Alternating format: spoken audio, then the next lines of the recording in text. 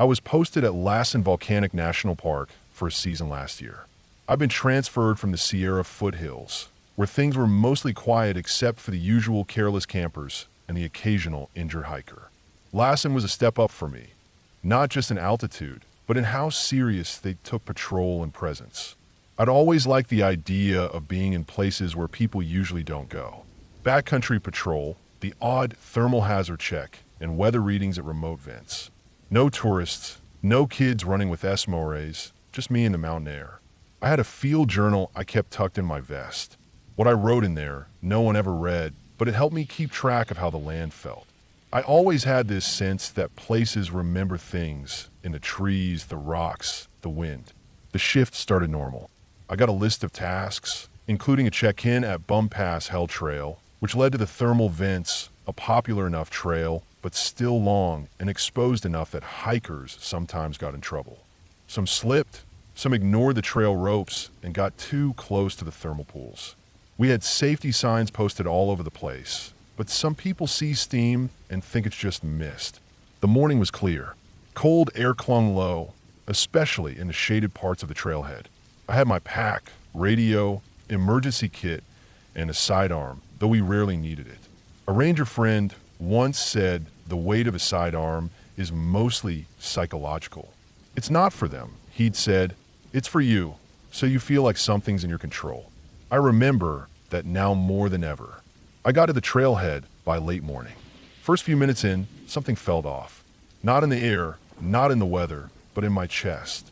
A tightness. I chalked it up to the coffee. I drank too fast. Still, it didn't go away. The sky was too clear, almost washed out. No bird song, no scurry of lizards. The wind was moving, but I couldn't hear in the trees. There was a stillness that didn't match the time of day. I tried to shake the feeling and focused on the ground ahead of me.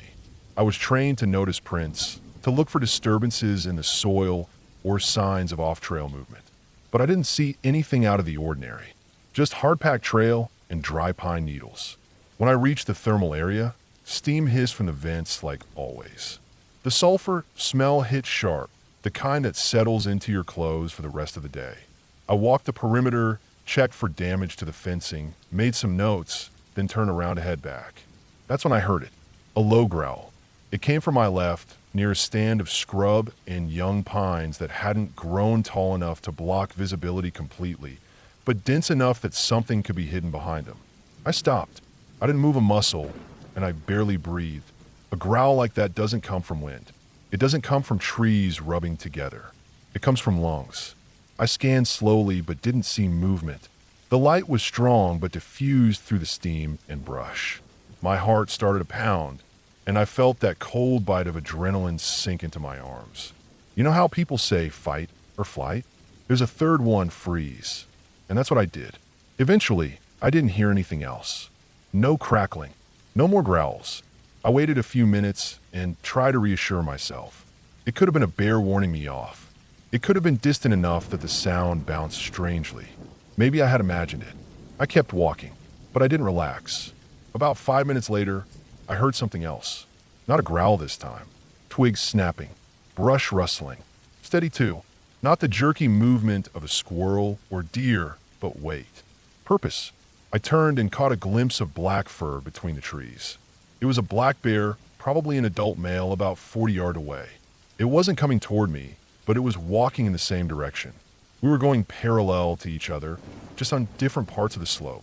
It hadn't seen me, or if it had, it didn't care. But I knew better than to assume anything with wildlife. My training told me to stay calm, don't run, make yourself known, but I also knew this wasn't the time to try to shout and scare it off. It wasn't aggressive, yet, but that could change fast. I kept my eye on it as I walked. I moved slowly, trying to be quiet, but also not sneak up on it. The trail curved and dipped through open spots and sparse forest. Every time I passed a rise, I'd scan again to see where it had gone. After about 10 minutes, it disappeared out of sight. When I reached a meadow that opened up toward the end of the trail, I stopped again. Took one long breath. No bear. No noise. I booked it. I didn't run outright, but my pace was just shy of a jog. I kept looking back. Kept checking behind every tree I passed. When I got to my truck 2 miles later, My hand was shaking so hard, I dropped the keys, tried to unlock the door. Finally got in, slammed the door, and just sat there, heart thumping against the steering wheel. I didn't go back to that trail for a while. I stuck to ranger work in the more populated zones for the rest of the week. The incident wasn't extreme enough to log, not officially, but stayed with me. That feeling of being watched, of the woods holding its breath until you leave. Later that year, during a few days off, I visited a friend who lived near Fremont. We decided to go for a walk out at Secret Sidewalk in Niles Canyon. Technically a trespass spot, but we weren't doing anything destructive. Just curious. He used to go there as a kid. It was late afternoon. The sun had already dipped behind the canyon wall, and everything had a long shadow to it. We climbed up onto the sidewalk, which was actually a covered aqueduct that had cracked and crumbled over time. The place had graffiti, old rusted railings, and the bones of parties long finished. Glass shards, rusted cans, broken flashlights. Most of the surrounding area was choked with overgrowth. Thick brush, vines, and deadfall filled the spaces between the aqueduct and the canyon walls. We walked to the far end. There was a section that looked like it had been started for demolition. Concrete broken into jagged teeth and half sunk into the hill. We took a few pictures, just for memory. The air felt heavy. Still, on the way back, we heard it. Loud rustling. It wasn't wind. It wasn't a squirrel. It was heavy. Branches broke like something large had just pushed through. Not snapped twigs like a person moving carefully, but the crunch and tear of something bigger. I froze. My friend froze. We both turned our heads and scanned the thickets to our right. That whole section of land dropped steeply into overgrowth, thick enough to hide a truck. We couldn't see anything, but we could hear it. It wasn't moving away. It wasn't getting closer either. It was just moving, circling, almost like it was pacing. I felt every muscle in my leg scream to run, but I stayed put. A minute passed. Then two. Silence again. We didn't talk. We just started walking. Calm but fast. Kept looking back. Still couldn't see anything in the trees. But I knew it was there. You don't hear that kind of noise from a raccoon.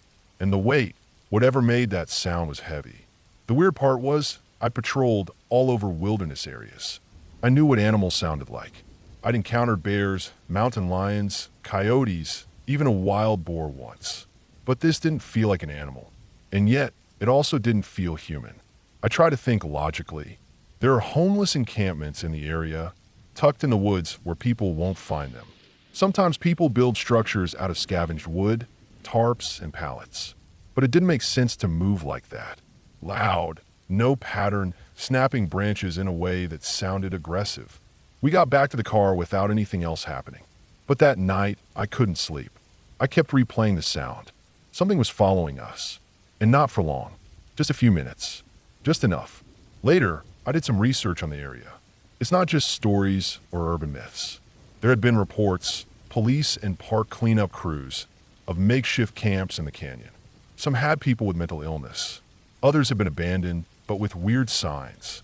Scratched symbols in trees. Melted plastic. Once they found a deer carcass hoisted into a tree, half-eaten.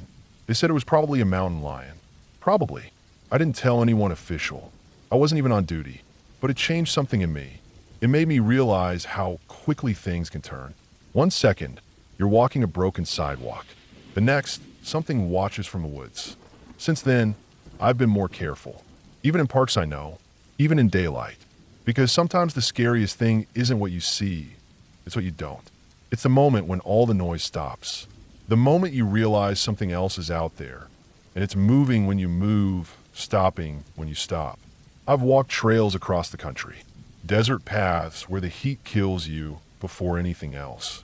Swamps where the water whispers things you don't want to hear. Mountains where the silence sits too deep. But nothing gets under my skin like those two moments, Lassen and Niles Canyon. Two different places. Same feeling. That you're not alone. And whatever's out there, it knows the trails better than you ever will.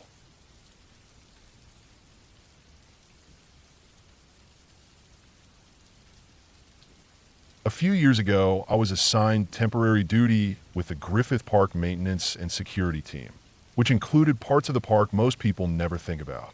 I was still a few years into the job, but I already knew how different every shift could be. You think you're just checking a trail, cleaning up trash, or guiding a group.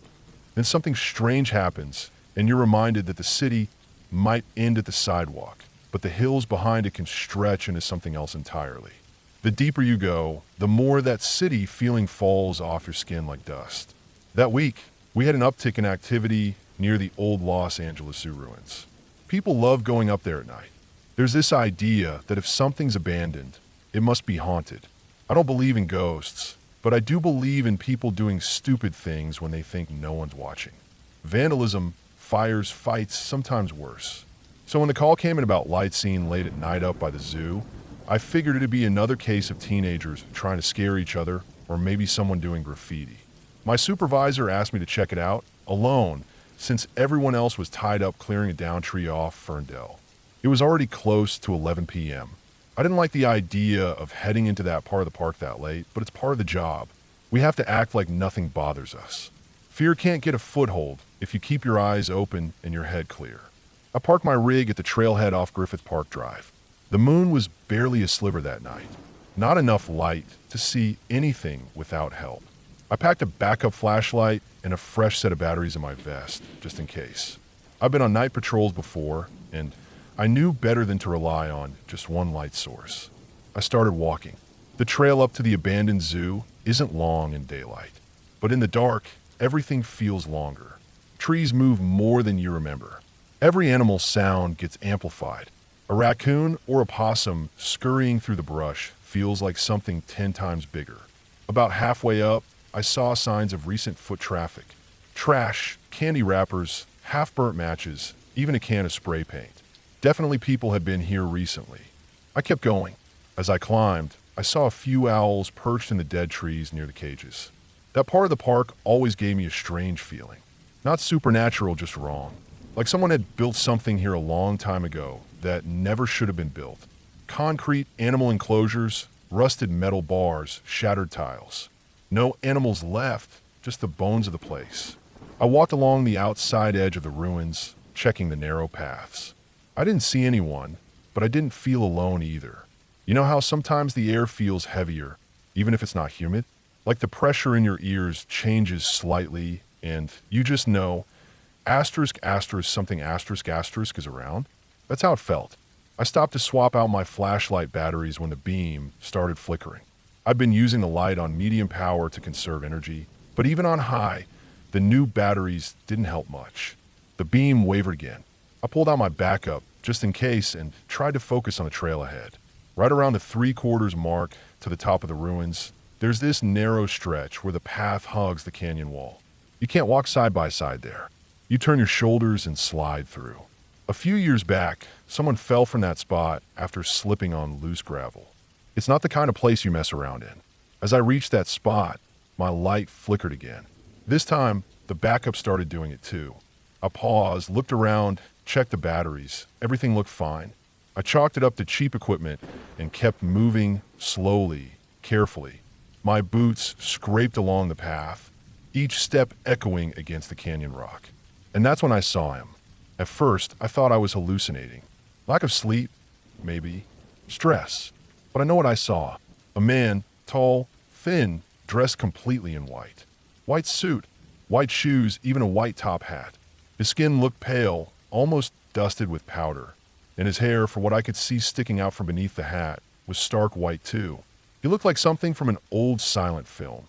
Like he'd walked straight out of a history book and onto the trail. Not ghostly, solid. Real. That was what made it worse. I froze. My instinct was to call out to him, ask what he was doing there. But I held back. Something about the way he moved, slow and smooth, like he didn't need to look where he was going, made me keep quiet.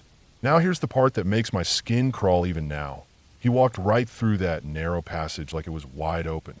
I've done that trail more times than I can count. Even with my gear off, I have to slide sideways to get through without falling. This guy didn't turn, didn't slow down, didn't even brush the canyon wall. He moved forward like space spun around him. He had his face mostly covered with a handkerchief or scarf, but I could still see the outline of his jaw, and it wasn't slack or panicked. It was calm, confident, like he belonged there. I backed up, letting him pass without saying a word. As he passed, He gave off this faint smell, like old paper, dust, and something else I couldn't place. Not rot, not sweat, just old. I held my breath without realizing it. After he passed, I turned around to look back, and he was gone. Not even a shadow moving in the trees. That's when I decided I'd had enough. I didn't run, but I moved fast. I cleared that narrow stretch in record time and kept my light ahead of me, not looking back. I kept thinking, don't trip, don't stop, just get down. When I finally reached the parking lot again, I saw something else I still can't explain. Around my patrol vehicle, there were these small points of light like orbs floating and circling around it in quick, jerky movements. I don't mean glowing ghosts or anything like that. They looked more like reflections, like when a flashlight bounces off a mirror, but there was no light source. Nothing to reflect off. As soon as I got close enough to make out more, they vanished. Not slowly. One blink, they were there. Next blink, gone. I stood there, out of breath, looking at my truck, trying to decide if I was having some kind of breakdown. I did a full walk-around inspection of the vehicle. Nothing was tampered with. Tires intact. No signs of intrusion. But on the hood, there were streaks, white dust, smeared in odd curves, almost like someone with powdered hands had leaned against it. I didn't file a full report that night. I just logged suspicious activity, no contact, trail cleared. I didn't want to be the guy who says he saw a pale man in a white suit walking up a narrow path at midnight without making a sound. But here's where it all clicks together for me. About a week later, I was helping a historian from the city catalog old photos for a display they were putting together about the park's early years. As we flipped through some of the black and white prints, I froze. In one of the group photos, dated sometime in the 1930s, there he was. A man in a white suit, white top hat, standing near one of the zoo cages surrounded by children. The caption just said Docent, Summer Youth Tour. I didn't say anything to the historian. I just closed the binder and left early that day. After that night, I never patrolled that section alone again. I requested partner-only routes for any shifts near the old zoo, especially after dark. Not because I believe in ghosts, not because I think something supernatural is happening, but because I saw something that didn't fit, something that shouldn't be possible, but happened anyway. I worked in the mountains, deserts, coastlines. I've tracked poachers, pulled people out of wrecks, even found lost hikers with hours to spare before the cold set in. Nothing shook me the way that walk back from the abandoned zoo did. Not because I thought I saw a ghost, but because the man I saw was real. He wasn't a spirit. He wasn't translucent. He wasn't floating. He was just a man, walking in a way that no man could have walked through that trail. That's what makes it worse. If he'd been glowing or moaning, I could laugh it off. But he wasn't. He was just there, acting like we were the ones out of place. And sometimes, that's scarier than anything else. I've kept my distance from that trail ever since. And I've never gone looking for answers. Because I believe, firmly, that if you go poking around long enough, you might find something that doesn't want to be found. And even if you're done with it, it might not be done with you.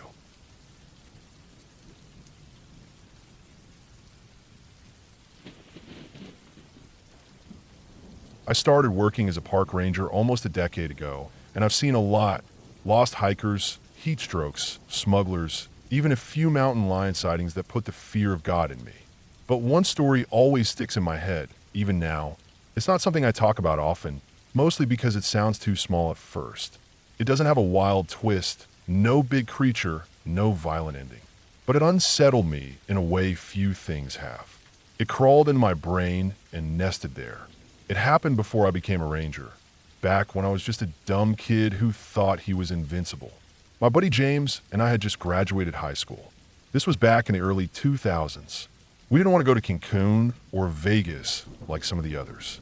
We were into hiking, camping, pushing ourselves. James had this guidebook on extreme trails in the U.S., and that's how we landed on the Tanner Trail in the Grand Canyon. He read that it was considered very difficult, barely maintained, and had high exposure. That was all we needed to hear. We didn't know what the hell we were doing. We flew out to Arizona, rented a car, and drove out to the trailhead. It was late June. It was hot, real hot, bone dry, no shade kind of hot. We knew it would get worse down in the canyon, but we figured we were young and fit and could handle it. We had packs full of water, food, and gear. We even brought one of those heavy old camcorders, thinking we'd make a documentary. We were clueless. We didn't even tell anyone exactly where we were going. Just Grand Canyon was the extent of what our families knew. The first mile of the trail is steep and loose. There's no real path in some places, just rock and gravel and sun. Within an hour, we were drenched in sweat and trying to conserve water, which was dumb. You're supposed to drink regularly in that kind of heat. We passed no one, not one person. Every so often, I glance back up at the rim and wonder if we were making a huge mistake.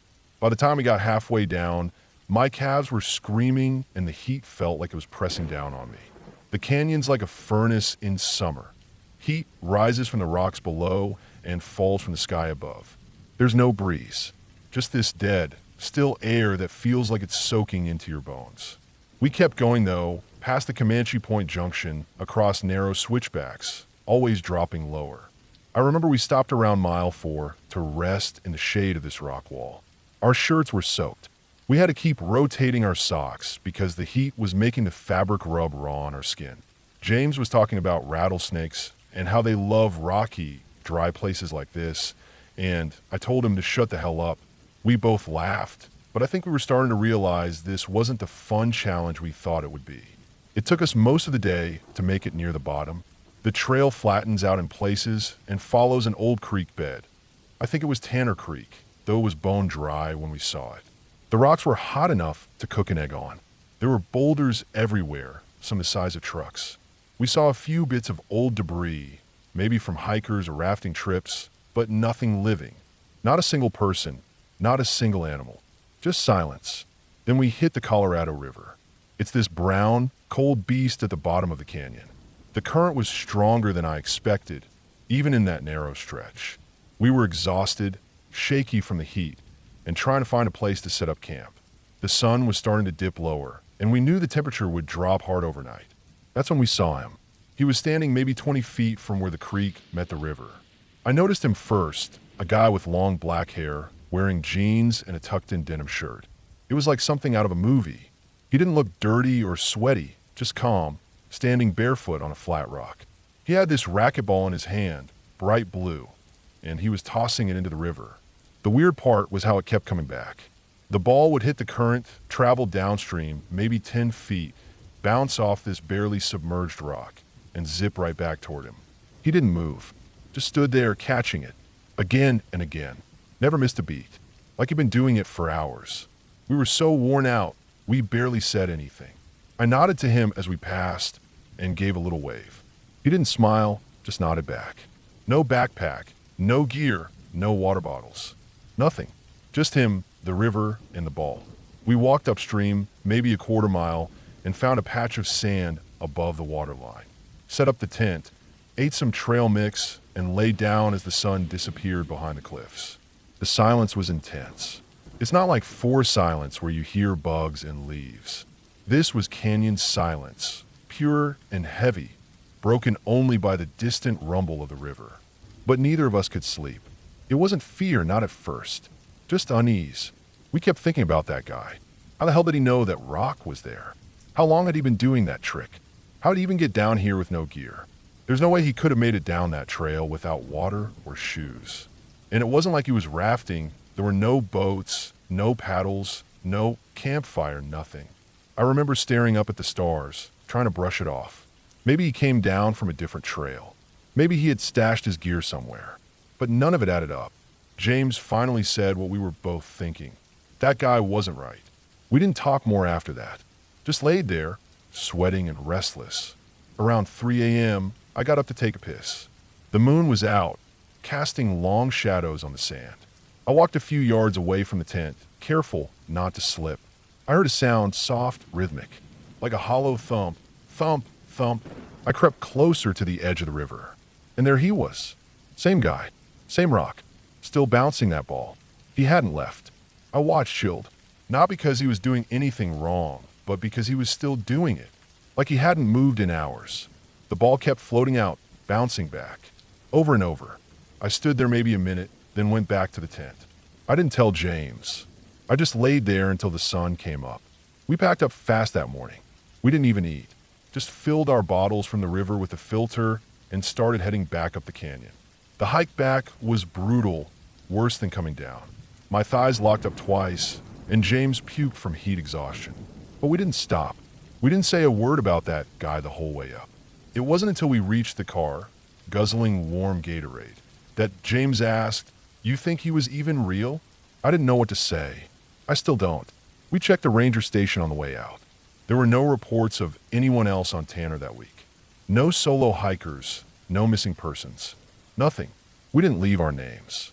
Just got back in the car and drove off. Years later, after I became a ranger myself, I looked into Tanner Trail again. That section where the man was standing, a landslide wiped it out not long after we were there. The rock he stood on is probably gone now, washed down river or buried under debris. The trail's even more dangerous these days. Rangers recommend you avoid it, unless you're experienced and well prepared. Sometimes I think about going back, just to see the spot. But something in me says no. Not because I'm scared of the man, but because I don't think I'd find anything. No rock, no blue ball, no footprints. And yet, some nights when I camp alone and the world is dead quiet, I swear I can hear that dull, rhythmic sound again.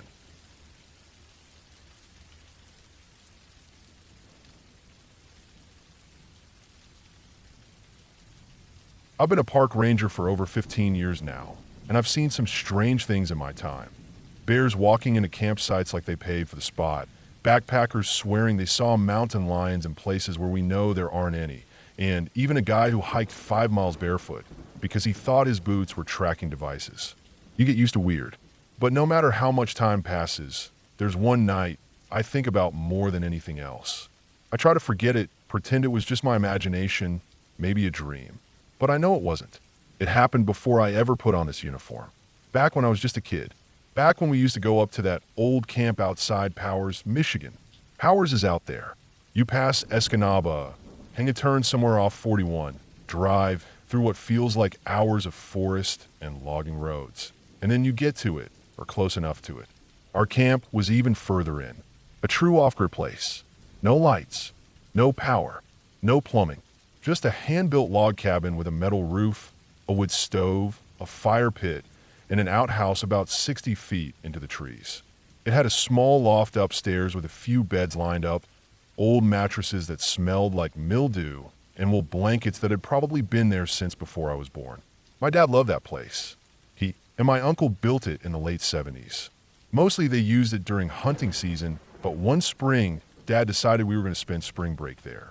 Me, my sister, and him. Just the three of us. Mom didn't come. She hated being that far from toilet. I was around 13. My sister was 10. We got there in late March, still chilly enough that we needed the stove going all night. Snow was melting, but not gone. Trees were bare, and the air had that sharp smell of wet dirt and old leaves. We chopped wood during the day, hiked around the property, and tried to catch frogs in the creek out back. At night, we'd make hot dogs over the fire and tell stories under the stars. It was simple, and it was quiet.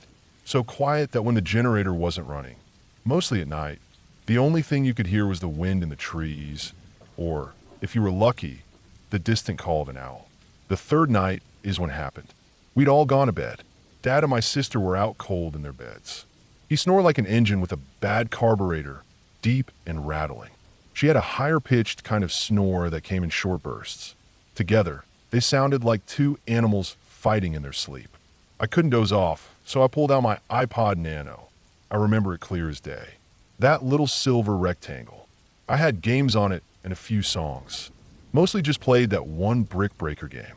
I lay there on my back under this thick wool blanket, staring up at the skylight in the ceiling. It was one of the only modern features of the cabin, a rectangular skylight, probably installed in the 90s, just big enough to show you a patch of stars if you looked up from the loft beds. That night, the sky was clear. Stars scattered across like someone had thrown sand over a black sheet. I kept glancing up between games. Every now and then I thought I saw something move. A plane, maybe, but there were no blinking lights. No trails. Then I heard this sound. A buzz. No, more than a buzz. It was a deep, vibrating hum that started low and then grew louder fast, like a massive power line being turned on right above us. The walls of the cabin shook, lightly, but I felt it, like something was making the air itself vibrate. My teeth buzzed a little. I thought maybe it was the generator, but it was off. We hadn't run it since dinner. No fridge, no lights, no reason. I looked up through the skylight, and I swear to God, I will never forget what I saw. It wasn't a shape exactly. It was light, color, a swirling, shifting display that reminded me of when a transformer blows and you get that quick rainbow flash. But this lasted longer. 10, maybe 15 seconds. It was right above the skylight, so close that it filled the entire glass pane. A curtain of light, dense and moving, pulsing in this weird, fluid way like oil in water under sunlight. Red, blue, purple, green, white, back to blue. It wasn't random. It had rhythm, and it made that sound like electricity magnified 100 times. I froze. My iPod slipped out of my hand and hit the floor. The light kept getting brighter, but it didn't light the room. It was like the colors were only visible through the glass. Nothing in the room changed, just that humming buzz and those lights directly above. I couldn't look away. Then I panicked. I threw a pillow toward Dad, hoping it'd wake him up. It hit him in the chest. He snorted, rolled over. And just like that, the light disappeared. Gone. 1 second it was filling the skylight. The next, only stars again. The buzzing stopped, and everything went dead silent. I lay there for what felt like an hour, not blinking. My heart thudded in my chest. I didn't move. Eventually, I must have passed out. Next thing I knew, morning light was shining in through the window. Birds were chirping. My sister was already downstairs, and Dad was chopping wood outside. I didn't say anything. Not that day. Not that week. Not for years. Fast forward to adulthood. I became a park ranger. I thought about that night now and then, but I always kept it to myself. Figured maybe it was a weird weather thing. A hallucination. Maybe I fell asleep and dreamed it. But then, years later, when I was stationed at Ottawa National Forest, not far from the area where our camp used to be, I got called out to a report of strange lights seen by 2 hikers. They said it happened around 3 a.m. They were camped deep in a primitive site near Sturgeon River Gorge. They'd seen flashing colors above their tent, with a low-frequency vibration that made the fabric flutter. They tried to record it, but their phones glitched. Lights lasted about 10 seconds, then gone. The description made my blood run cold. It was almost word for word what I saw as a kid. I told them it was probably atmospheric interference, northern lights, or static discharges from passing planes. But deep down, I knew it wasn't that. Not in that spot. Not that kind of color. Not that vibration. I started digging. Quietly. I found a few reports over the years. People in the Upper Peninsula talking about lights in the sky. Some from the 60s, some newer. None of them were consistent enough to make the news. And they were always brushed off. Weather balloons. Aurora borealis. Military exercises. But here's the thing. The aurora doesn't move like that. Doesn't hum. Doesn't shake wood walls. Doesn't vanish instantly when someone stirs. Still, I stayed quiet. What else could I do? People would think I was nuts. Park rangers are supposed to be level-headed. Calm. Reliable. But about 2 years ago, I got a chance to revisit the old cabin. My dad had passed away, and my sister and I inherited the land. She didn't want it, so I kept it. Place was falling apart. Roof leaked. One of the corner beams was rotted through. But the skylight was still there. I went up alone. Brought a backpack, my sleeping bag, a lantern, a notebook. I stayed 3 nights. First night, nothing. Just wind and coyotes howling in the distance. Second night, same. Third night, around 2:45 a.m., I started hearing the buzz. Not loud. Faint at first. Like the far-off hum of a diesel engine. I turned off my lantern. Lay back. Waited. The sound grew louder. The air changed. It got heavy, like the atmosphere thickened. I stared up through the skylight. And there it was. Same lights. Same pattern. Same colors. I didn't move this time. Didn't throw anything. Just watched. My chest was tight. Hands gripping the edge of the mattress. It lasted 12 seconds, maybe more. And again, it disappeared. No planes. No wind. Just silence. I stayed until sunrise. Took a few notes. But nothing I wrote could explain it. I had no proof. No recordings. Just what I saw. Twice now. I still work in the forest. I still do my job. But every spring, around late March, I get uneasy. I start scanning the skies a little more. I double-check reports, especially the odd ones. I don't believe in aliens. Not really. But I don't know what else could explain what I saw, what I felt. I never told my sister. She doesn't remember anything from that trip except losing her toothbrush. Sometimes I wonder, why our cabin? Why that spot? Was it just coincidence, or is something buried out there? I've hiked that land over and over, checked old maps, even ran a metal detector through the clearing near the cabin. Found nothing but old nails and rusted cans. But still, that feeling I get when I think about those colors, it's not fear exactly. It's pressure. Like whatever it was aware. Not ghosts, not spirits, nothing like that. But something, and I think it's still out there, waiting for the right moment, just like it waited for me to come back.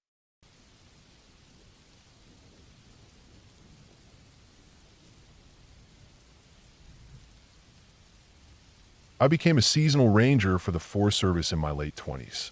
I didn't grow up dreaming of the job or anything like that. It just kind of happened.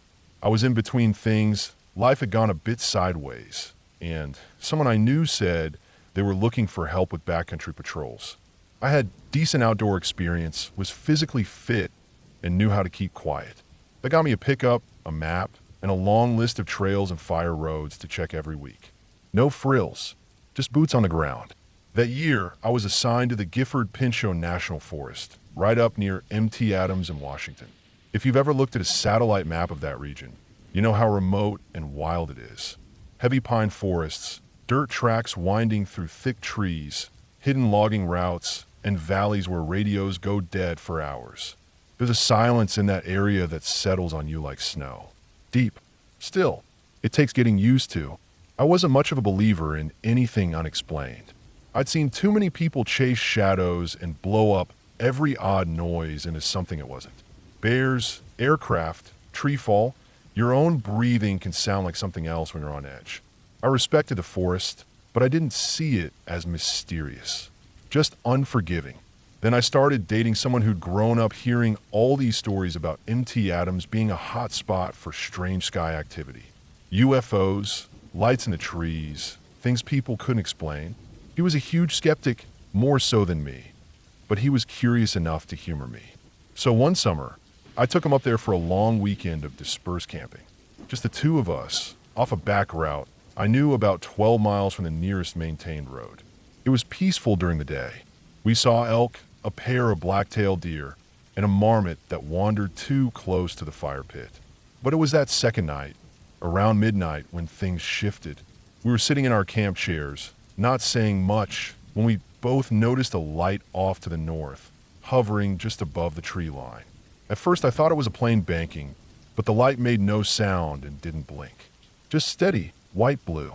Then it zipped sideways, stopped dead, and shot straight upward. A few seconds later, two more lights appeared side by side, hovered, then snapped into one before vanishing. He didn't say much, just sat there watching. After a few minutes he said, flat as anything, "Yeah, I have no idea what that was." That was a weird kind of satisfaction, hearing that from him, because I'd seen things like that up there before. But nothing ever felt threatening, just unexplained. Strange, sure, unnerving sometimes, but you could shrug it off the next morning. A few months later, we went camping again, this time with his dad and stepdad. Both of them had worked in the Forest Service and Bureau of Land Management for decades, combined experience of over 60 years between them. Both were no-nonsense types, not storytellers, not into sci-fi or folklore. The kind of guys who used duct tape and old Coleman stoves and who believed that most problems came down to people being dumb or careless, not supernatural anything. One night around the fire, we mentioned that we'd camped up near Adams. Didn't say anything about lights or UFOs. Just named the spot. That's when his stepdad looked up and said, "We used to get sent up there looking for camp thieves. Never caught a single one, but we saw a lot of weird shit in the sky." He didn't elaborate much at first, just left it hanging.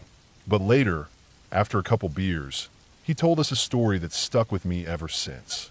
Back in the early 80s, he and another ranger were sent up near Bird Creek Meadows to deal with a rash of lumber thefts. Someone had been sneaking into the deeper cuts near the timber sales and hauling off logs at night. Not a few branches, full trunks, stuff that would require heavy machinery. But there were never any tracks, and the gates were still locked. So they figured whoever had access, maybe even inside help. They set up a stakeout one night, backed the truck into some thick brush near a junction where the logging roads met, shut off the engine, and sat in the cab with everything powered down. No lights, no radios, windows down to listen. They were there almost 2 hours. Pitch dark, no moon, just a tiny red light on his partner's watch. He said the forest was dead silent. No wind, no insects, just cold and black. Then suddenly, the truck lit up like someone had turned on a stadium light behind them. Bright white light flooded through the rear window. He could see every speck of dust in the cab, the dashboard, their breath in the air. He turned slowly, expecting to see a logging truck's high beams. But there was nothing there. Just trees. No sound. No engine. No vibration. Just white light. Then it vanished. Just gone. 1 second there. Next second darkness again. No retreating taillights. No mechanical hum. Just black and silence. He said neither of them moved for nearly 10 minutes. They were frozen in place. When it finally stepped out, there were no tire tracks behind them. No broken branches. No heat marks or smell of oil. Just untouched pine needles and wet moss. He said that was the last time he ever did a night stakeout in that region. The weird part? The lumber thefts stopped completely after that. Like whoever or whatever had been taking it was done. At the time, I listened and believed him because he told it straight. No build-up, no spooky voice, just facts. And coming from someone like him, who barely had the imagination to come up with a bedtime story, it was chilling. I thought about that story a lot when I was later assigned to a similar area up there in 2019. Gifford Pinchot is a big forest, and there's always something going on. Illegal grows, poachers, campers who leave fires burning, and the occasional lost hiker. But I always remembered that stretch near Bird Creek. So when a call came in that year about suspicious logging activity up near an unmaintained spur off the 2329 road, I volunteered to go. I didn't expect anything unusual. Figured it was probably someone trying to cut firewood without a permit. Happens all the time. I drove up in the early afternoon, parked at a turnout, and hiked in about a mile to where the report said logs had gone missing. Sure enough, there were signs of recent movement. Chainsaw marks, bark stripped clean, fresh gouges in the dirt where something heavy had been dragged. But no tire tracks, no boot prints, no cigarette butts or beer cans. Nothing that usually comes with unauthorized loggers. Just clean. I marked the site, took photos, and started heading back to the truck around sunset. I wasn't worried. I had my GPS, radio, flashlight, and sidearm. It was cooling down, but I had layers. I'd done this routine 100 times before. About halfway back, I felt that change in the air. You know, if you spend time in the forest, when the light shifts and everything gets quieter than it should. Not peaceful, just still, too still. I clicked off my radio out of habit to conserve battery and kept walking. Then I saw it, up through the trees, not far off the trail, a light. Just one, glowing white, high up like it was floating among the upper branches. I stopped, pulled out my binoculars, steadied myself against a tree, and zoomed in. It wasn't a drone. No blinking, no hum. It stayed still for several seconds, then zipped sideways, again dead silent, and blinked out. I lowered the binoculars and stood there, watching the dark spot where it had been. A few seconds passed. Then 2 more lights appeared farther north, joined into one, and vanished again. Exactly what I'd seen with my boyfriend months earlier. I didn't feel threatened, but I didn't feel alone either. I got back to my truck, sat inside for a while, and didn't write it up. I didn't know what to even file it under. There was no threat, no crime, just missing wood and untraceable lights. A few weeks later, another ranger I knew, old-timer named Mike, mentioned that he'd had 2 full logs go missing from a marked site overnight. He said like he was tired of it, like it wasn't even surprising anymore. I didn't press him. That same year, near the end of my contract, I drove past one of those old spur roads late in the day and saw a massive tire print in the mud. Deep, wide tread, too big for any truck I knew, and no matching exit tracks. Like something had rolled in and disappeared. It was right near the same area where my boyfriend's stepdad said they'd been staked out. I never saw those black trucks he talked about. Never heard engines or saw taillights. But I believe him. I believe that something's going on up there. Whether it's government, private contractors, or something else, I don't know. But I stopped chalking things up to coincidence after that year. I took a different assignment after that season. Moved south. I still camp, still hike. But I haven't been back to the deep sections of Gifford Pinchot since. There's something out there in those forests. Something that works quietly. No headlines. No witnesses. Just lights, missing wood, and silence. And if you're out there past dark, especially alone, you might see those same lights. And like me, you won't have any idea what they are. But you'll remember them for the rest of your life.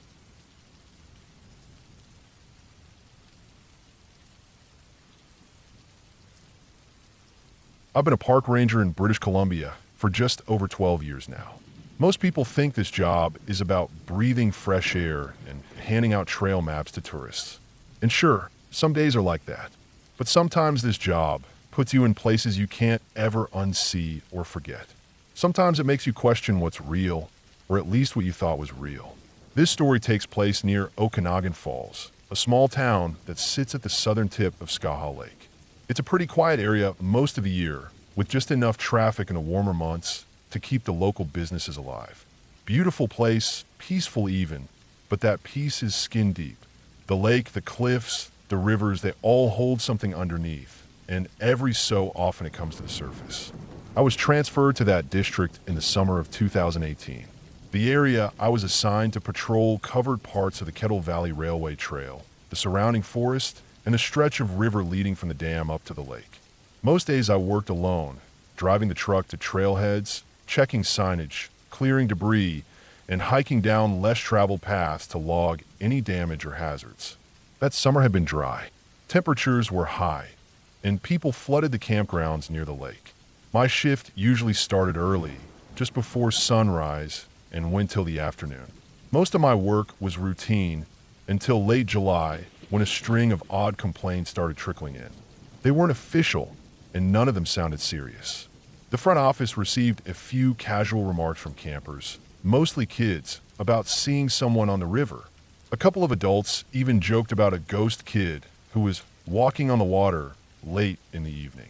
Nobody filed a report or asked for action, but my supervisor, Kelly, passed the comments along to me anyway. "It's probably just local kids messing around," she said. "But while you're over that way, keep an eye out." I nodded, added it to my list, and didn't think much of it at the time. That was my mistake. The stretch of river that runs out from the dam is calm on the surface, but treacherous underneath. Years ago, I think it was 2010, two brothers drowned after getting too close to the turbines. They'd been swimming during a hot spell and didn't realize how strong the undercurrent was near the outlet. They vanished without a sound. No shouting, no thrashing. Just gone. Their bodies were found downstream days later. The community never really moved past it. After that, the dam was refitted with extra fencing, and large red and white signs were installed every 50 meters along the riverbank. Skull and crossbones, bilingual warnings, the whole deal. I've been to the site several times since starting the job. Every time, I checked the fencing, inspected for gaps, and documented any signs of people getting too close. That week, I decided to stop by again, not because anything looked wrong, but because those old reports stuck with me. I'd finished trail clearing earlier than expected and figured I'd spend the extra time near the dam. It was a quiet Thursday afternoon. The sun hung like a dull coin in the sky. Cicadas screamed from the trees. I parked at the old service lot just off East Side Road and started walking along the narrow trail that led to the fence line. The grass was waist-high and dry, brushing against my legs as I moved. A few birds flitted overhead. No wind, no voices, just heat and the crackle of dry soil under my boots. When I reached the riverbank, I stood still for a while and scanned the area. The water was calm, too calm. It didn't seem to move at all unless you stared at it long enough to catch the slow swirl of debris near the center. The turbines were quiet. The low hum they usually emitted was gone. I checked my watch. Still early in the afternoon.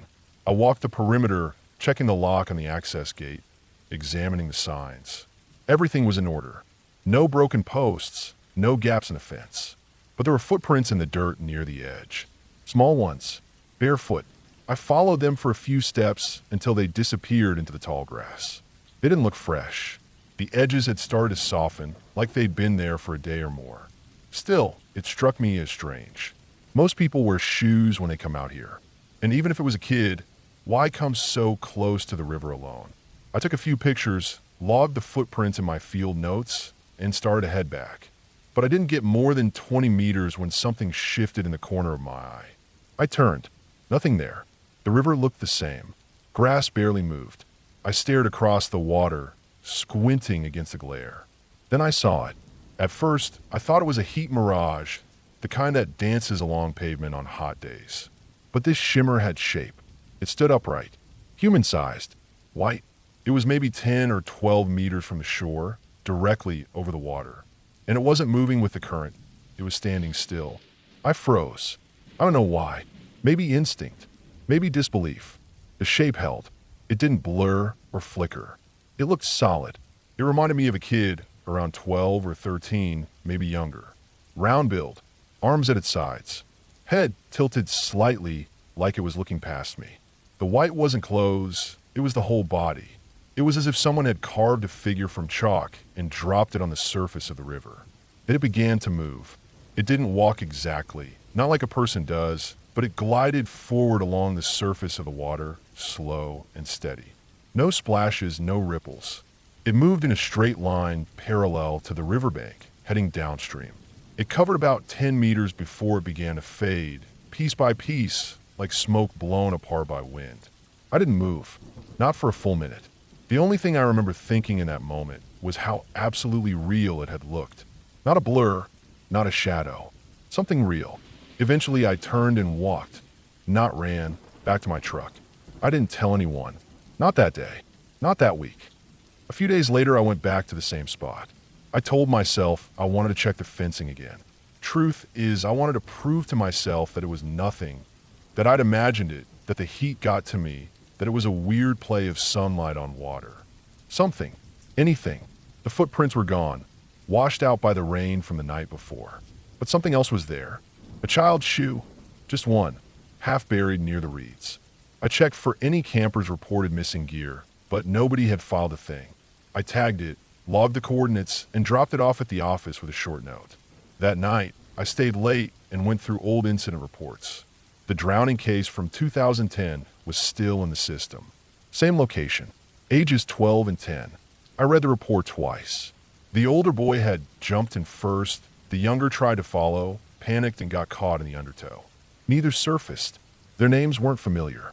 I didn't know them personally, but something about the whole thing sat wrong with me. Not in a supernatural way, but in a real-world, cold truth kind of way. We forget too quickly how easily life gets swept under. Over the next few weeks, I didn't see the figure again. Nothing unusual happened. No complaints. No more stories from kids. But I started to notice something in myself, something subtle. Every time I got near that stretch of river, I'd get a tightness in my chest. I'd look over my shoulder more than usual. I'd scan the water longer than necessary. One evening, a new ranger named Dan joined me for a shift. We were cleaning up trail markers, and I mentioned offhand that the river near the dam always gave me the creeps. He nodded. "You ever hear that story about the kid walking on the water?" he said. I paused. "Where'd you hear that?" "A couple locals said their kids saw it one summer. White figure, just standing there like it belonged." I didn't say anything. Later that week, I submitted a request to have extra fencing installed further downstream. Not because I saw anything again, but because the place wasn't safe. Not for kids, not for anyone. I don't know what I saw that day. I don't call it ghost, and I don't chalk it up to imagination either. Something was out there. Maybe it was a trick of light.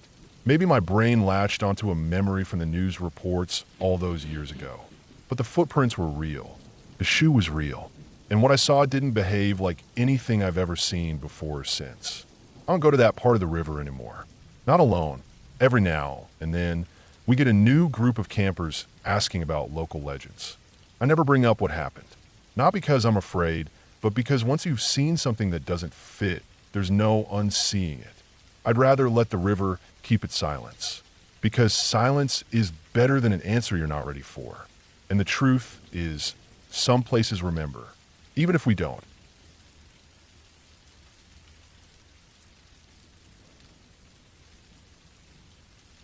I spent most of my adult life working for the National Park Service, and in those years, I saw more than enough to understand how big and wild the country really is.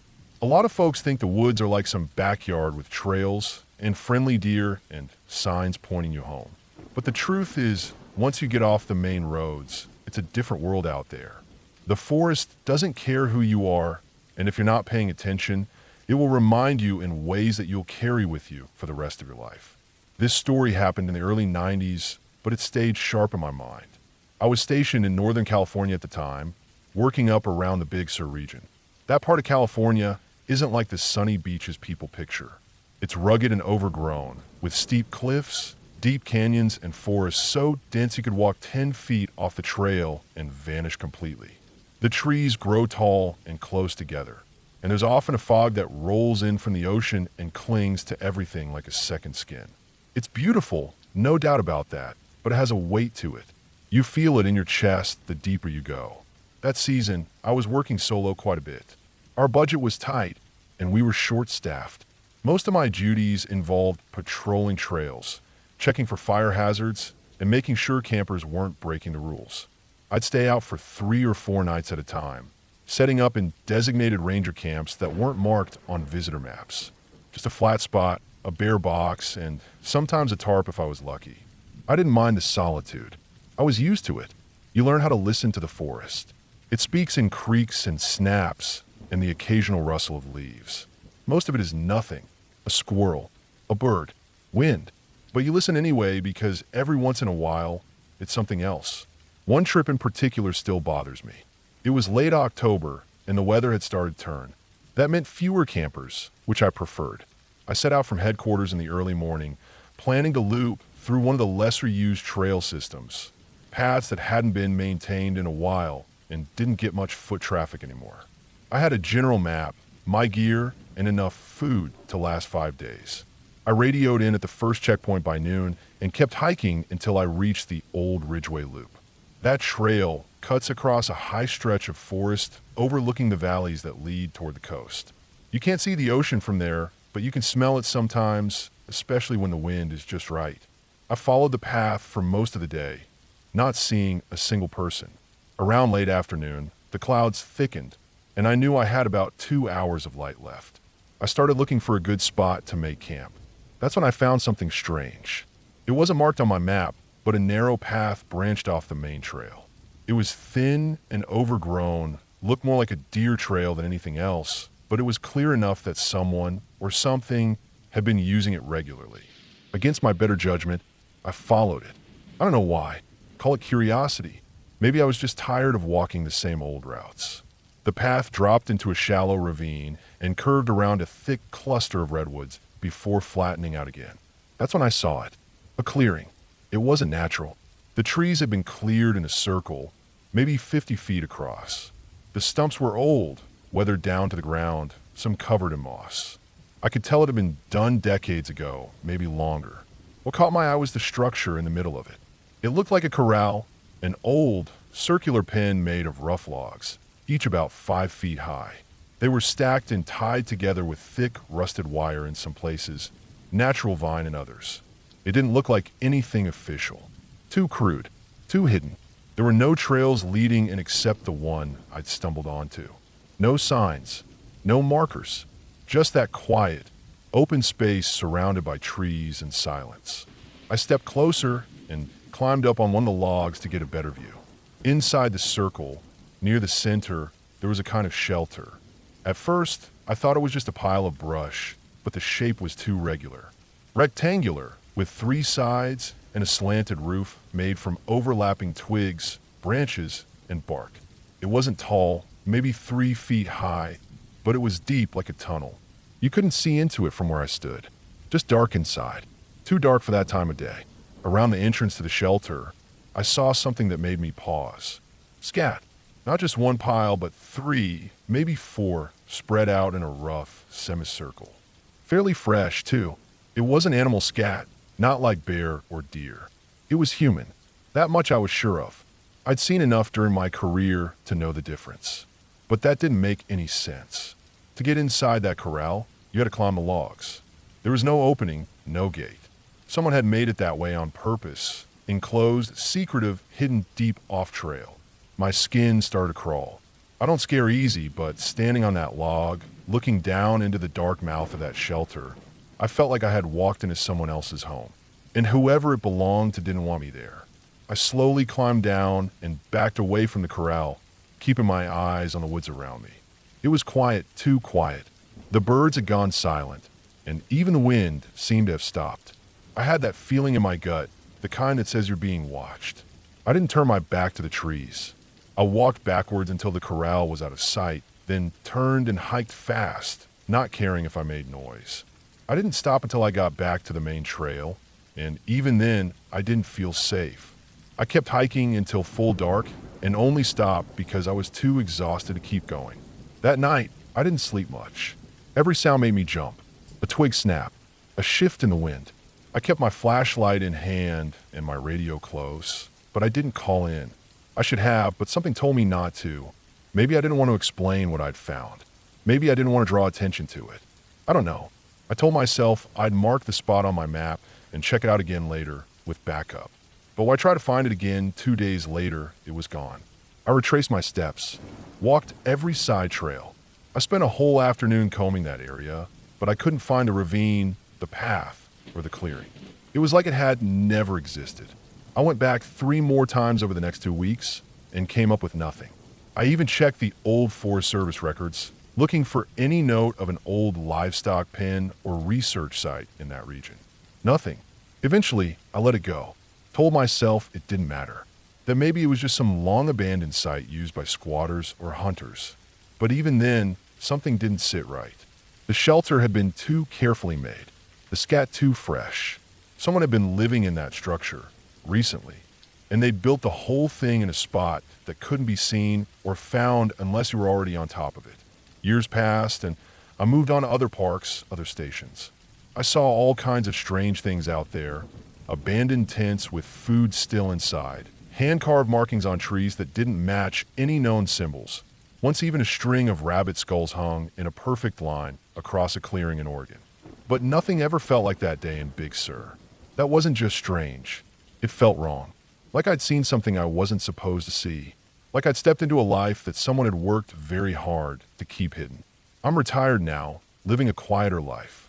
I still take hikes, still love the woods. But I stick to the main trails. And sometimes, late at night, I think back to that hidden corral and wonder if it's still out there. If someone is still crawling into that shelter at night. Still watching from the trees.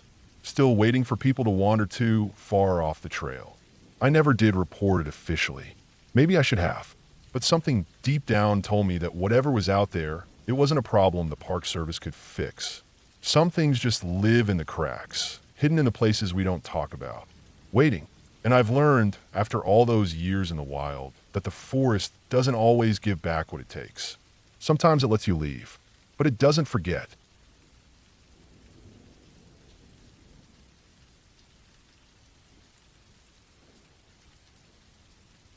I've spent most of my adult life working in forests, state parks, national preserves, wildlife management areas.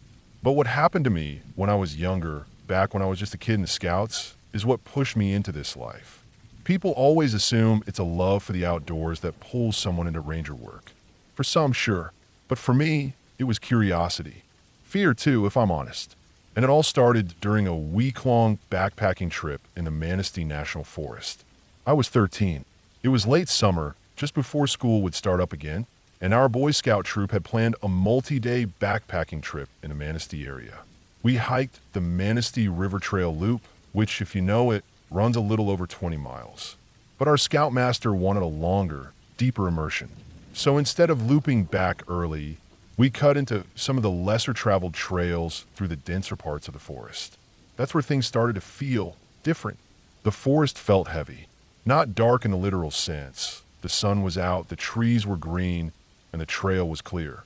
But the deeper we went, the quieter it became. Birds weren't chirping like they usually did. No squirrels rustling in the underbrush. Just the sound of our boots against the dirt and the occasional murmur from one of the kids. We were a group of 15, 10 kids, 3 assistant scoutmasters, and our main scoutmaster, Mr. Hughes. Most of us have been hiking and camping for years. We knew how to pack light, set up camp, dig latrines, keep food safe from animals. This wasn't new, but none of that experience prepared me for what happened that night. It was our 4th night on the trail. We'd hiked deep. So far in, we hadn't seen another group all day. No trail signs, no ranger posts, no trail markers even. Just woods. Old, tall trees with thick bark. Pine needles packed thick on the ground. That dry scent of old timber and moss. We set up camp in a clearing near a creek. We filtered water, built a small fire in a pit someone else had clearly used before, ate dehydrated meals, and turned in when the sun dropped below the treetops. I was sharing a tent with another kid named Connor. We weren't best friends, but we'd known each other a while through scouts. We zipped up the tent, got into our sleeping bags, and lay there listening to the low hum of the forest. The kind of silence that only exists miles from pavement. Then the noises started. It began with a long, low call.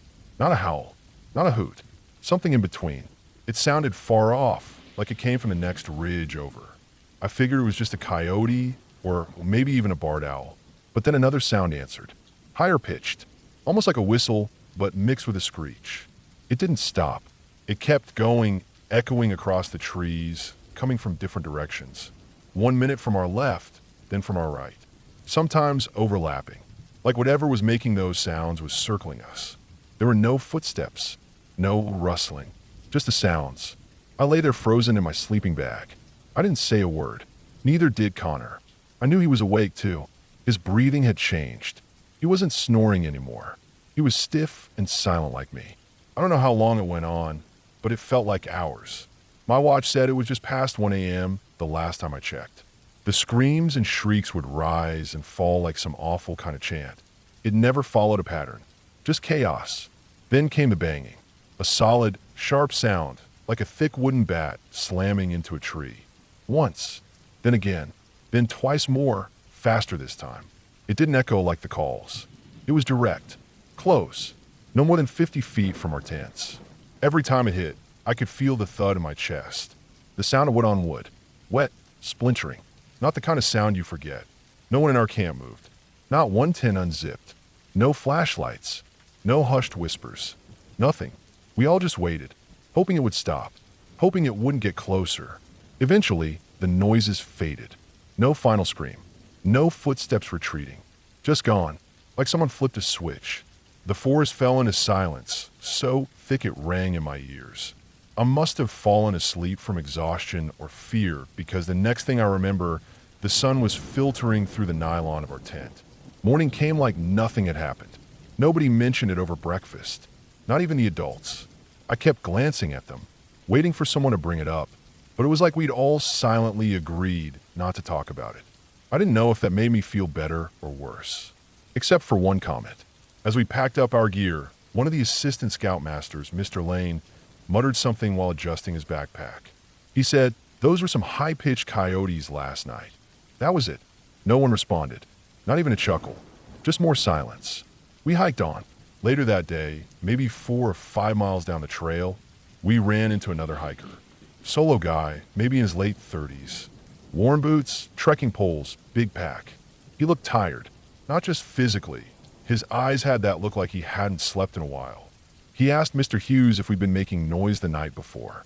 Said he'd camped just west of the ridge and had been kept up all night by the racket. He thought it was kids playing pranks. Said he yelled at them to knock it off. But it kept going. All night. Mr. Hughes just told him it wasn't us, and we kept moving. But something about that hiker stuck with me. His face. The way he kept glancing at the tree line. Like he expected something to jump out. I watched him as we walked away. He stayed in place for a long time before slowly continuing down the trail in the opposite direction. We finished the trip 2 days later. Nothing else happened, but I never forgot those sounds. The way they echoed and surrounded us. The way no one wanted to talk about it. Like naming it would make it real. Years passed. I didn't think about it much in high school. Life moved on. I went to college. studied environmental science, took summer jobs as a ranger aide, then a seasonal ranger. Eventually, I joined the Forest Service full-time. I worked in Montana, Colorado, Michigan, seen bears up close, got stalked by a cougar once, found evidence of drug grows and illegal traps. Real dangers, real people. But nothing ever matched that night in Manistee. Until a few years ago, I was on YouTube, just browsing on a sleepless night. I don't know what led me there, some late-night curiosity maybe. But I stumbled across a video titled, Unexplained Noises, Manistee National Forest Captured Audio. I clicked it. The clip wasn't long, maybe 3 minutes. It was just black video with a static image of trees and a date stamp from someone's camcorder. But the audio, the screech was the same. That warped, whistling scream. The same patternless echo. And in the background, deep, almost out of hearing range, there was that knocking sound.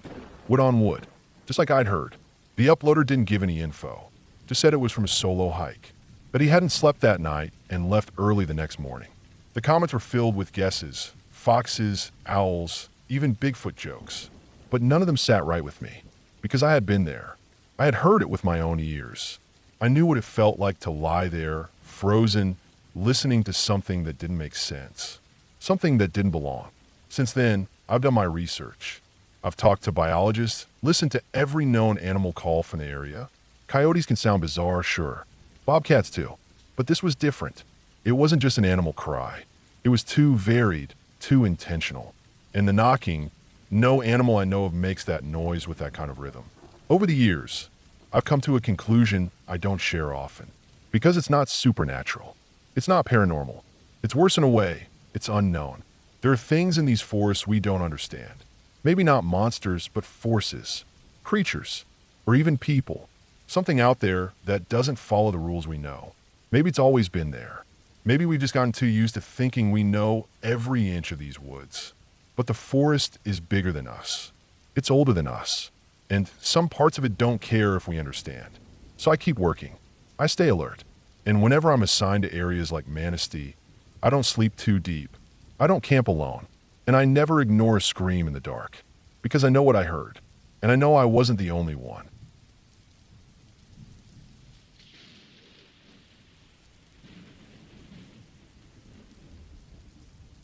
I've worked as a seasonal park ranger for nearly 15 years now, bouncing between state and national parks across the Northeast, sometimes heading out west when the itch to roam gets strong. I've seen more than my fair share of strange stuff. Unsettling animal behavior, illegal traps deep in the backcountry, abandoned campsites that look like someone left in a panic, and even a few missing persons cases that still eat at me. But one of the most quietly disturbing experiences I've had happen fairly recently. Just a couple summers ago, in 2019, deep in the Adirondacks, near a small town called Warrensburg. It was late August, the tail end of camping season when things begin to quiet down. Most families had already headed back home to prep for school or work, and you could feel that final breath of summer starting to fade into the cooler edge of fall. The air gets crisper, the bugs slow down, and the forest starts to feel still again. But sometimes it also feels hollow, like something is watching the crowds leave and waiting for the emptiness to return. I was working a section of forest that included a popular, though rustic, campground about 10 miles from town.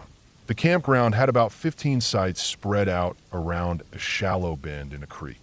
A mix of tent campers and a few folks with small travel trailers would spend weekends or even full weeks out there. No hookups, no cell towers, just the sound of the water and a few dusty trails winding into the woods. I usually did my rounds twice a day, morning and dusk, and then I stayed nearby in one of the old staff cabins that hadn't been used officially in years, but still had a roof and a bunk. I didn't mind being alone out there.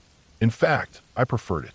Less noise, fewer people asking dumb questions, and more time for the woods to speak clearly. That week, a small group of campers had taken up the main loop near the center of the campground. One camper in particular, a newer, nice-looking trailer, stood out among the older tents and pop-ups. Belonged to a family from somewhere downstate. Father, mother, 2 daughters. The older one looked to be in her early 20s, and the younger one was maybe 12 or 13. I remember the guy telling me they were here for 5 days, maybe more, depending on the weather. They seemed normal, polite, the kind of family that liked Eskimo and nature hikes, but kept to themselves. For the first few nights, nothing was out of place. I'd walk through the campground around 7 or 8 p.m., shine my light through the trees, and maybe chat with a camper or two by their fires. Everyone was friendly, quiet. Even the wildlife seemed mellowed out. Raccoons digging around for scraps near the dumpster, some deer passing along the stream edge. The usual. But that Thursday night, things shifted. I was sitting outside the staff cabin a bit after dark. The moon was nearly full, so the forest had this pale, silver glow to it that gave just enough visibility to make out shapes. I remember drinking a coffee I had reheated on a propane stove and scribbling some notes in my field log when I got a radio call. It was brief, just static and then a shaky voice on the other end. It was the father from the camper. He must have come to the ranger board earlier in the week and grabbed a radio from the drop box, which we sometimes leave out for emergencies when the signal's weak. He said he thought someone had been walking around their site. He wasn't panicked, but he didn't sound calm either. Said his daughter thought she heard footsteps just outside her bunk and that she'd seen a shadow through the tent's fabric.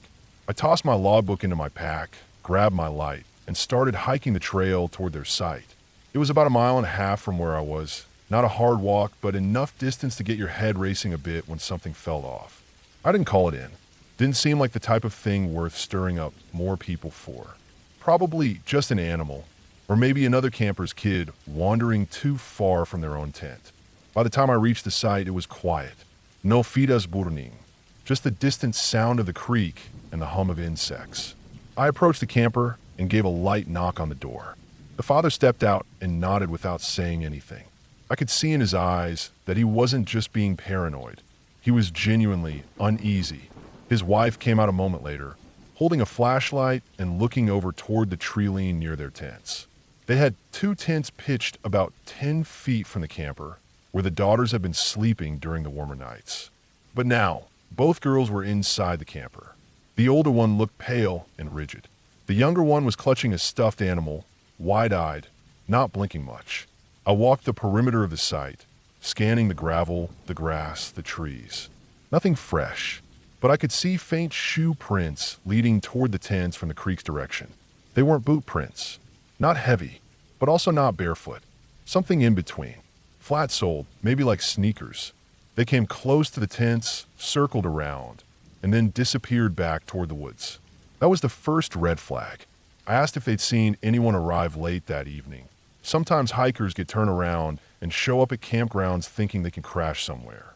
The father shook his head, said they'd been out walking earlier and all the other sites were empty except for an elderly couple down the trail. He'd even stopped to say hello.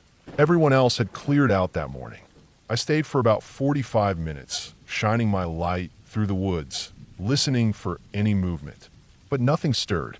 I chalked it up to someone lost, maybe even a dumb prank.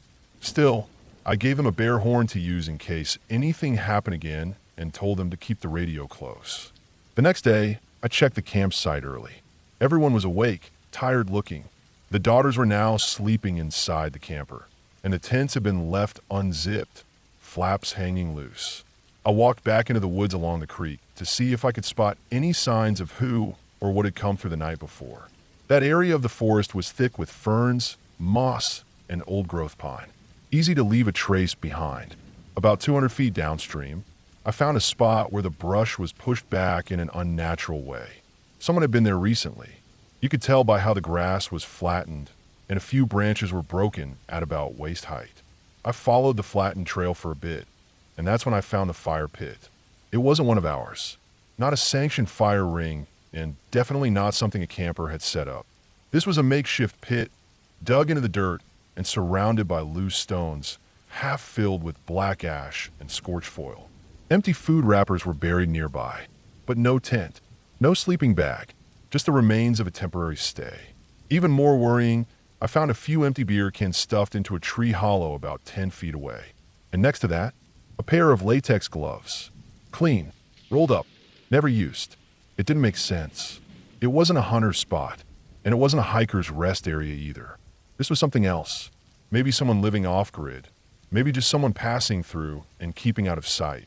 But the proximity to the campground made it a serious concern. I hiked back to the station and filed a report, logged the GPS coordinates of the site, and marked the area off on the map as under observation. I didn't have enough to justify calling in backup or law enforcement, but I kept my eyes open. That night, I stayed awake in the cabin with my gear ready. I wanted to catch whoever was creeping through the campground. Around midnight, I heard something, a soft crack of a branch near the creek trail. I stepped outside and killed my lantern. There was movement, subtle, but definitely there. A shape, too tall and steady to be an animal. Someone was walking through the brush, moving slow, deliberate. I followed from a distance, staying in the trees. They went back toward the camper's site. I saw the faint glint of metal in the moonlight, maybe a belt buckle or a zipper. Whoever was, they circled the tent again, crouched down briefly, then stood and moved off toward the fire pit I'd found earlier. I didn't chase. I didn't call out. I waited until they were gone, then checked the area again. The next morning, the family had packed up early. I caught the father on their way out. He didn't say much, just gave me a look that said, "We're not coming back." When I went to check the fire pit again, it was gone. Stones scattered, ash buried, no wrappers, no gloves, nothing. I never saw the figure again. No more complaints came in. But that part of the woods down by the creek, past the bend, I started avoiding it after dark. Later that fall, when the leaves dropped and the brush thinned out, I went back to the area with a colleague. We found signs that someone had built a lean-to deep in the woods, almost a mile from the campground. It was old, though, maybe from the previous year. Torn tarps, moldy cans, no footprints. Whoever had been watching those tents, they'd been careful. It didn't leave trash. Didn't take anything. Just watched. And that's what still bothers me. They weren't there to steal or hurt. Not obviously, anyway. They were just there, watching. And no matter how many years pass or how many places I go, I still think about that silent figure walking barefoot through the gravel, standing inches away from the thin canvas of a tent wall, listening to the breathing of a sleeping girl. We never caught them. We never even got close. But the family never returned to the campground. And I don't blame them. I wouldn't either.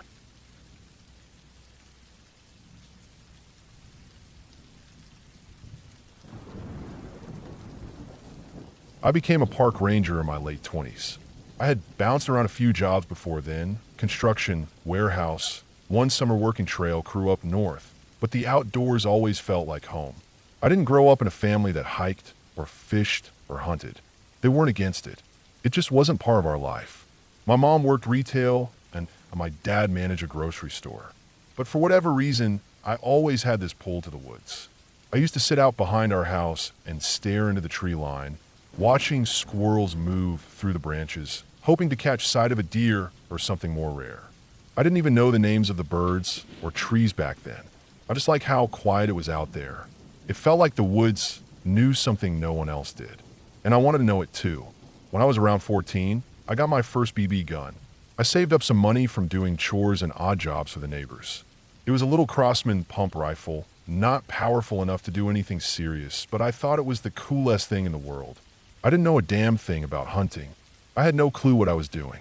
I just wanted to see what I could find. There was a section of woods behind my neighborhood. Most of it was flat, but after about half a mile you hit a thick patch of swamp. If you crossed through the right section, the one with the big fallen cedar that made a kind of bridge, you'd come to what used to be an old farmhouse. I only vaguely remembered it still being a standing structure. I must have been around 2 or 3 when I saw it with my dad. All that was left by the time I was a teenager was the stone chimney, some crumbled foundation, and part of a rotted wood frame sticking out of the dirt like broken ribs. No one went out there anymore. That spot, the old farm, was where I went that evening. I still remember it clear.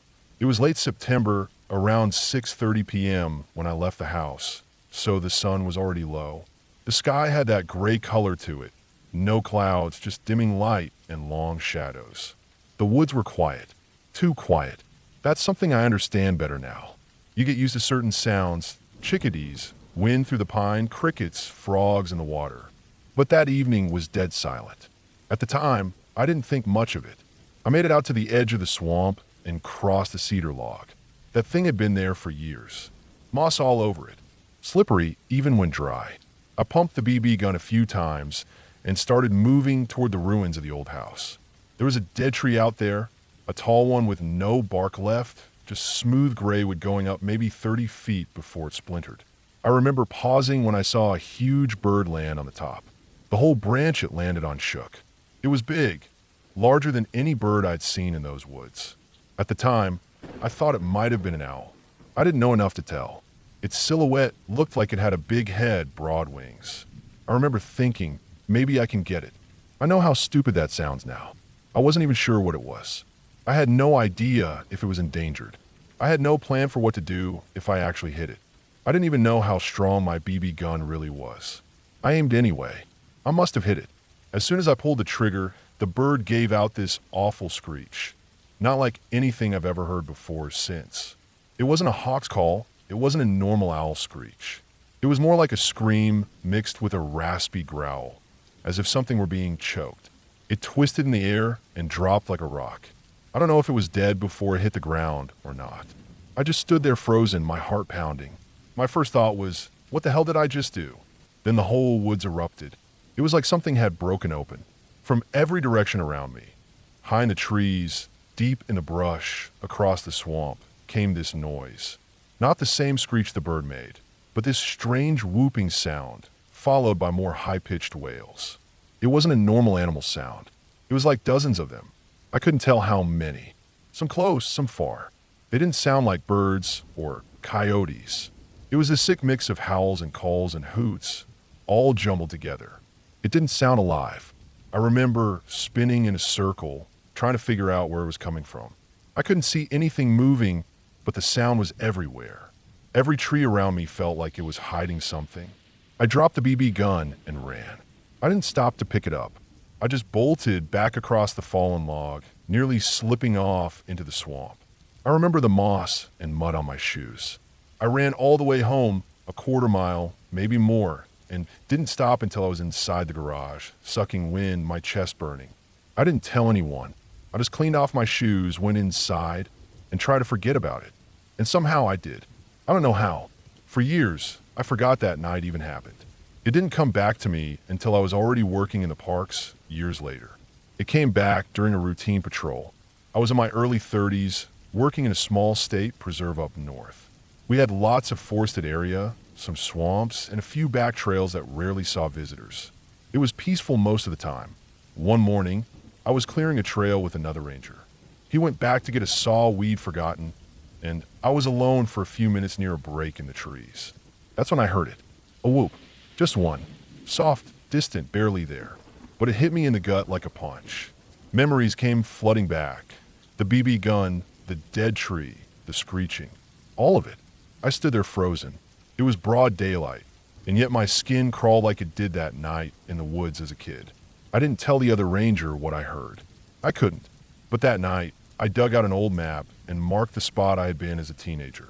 It was only then that I realized something I'd never thought about before. That patch of woods where I'd shot the bird, it bordered a private parcel of protected land. Not state-owned, not residential. It was one of those odd gaps in a record. Land tied up in an estate, never sold, no house, no roads. No one ever went there. Years passed. The sound never came again, but the memory stayed with me. I thought about it often when hiking deep trails, especially when I came across old ruins, chimneys, stone foundations, collapsed barns, places that once held lives, now swallowed by trees. That part of the job always fascinated me, how nature takes everything back, even history. Eventually, I got a transfer to another park district further south. Less wetlands, more old-growth hardwood forest. The kind of place where you still find rusted truck frames from the 50s, trees growing up through the chassis. One day, I was checking a report about a downed tree blocking one of our fire roads. I took the ATV out. It was early spring, mud everywhere. The air still smelled of meltwater and decaying leaves. The road wound past a part of the preserve I hadn't visited much, mostly thick brush, hard to navigate, not used by campers. I took a wrong turn and ended up in a spot I didn't recognize. That's when I saw it. A stone chimney, tall, cracked down the middle. The base of a foundation, all covered in moss and ferns. and nearby, a tall dead tree. I sat there on the ATV staring at it for maybe a full minute, my mind spinning. It looked exactly like the place I had been as a kid. But that couldn't be. That was in another state.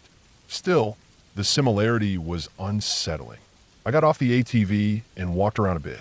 Everything was quiet, just the wind and the branches. No birds, no frogs, no squirrels, just dead quiet. That kind of silence makes you feel like you're being watched. Not by a person, just by the woods. I didn't stay long. Years have passed since then. I've worked in 3 more parks. I've seen bears up close, helped find lost hikers, even found human remains once, an old cold case from the 90s. But nothing has ever shaken me like that night when I was a kid. I've tried to rationalize it. Maybe it was just a flock of birds I startled. Maybe owls have some kind of distress call that isn't recorded. Maybe it was coincidence. But deep down, I know it wasn't. Whatever I shot that day, whatever I hit, it wasn't alone. And it wasn't just a bird. Since then, I've developed a deep respect for the woods. Not fear, not exactly, but respect. Because there are still things out there we don't fully understand. Animals that don't behave the way we expect. Places that remember. When I was a kid, I thought the woods were just trees and dirt. I thought they were mine to play in, to hunt in. I know better now. The woods don't belong to us. They never did. And sometimes, if you're foolish enough to break that unspoken rule, to harm something that doesn't want to be harmed, the woods will remind you. Not with punishment, but with a sound you'll never forget. And if you're lucky, that's all they'll give you. Just a sound. One you'll remember for the rest of you.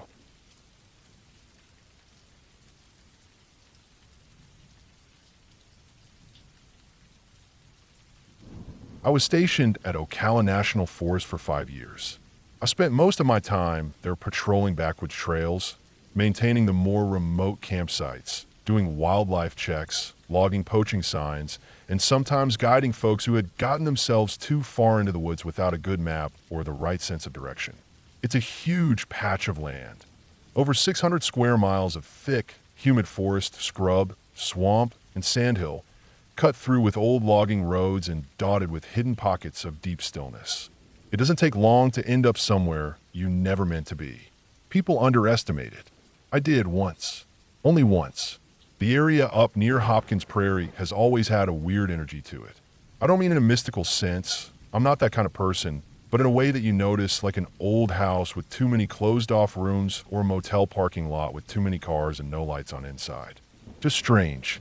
Quiet, but not peaceful. It was late October, several years back. The heat had finally started to drop in North Florida, just enough that the bugs weren't as vicious and the air didn't sit on your skin like wet towels. I was working a swing shift that had me out there well past midnight, doing spot checks on illegal hunting routes. We'd had reports of hog hunters going too deep in, staying overnight, setting up bait lines, and not checking in. Not everyone realizes Ocala is one of the few forests where wild boars are basically open game due to how invasive they are, so it draws a certain type of hunter. That night, I had parked near a service gate off a back forest road. No lights, just a sand and dirt track wide enough for a single truck. I locked the gate behind me and hiked in with my pack, my sidearm, and a spotlight flashlight. I also carried a notepad with map printouts, a compass, and my GPS unit. I preferred to keep electronics as a backup. Out there, battery failure isn't something you take lightly. My goal was to check on a few illegal fire rings and a reported camp structure someone had come across on a trail camera, maybe a mile and a half past the quadrant cut labeled 17D. These old quadrant designations were used by Forest Services decades back to split the forest into manageable squares using old logging paths. Most were completely overgrown now, but some were used as makeshift trails by hunters and hikers. The moon was near full that night, just past waxing, and the air was still. Not silent. Ocala never really gets silent. You've always got the distant chirp of frogs, the squeal of feral pigs rooting, and sometimes the sharp bark of a fox or coyote. But the wind didn't move, and the trees stood still like a photograph. It was the kind of stillness that keeps you from noticing you're sweating until it starts soaking into your belt line. About 2 hours into the hike, I found the first sign, recently disturbed dirt with leaves swept aside and flattened. Boot prints. Someone had been through, probably earlier that evening. They weren't fresh enough to be warm, but fresh enough the dew hadn't settled into them yet. I made note, scanned around, and kept walking. It was near Quadrant 17D, on a very narrow path between two denser patches of scrub oak and longleaf pine, where the air started to feel different. It's hard to explain. The temperature didn't change, but the texture of the air did. Like it thickened. There was a smell too. Not strong, but sharp and out of place. Burned plastic.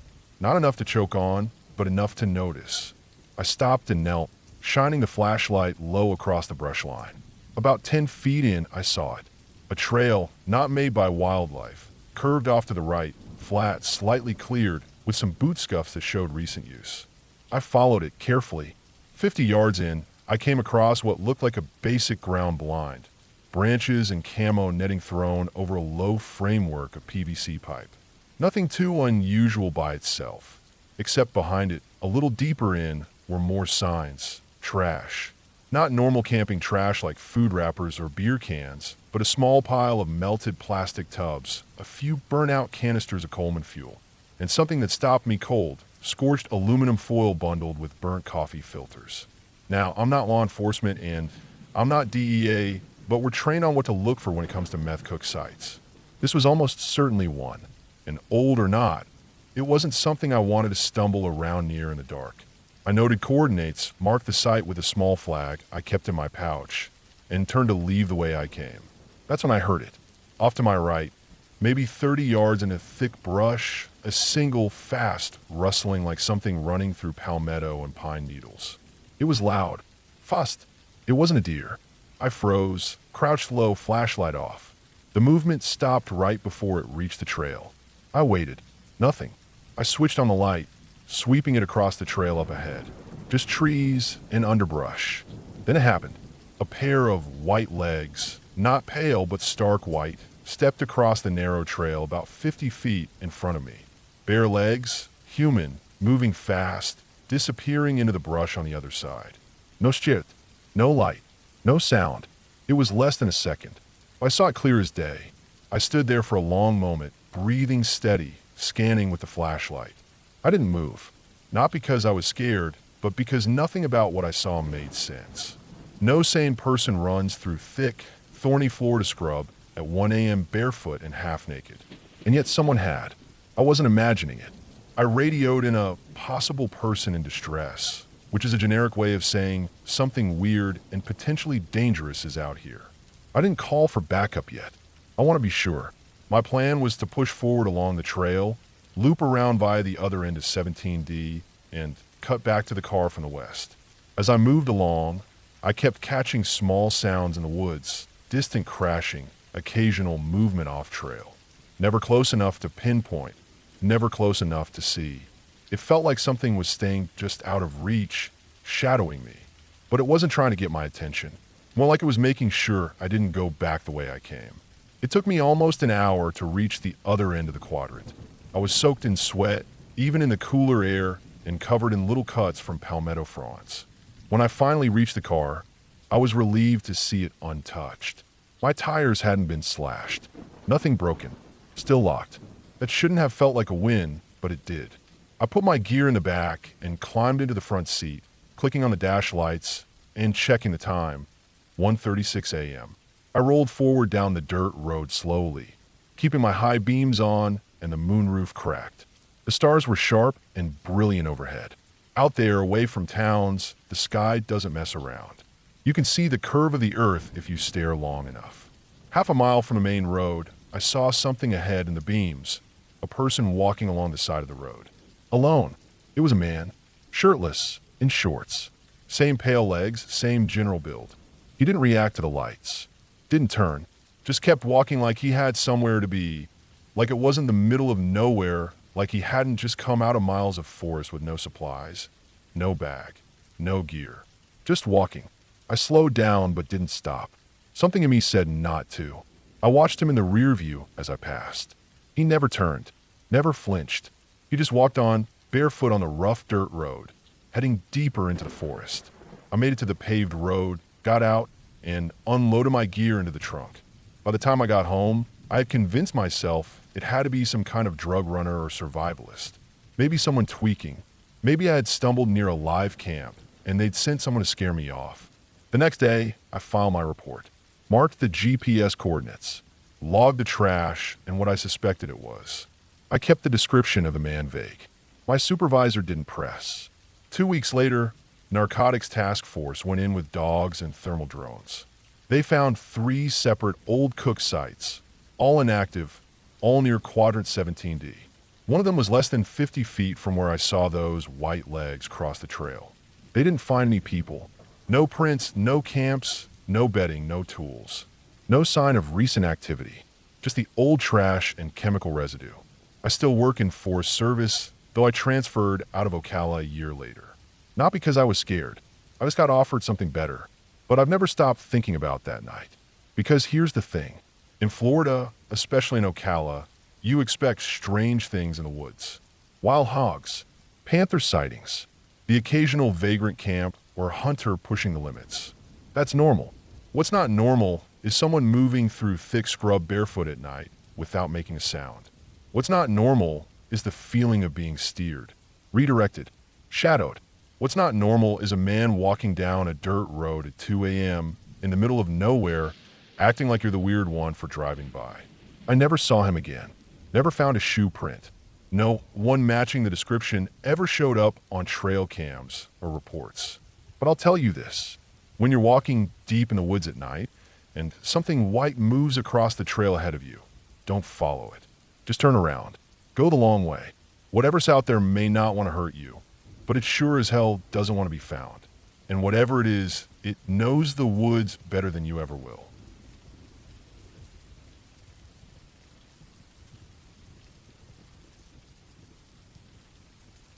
I've done solo backcountry patrols for a long time.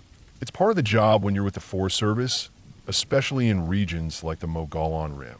Most people picture Arizona as red rock and desert. Cacti, dust devils, open blue sky. But that's only part of the state.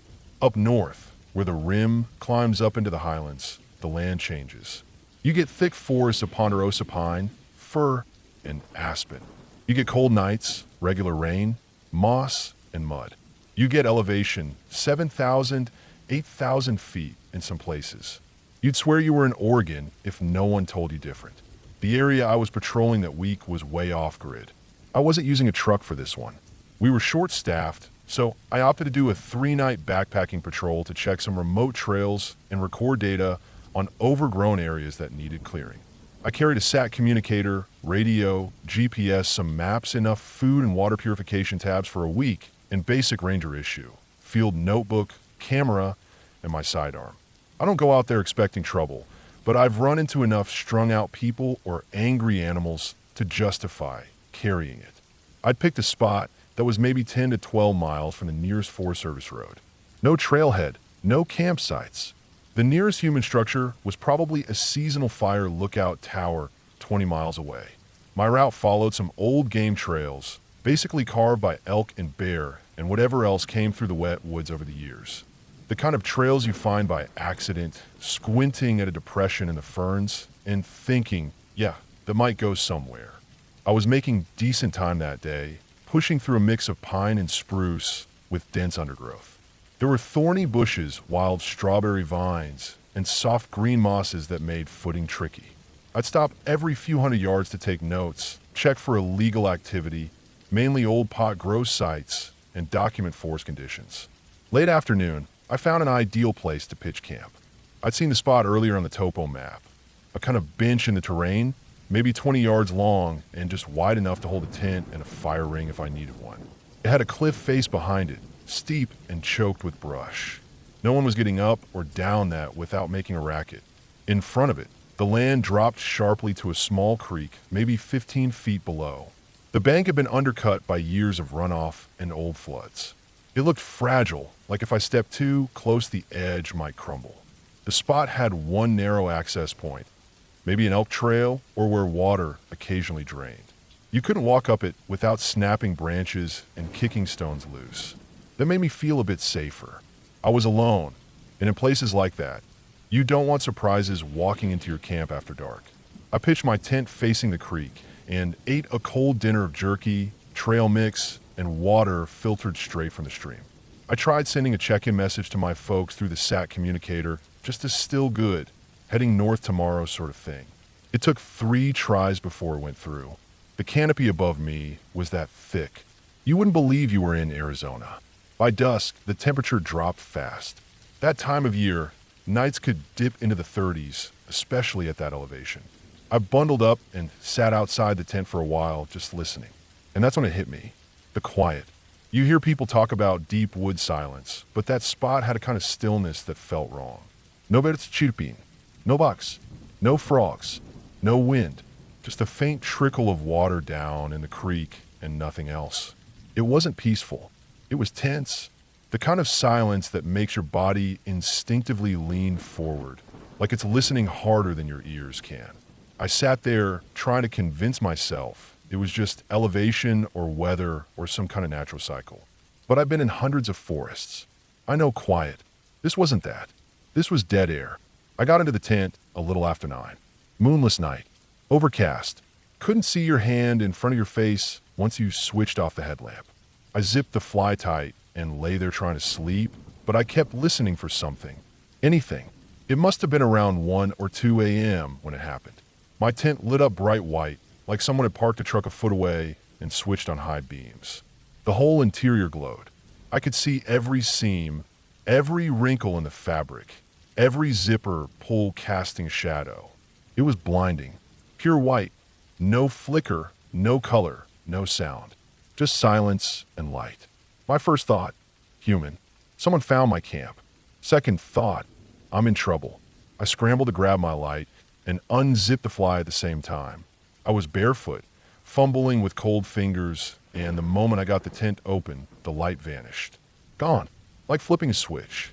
I stood there in the dark, chest pounding, heart loud in my ears, flashlight up, and scanning. I was sure I'd see someone. A hunter, a hiker, something. But there was nothing. Just wet trees and shadows and ferns. No footsteps, no rustling. Not even the soft scrape of boots on stone or twig snapping. It was like nothing had been there at all. Then far off, maybe 50, 60 yards into the trees, I saw something. A soft white glow. Not a flashlight beam. Not a campfire. More like a cloud or a distant porch light through fog. Faint pulsing steady. I turned off my light and crouched, watching. Trying to hear. Nothing. Not a single sound. The glow moved, just slightly, and then dimmed, like someone walked behind a tree with a lantern. Then it disappeared. I stayed outside the tent for over 2 hours, just watching. Never saw it again. Never heard a thing. I didn't sleep after that. At sunrise, the forest didn't change. The light came in pale and gray, filtering through clouds, but no birds sang. No insects vast. No animal calls. I made coffee and walked a slow perimeter around the camp. I expected to find boot prints or broken branches or some other sign of a visitor. But there was nothing. The access trail was undisturbed. No new scuffs, no bent grass, no trash, no scent of fire or human presence. Whatever had lit up my tent hadn't come from someone walking in. I was sure of that. I packed up fast. Didn't eat, didn't document. I just noted the GPS coordinates of the site and started hiking hard, bushwhacking a longer route back to a known trail. I moved fast and didn't stop until I was 6 or 7 miles out. Later that afternoon, I found an old pot grow site, long abandoned, black poly pipe, a couple rusted out fertilizer jugs, even some half-buried buckets. Everything was sun-bleached and rotten. No prints, no drag marks, no indication of current activity. Still, I logged the coordinates and kept moving. I didn't stop that night. I made it all the way to a ranger cabin about 18 miles from the original bench, arriving just before dark. It was locked up for the season, but I had the key. I slept inside that night, curled up in my bag on the wood floor behind real walls with a locking door. When I got back to base, I filed the usual reports. Left out the part about the light. Just wrote it as unusual activity observed. No human sign. Suspected transient glow. Natural or electronic origin unknown. It was probably some kind of weird light reflection. Atmospheric phenomenon. There are explanations, I'm sure. But that silence, that utter, crushing silence, is what stays with me. You can't describe it properly to someone who hasn't experienced it. A forest should breathe. It should hum and chirp and hiss. That place didn't breathe. That bench, high above the creek with only one narrow access and no sounds, it felt wrong in a way I can't explain with science or field notes. I won't camp there again. Not because I'm afraid of ghosts. I don't believe in ghosts. But some places aren't meant for people. Some places were quiet long before we got here and don't want to change. I patrol that region still, but I avoid that bench. I steer hikers and campers away from that whole section when I can. Call it gut instinct. Call it a ranger's hunch. Or just call it respect. Because whatever was there that night, whoever or whatever, it didn't want to be seen. And it didn't want me there.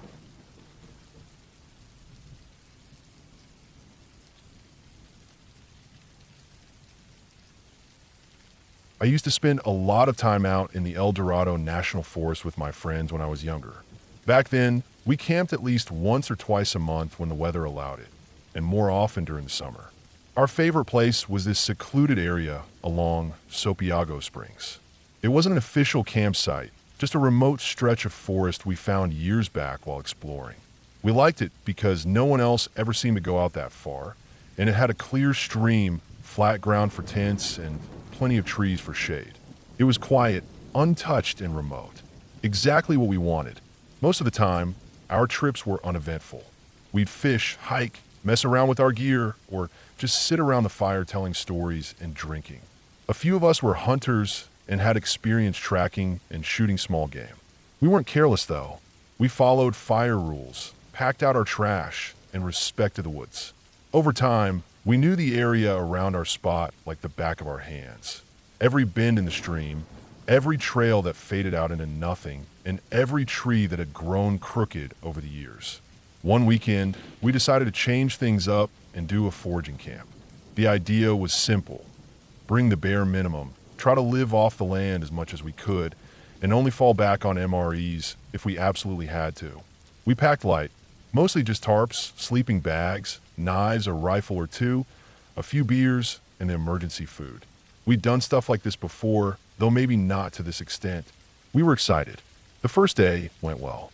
We found some edible greens and mushrooms, and one of the guys, Chris, got a squirrel with a clean shot early in the afternoon. We caught a bunch of crawdads from the stream too, and ended up having a decent dinner. It wasn't gourmet, but it was enough to fill us up. We sat around the fire afterward, drinking a few beers and telling the same dumb jokes we've been telling for years. I felt relaxed that night. The air was cool, the stars were out, and the forest had that peaceful nighttime hum. Owls hooting, bugs chirping, the occasional crack of a branch. I slept well. The next day started like any other. We woke up early, took turns boiling water, and planned out how we'd split up to find more food. But as the day went on, I started to get that feeling in my gut. It's hard to explain unless you've spent time deep in the woods. It's like a change in pressure or a tension in the air. You stop hearing the birds. The wind doesn't move the trees the same way. It feels like something's just off. That's the best way I can describe it. Now, I've grown up around woods my whole life. My dad was a hunter, and I learned early on how to pay attention to my surroundings. Usually, when the forest goes quiet, it means there's a predator nearby. Maybe a bear, maybe a big cat. But this felt different. The stillness wasn't the kind you brace for. It was the kind that crawls under your skin and doesn't let go. And it wasn't just me. I could tell Chris felt it too, even though neither of us said anything at the time. Later that day, two of the guys decided to go upriver a bit, maybe 200 yards or so. They wanted to check out a patch of berry bushes we'd seen the last time we were out there, and maybe try for more crawdads farther upstream. I stayed back at camp, not feeling up to the walk. I don't know if it was laziness or instinct, but something told me to stay put. It got darker faster than I expected that evening, probably because of the tree cover. The fire was going, and I was stacking up wood to keep it burning high. The others had taken both flashlights. Stupid mistake in hindsight. I had a headlamp, but it was weak and mostly good for doing stuff around camp, not scanning the woods. As the sun dipped below the trees and the shadows thickened, the silence grew heavier. I mean dead silent. No rustling, no bugs, no birds, just the crackling of the fire. The feeling of being watched came on strong. I kept looking up from the fire and scanning the trees. My eyes played tricks on me a few times, shadows moving just out of the corner of my vision, but I kept telling myself it was nothing. Then the voices started. They were faint, almost like someone whispering from deep in the woods. I couldn't make out what they were saying, and honestly, I couldn't even tell if it was a person or just noise. But they weren't coming from the direction my friends went. They were from the opposite side. Dense woods, no trails, no reason for anyone to be there. I grabbed my rifle and kept the fire stoked. I stood with my back to the light so I could see farther into the dark, but it didn't help much. The firelight only went so far, and the woods swallowed the rest. I started hearing movement, small, deliberate, sounds like someone walking slowly and carefully through the brush. A twig snapping here, a dry leaf being brushed aside there. It circled the camp slowly, always keeping its distance, always staying out of the firelight. I kept the rifle shouldered and tried to stay calm. Then I saw it, maybe 50 yards out, crouched low between two trees. I don't know what I was expecting, but it wasn't that. It looked like a man, but it was all wrong. It was on all fours, long arms bent like a gorilla's, knees turned out. Its back was hunched, and its head was too low, almost tucked between its shoulders. The way it moved wasn't smooth. It loped awkwardly, like its joints didn't work the way ours do. I got in the scope for maybe 2 seconds before it moved. It didn't run, didn't bolt, just turned and slipped deeper into the trees like it was never there. I stayed frozen for a minute. My heart was hammering in my chest. I've seen bears, mountain lions, even a moose once, but nothing ever made my body react like that. That thing wasn't right. I don't mean supernatural. I don't believe in that crap. I mean it physically didn't make sense. A person moving like that shouldn't be possible. Not quietly. Not that fast. After that, the movement picked up again. I kept hearing scuffs and breaks in the woods, different spots, like it was circling me, testing my reactions. I spun a few times trying to catch it in the scope again, but it stayed out of sight. It was smart. It knew how to move between the trees without being seen. It knew how to keep just far enough away that I'd never get a clear shot. 10 minutes later, I heard boots on the trail. My friends are back. They found me standing by the fire, rifle up, eyes locked on the trees. I told them what I saw. They didn't laugh. They didn't make jokes. They just looked at each other and then told me they'd been hearing strange things too. Same whispering voices, same sense of being watched. That's why they came back early. None of us slept that night. We took turns keeping watch. We built a fire bigger than usual and made sure there was always one of us walking the perimeter. Nothing came close again, but we heard it. Movement. Always out of reach. Always just past the light. The sky turned gray around 5, and by 6 we had everything packed. We didn't talk much during takedown. Just moved fast and kept checking the trees. Once we had our packs on, we booked it.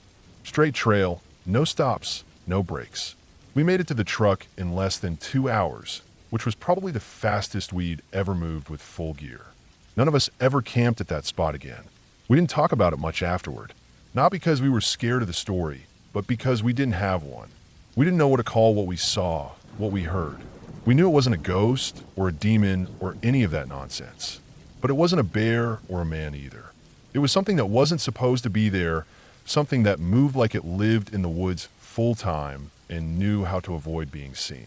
I went back to El Dorado plenty of times after that trip, but never to Sopiago Springs. It's funny how a place you used to love can turn into somewhere you never want to see again. Whatever was out there that night wasn't interested in attacking us, at least not directly. It watched. It circled. Maybe it was curious. Maybe it was warning us to leave. We listened, and we left.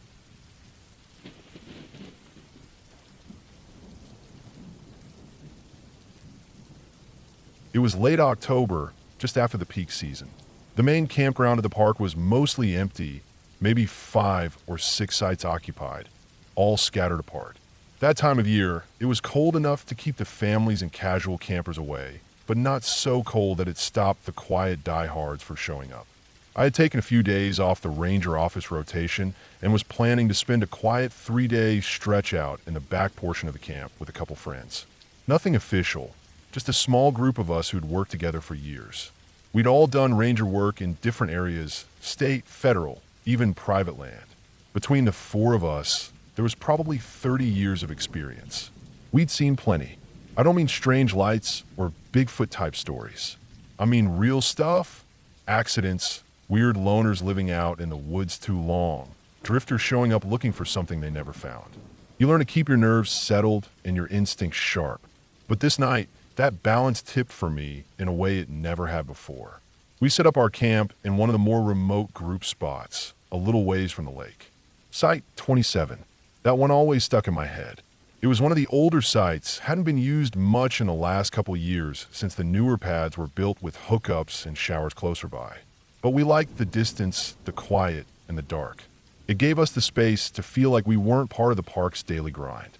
The crew was me, Steve, Tyler, and Josh. We'd been rotating on and off duty the last few months. I had just gotten back from Firewatch detail in the south side of the forest, and Tyler had been working trails maintenance up in the East Ridge. Steve, though, he had been laid up with a busted ankle from a stupid chainsaw slip on a clearing job, so he was just there to enjoy the fresh air and complain about not being back on the rotation. Josh was in and out of contract work, but always made time for the off-season meetups. They were my kind of people, quiet, competent, didn't need to talk much. That first day was nothing special. We got in late afternoon, set up tents, dragged out the fire ring gear, chopped a little wood, and settled in. Dinner was canned chili, burnt slightly on the sides of the pot, and a couple bottles of beer weed saved for the cold nights. Sunset hit around 6:15. No clouds, just that orange fade behind the ridge line and the kind of silence that always settles just after the wind dies. Perfect October evening. The kind you write down and remember later. We talked around the fire until about 9:45. Nothing deep, just dumb camp stories, old coworkers we didn't miss, and upcoming deer season plans. I had 2 beers and a bottle of water. Maybe a little buzzed, but not drunk. Definitely not out of it. I remember checking my watch before standing up and telling the guys I was heading to the bathroom. Our site was maybe a quarter mile from the main restrooms. The trail was gravel, mostly flat, but with a few forks where used sites and older paths met up. I had my headlamp, but I didn't bother turning it on at first. I liked walking in the dark, just enough moonlight through the trees to guide the way. It helps you think. About halfway down the trail, I passed a side path that led to an old campsite that hadn't been used in years. Site 33. It was tucked behind a bend and barely visible from the main trail, unless you knew exactly where to look. No fire ring, no pad, just an overgrown clearing and some old stone boundaries. That's where I saw him, Steve. He stepped out from the dark of that side path like he had just taken a stroll through the trees. I recognized him right away. The way he walked, Steve had a noticeable limp from his old ankle injury. It made his left foot drag slightly, like he was pushing off too hard to keep the pace even. You could see it from a distance. No one walked quite like him. He didn't say anything at first, just turned to the trail ahead of me and started walking. He was about 40 feet up, maybe a little more, and kept looking over his shoulder like he knew I was there. Then he called back, not shouting, just loud enough to hear, asking why I was following him. I told him I was just headed to the bathroom. I asked what he was doing coming out of an unused site. He didn't say anything, just picked up his pace. I didn't bother running after him, just kept walking. I figured he was messing around. It wouldn't be the first time one of us tried to spook the others during a camp trip. But I lost him about 20 yards later. Just vanished into the dark curve of the trail. When I got to the restrooms, I checked around. Nothing. No footsteps. No signs anyone had come through recently. The gravel was untouched. I figured maybe he cut back through the woods or circled around. I did my business, coldest toilet seat I'd ever felt, washed up, and started to walk back. When I got back to camp, Steve was sitting by the fire, poking at the embers with a stick, same spot I'd left him in. I looked at him for a second, just trying to read if he had run ahead or looped back, but he looked too settled, too dry. If he'd been out there running through the brush, I would have seen dirt or sweat or heard him breathing hard. He was calm, quiet, half asleep. I asked why he was messing with me. He looked confused. Josh and Tyler were both looking over too. They swore he hadn't moved the whole time I was gone. He hadn't even gotten up. I pressed him for a while, but everyone stuck to the story. Steve's limp hadn't gone anywhere. I let it go after that. I figured maybe someone was pulling a fast one, but it sat wrong with me. The way the figure moved, the way he turned his head, the little habits you only notice after working side by side for years. It was Steve. We went to bed not long after. I didn't fall asleep right away. The cold made my hands stiff, even inside the bag, and the sound of wind tapping at the rain fly was keeping my mind too active. Sometime around 3, I woke up needing to pee. Not unusual. Chilly nights always did that to me. I slipped on my boots, grabbed my jacket, and walked just far enough into the woods to do my business. It was still dark, the kind of dark that makes you think about your footing more than anything else. As I was walking back toward the tents, I heard a zipper open. Not mine. A tent, about 10 yards ahead, near where Steve had set up his shelter. I paused, heard it zip back shut. A second later, I saw movement. A figure, the same height and build as Steve, stepped away from the tent. The gait was the same, slight drag on the left, same rhythm. He stopped, flicked a lighter. It took a couple strikes to catch, but in those flashes I saw his face. It was Steve. He lit a cigarette, held it to his lips, and took a drag. The ember glowed just enough to outline his face again, and he exhaled hard. Then he said something, voice flat and loud. "Can you hear me?" I didn't respond right away. I thought maybe he was talking to someone on the radio, or just saying something weird. He repeated it, louder this time. "Can you hear me?" I didn't know what to make of it. I stepped forward, keeping my boots soft on the ground, but still clearly visible. The fire had gone out hours ago. The only light was the tiny red dot of his cigarette and the occasional flint strike. He stood still for a few seconds. Then he turned and walked toward the cars. I followed, not quickly, just enough to keep him in sight. He moved behind one of the vehicles, a silver Tacoma with dark tinted windows. I stepped around the corner, expecting him to be crouched or waiting. He was gone, just gone. I walked a circle around the lot, looked between the vehicles, checked under the bumpers.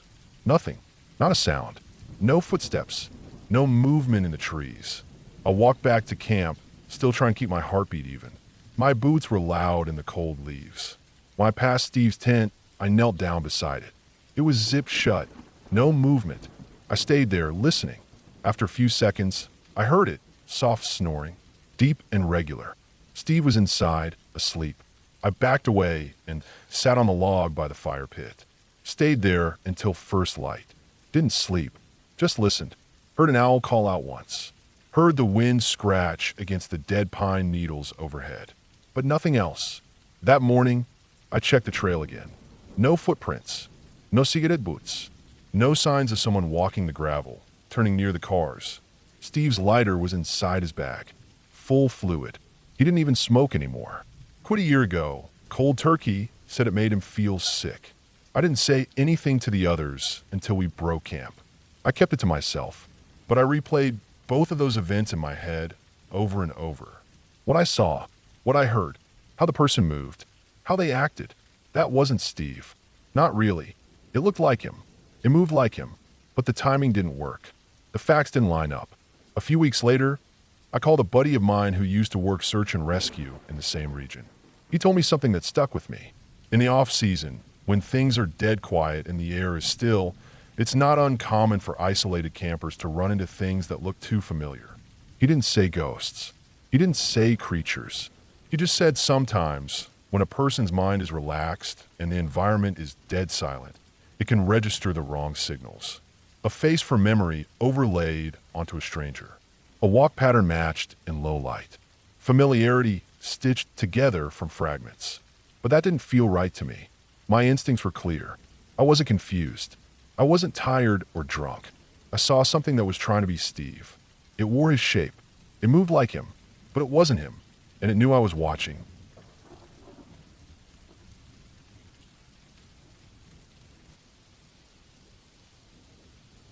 I've worked as a park ranger for a long time, mostly in the northern part of Idaho. The area is thick with trees, lodgepole pine, Douglas fir, and some western larch deeper in. Most of the forest is just untouched wilderness, the kind that swallows up time and makes you feel like you've gone back 100 years. I've done everything from backcountry patrols and wildlife tracking to SCR support. I've seen a lot. People lost, some found, some not. I've seen people do dumb things with bears. I've seen abandoned grow ops. Even came across a rusted-out sedan, once with bullet holes all through it, deep off trail, no clear way it ever got there. But one patrol I did about 7 years ago stuck with me worse than anything else. I still think about it when I'm alone out in the woods. I still get that tight feeling in my gut when I hear something move just beyond the trees. It started like any other assignment. It was late summer, and lightning storms had been cracking across the mountains for 2 days straight. That meant one thing: fire watch. Even if nothing major had sparked, we had to hike into remote lookouts and check. Sometimes smoldering trees would go unnoticed for days if someone didn't do a visual check. Helicopters could only see so much, and the towers weren't always staffed. My supervisor gave me the coordinates for a small lookout cabin that hadn't been actively manned in over a year. I'd never personally been to it, but I knew of it. Higgins Lookout, sitting on a ridgeline that took about 2 full days to hike to and another 2 to get back. It was remote enough that hardly anyone ever used it anymore, but the structure was still up there. I loaded up my pack: bear spray, field GPS, 2 sets of maps, cold weather gear, food for 4 days, satellite phone, 2 quarts of water, and a water filter, flare kit. First aid, .45 revolver. Not standard issue, but out there, you either carry or you gamble. Some things out there don't give second chances. We're trained to be cautious, to be quiet, and above all, to trust your gut. The trailhead was empty when I got there. Not unusual. This area wasn't open to campers without a special permit, and I hadn't issued one in weeks. The forest smelled like wet dirt and pine needles, and the sky was still cloudy from the tail end of the storms. I crossed a couple of dry creeks and passed through long stretches of forest that had clearly seen fire years before: blackened stumps, new growth fighting through the soil, deer prints here and there. Normal. The silence of that forest was thick, like it had weight. No birds, no squirrels. Even the wind seemed muted. But I didn't pay much attention to that on day one. Sometimes storms shut down animal movement for a bit. That night, I camped near an old ranger cabin used decades ago by the CCC. It was just 3 log walls and part of a roof left standing, barely enough to keep wind off my tent. I made a small fire and ate, listened to the static pop on the handheld radio, and took notes. No signal on the sat phone. That wasn't unexpected. The terrain was steep. The only strange thing was I kept thinking I was hearing movement out in the woods. Not fast, not aggressive, just movement, like something pacing or shifting its weight. But nothing ever showed itself, and I didn't find any tracks the next morning. Day 2 got weirder. I made it to the base of the ridge that Higgins Lookout sat on. There was a narrow, switchback trail climbing it, mostly overgrown, but still visible. About halfway up, I stopped. Something wasn't right. The soil was torn up, like it had been churned violently. Deep prints that didn't belong to any large animal I could recognize. They were irregular, wide at the top, deep at the heel, with drag marks in between. Like someone had been hauling a sled, but there were no sled tracks. I squatted and checked for hair, fur, anything. Nothing. No broken branches nearby either. Just those marks and that churned dirt. I kept going but marked the spot on my map. I reached Higgins Lookout just before sunset. It was intact, just as expected. Wooden structure, slanted metal roof, observation deck all around. The windows were cloudy with grime. I unlocked the door with the key I'd been given and stepped in. Inside it was dry and smelled like dust and rodent droppings. A few old maps hung on nails, and a cot lay against the wall. There was even a small wood stove. I checked the logbook. The last entry was almost 18 months old. Standard fire conditions report, nothing odd. I wrote my own, signed the date, and set up to stay the night. That's when I started hearing it again. The pacing. This time I could tell it wasn't an animal. Too steady. Not on 4 legs. Slow, deliberate, almost like someone trying to step quietly but not doing a good job. I turned off my headlamp and waited inside. It stopped. Dead, quiet for 10, maybe 15 minutes. Then one creak from the wooden deck outside. One single sound, like someone had put weight on a loose board. I moved to the window, looked out with the flashlight. Nothing. I didn't sleep well. The next morning, I walked the perimeter. No tracks, no scuff marks. But one of the trees just beyond the deck had something carved into it. Old, but not weathered like the rest of the trees nearby. Just 3 letters, CRL. The bark below had peeled slightly, but the edges were still sharp. I had no idea what it meant. My orders were to stay one more day, observe for signs of smoke or heat. That day was long. The wind had picked up, and visibility was decent. I scanned the valleys with the binoculars, but saw nothing. Toward mid-afternoon, I found something that chilled me worse than anything before. Near the back edge of the ridge, there was a faint trail, almost invisible. I followed it maybe 50 yards before I found a small clearing. At the center of it was a fire pit, long since cold. Around it were flattened spots where tents had once been, but everything was packed up. Everything except one thing, a small canvas rucksack. I opened it. Inside was a moldy notebook, 2 crushed water bottles, and a broken GPS device with a screen shattered. The notebook had pages missing. The few left were smeared and weather damaged, but I could make out phrases like "he comes at night" and "no way down" and "lost the others." I took photos, marked it, and reported it in my next log. That night was the worst. The sounds came back, but they were closer now. Not just around the deck, beneath it, and once, I swear, directly on the roof. Thud, then silence, then a second thud, like something dropping or climbing down. I waited, barely breathing. Around 3 a.m., the deck boards creaked again. This time I saw the shadow. Not clearly, just movement. It passed by the window, maybe 4 feet tall, maybe 5. Slouched, but human-shaped. I stayed still until sunrise. At dawn, I stepped outside with my revolver drawn. Again, nothing. But this time, at the tree with the carving, there was something added. Below the CRL, someone had gouged a simple shape, a long horizontal line, and a short vertical line under it, like a crude cross or a figure lying down.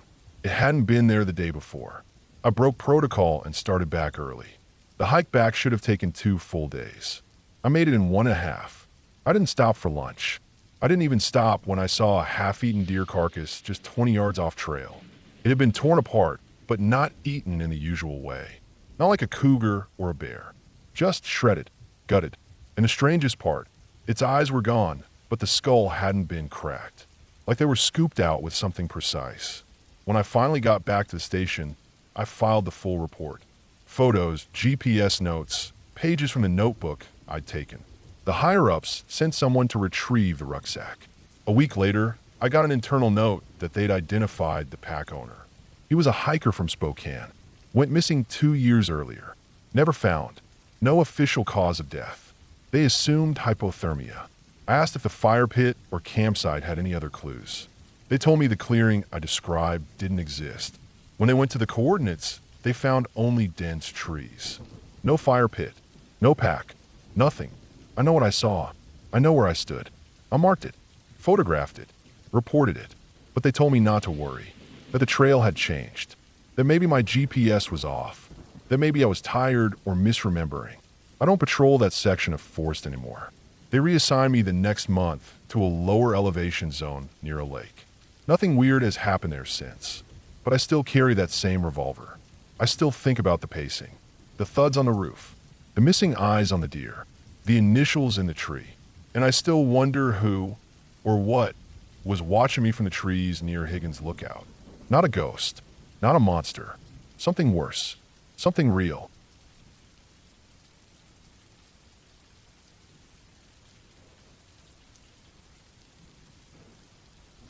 I worked as a seasonal park ranger for over a decade before I ever considered anything could go seriously wrong out there. Most of the time, it was routine work, backcountry patrols, trail maintenance, checking permits, warning tourists about dehydration. I worked in a few states, but it was my assignment at a remote desert park in southern New Mexico that left a mark on me I'll never shake off. It was 2017 when I first got stationed there. The park stretched across hundreds of square miles of arid land, mostly flat but broken up by dry arroyos, stubby canyons, and rock formations shaped by centuries of wind. Think sagebrush, sandstone, sun so bright it stings your eyes, and almost no trees. If you picture the landscape in those NASA Mars rover pictures, you wouldn't be far off. The ranger station was a one-story concrete structure with a garage for the trucks, a fuel tank, and 2 satellite phones. There was no cell service, no paved roads past the visitor center, and hardly any traffic outside of peak season. When I got there, the guy I replaced looked like he hadn't slept in a week. I remember he shook my hand without saying much and got in his truck without a goodbye. That should have been a clue. Anyway, things started off normal. I got assigned a wide patrol radius along the southern end of the park, near the dry riverbeds and a set of crumbling ridges called El Cuervo Range.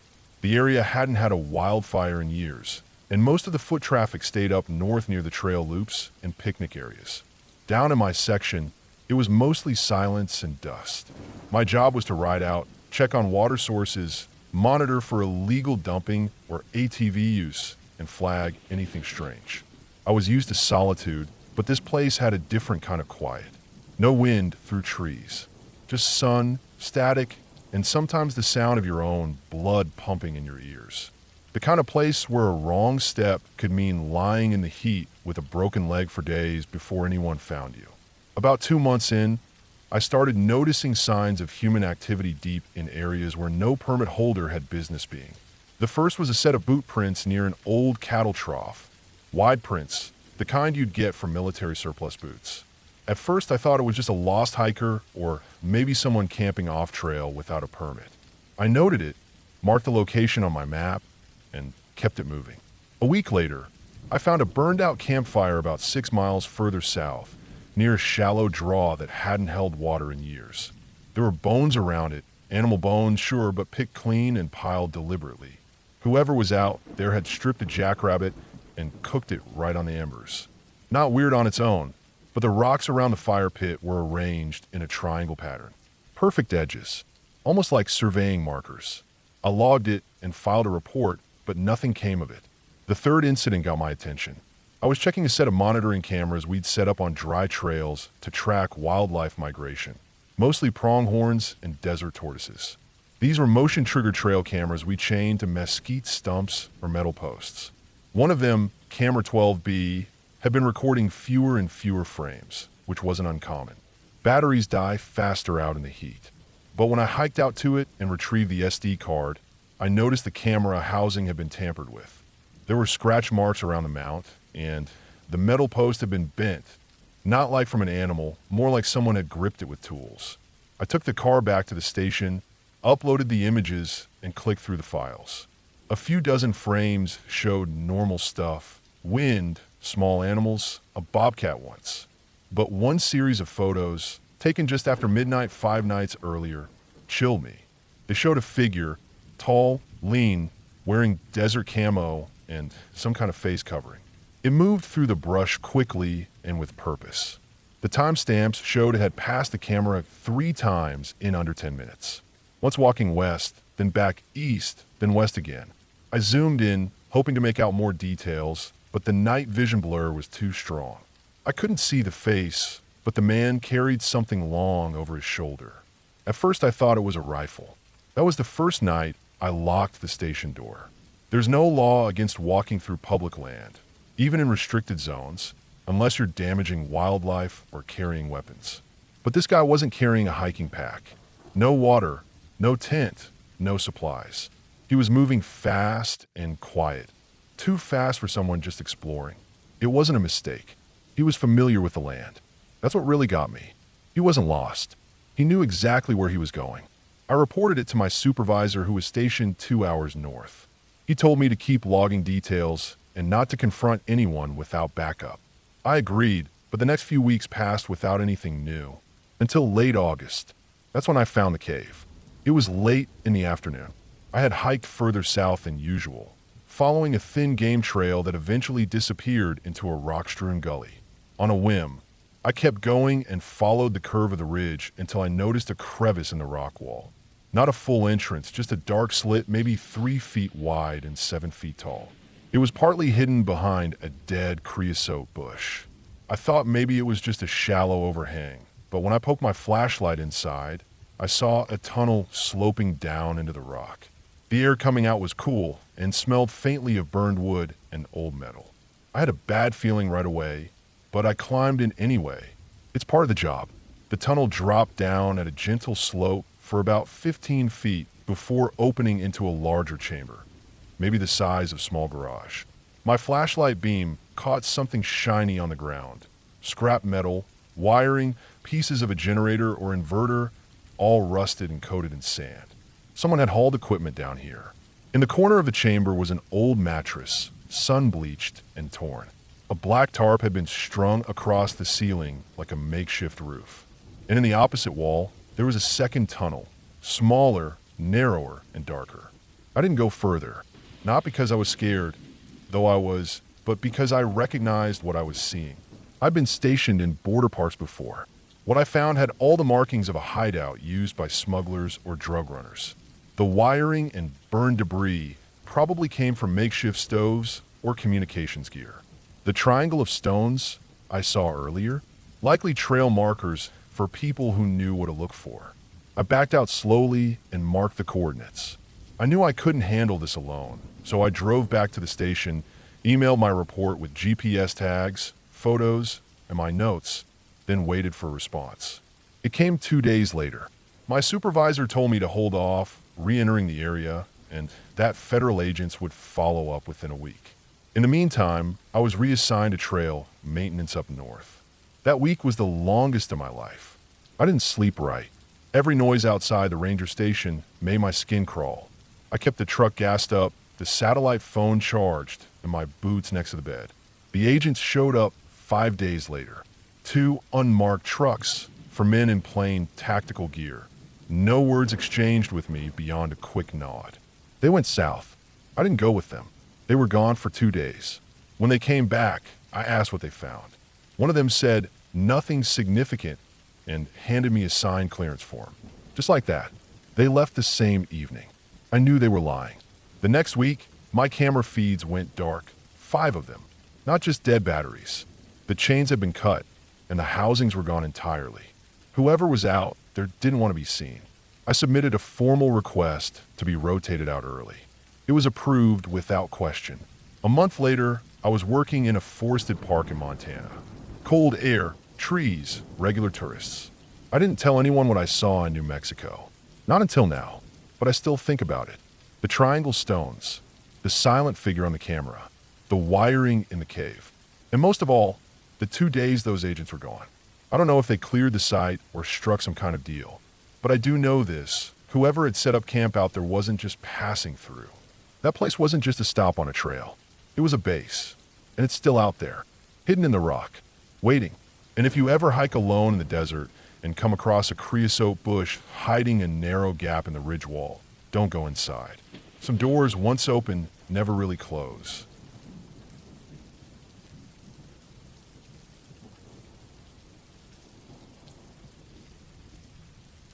I worked as a park ranger for just over 12 years. Most of that time was in Idaho, between Payette National Forest and parts of the Frank Church Wilderness. Remote land, big country, steep valleys, and endless woods. If you think of the kinds of places people go to disappear, you're picturing it right. By year 6, I had become pretty comfortable in the backcountry. I could be alone for 10 days and not think twice about it. I'd seen everything from overturned ATVs to groups of drunk college kids wandering miles off trail, and more bears than I could count. You get used to a certain rhythm in the woods. Sound carries differently. The light hits differently. You start to notice when something isn't right, even if you can't explain it. This happened in early September, maybe the 3rd or 4th year I was stationed at a remote ranger station near the Salmon River. It was about 18 miles from the nearest paved road, and getting in required a 2-hour drive over rough terrain, then a hike if the river crossings were too high. That year, summer had dragged on hotter than usual, and the trails were dry, dusty, and empty.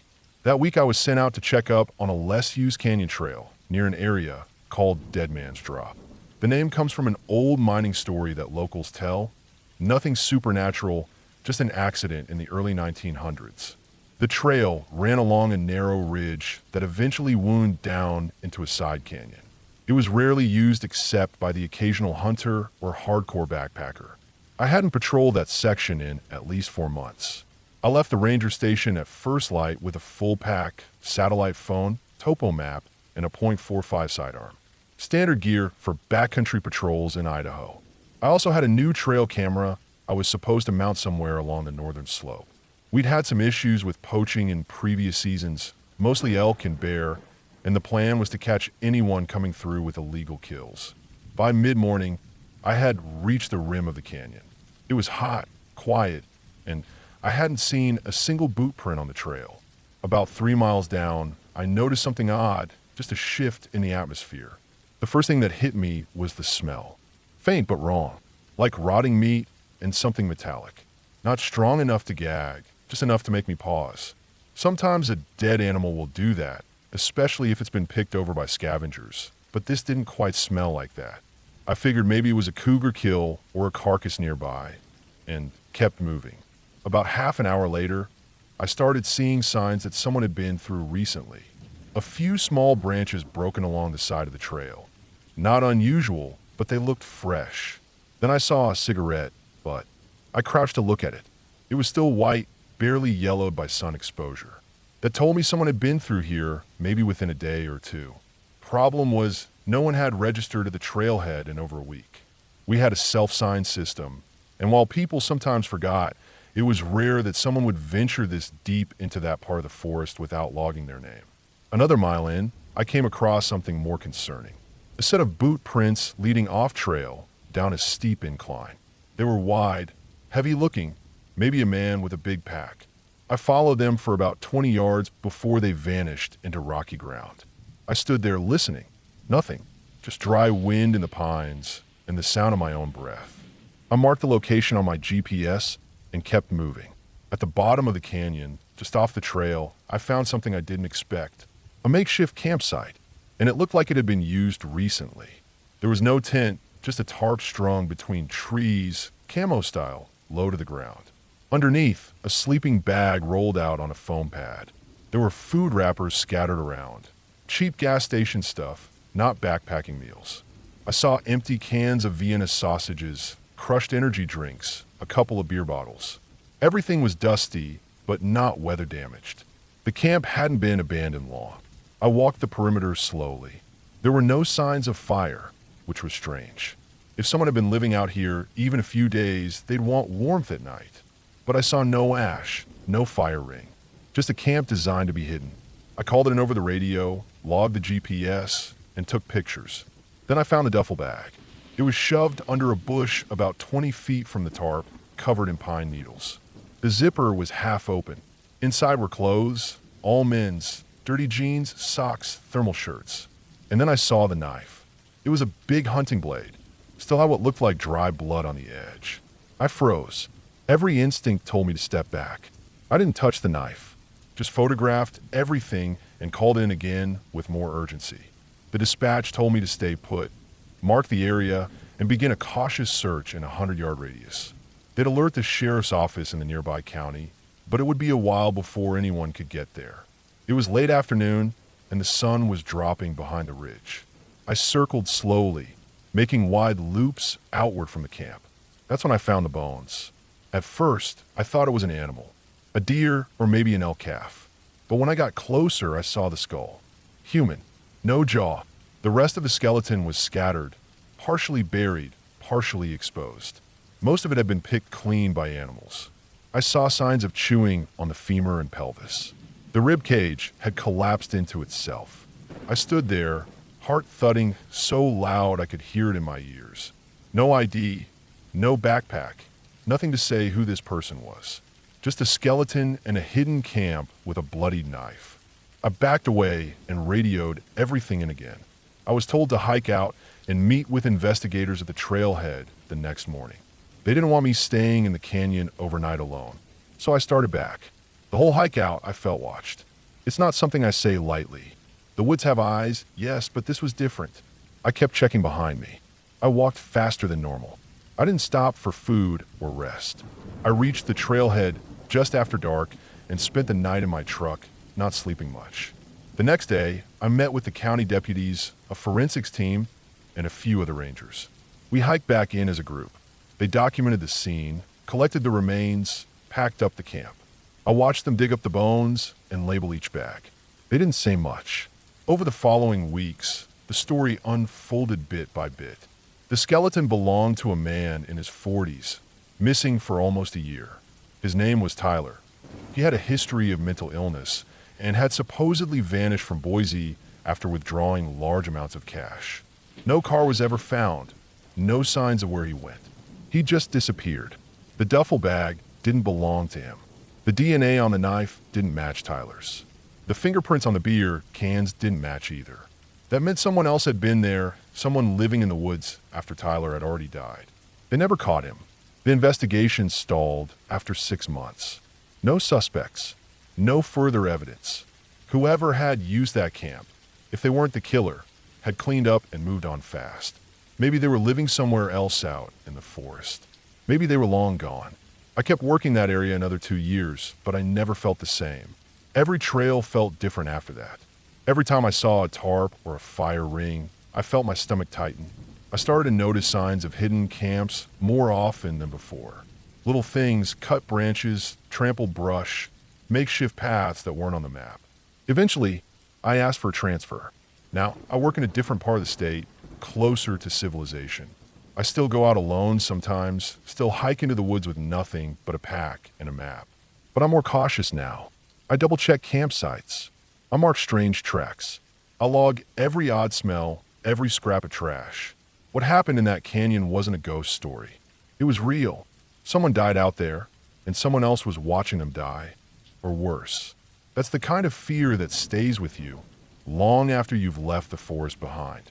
And sometimes when I think about that trail, I wonder if he's still out there.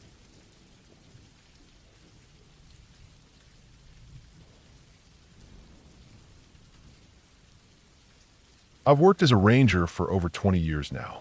You get used to the same trails, the same routines, the same calls. People get lost, bears raid campsites, someone breaks an ankle trying to climb something they shouldn't.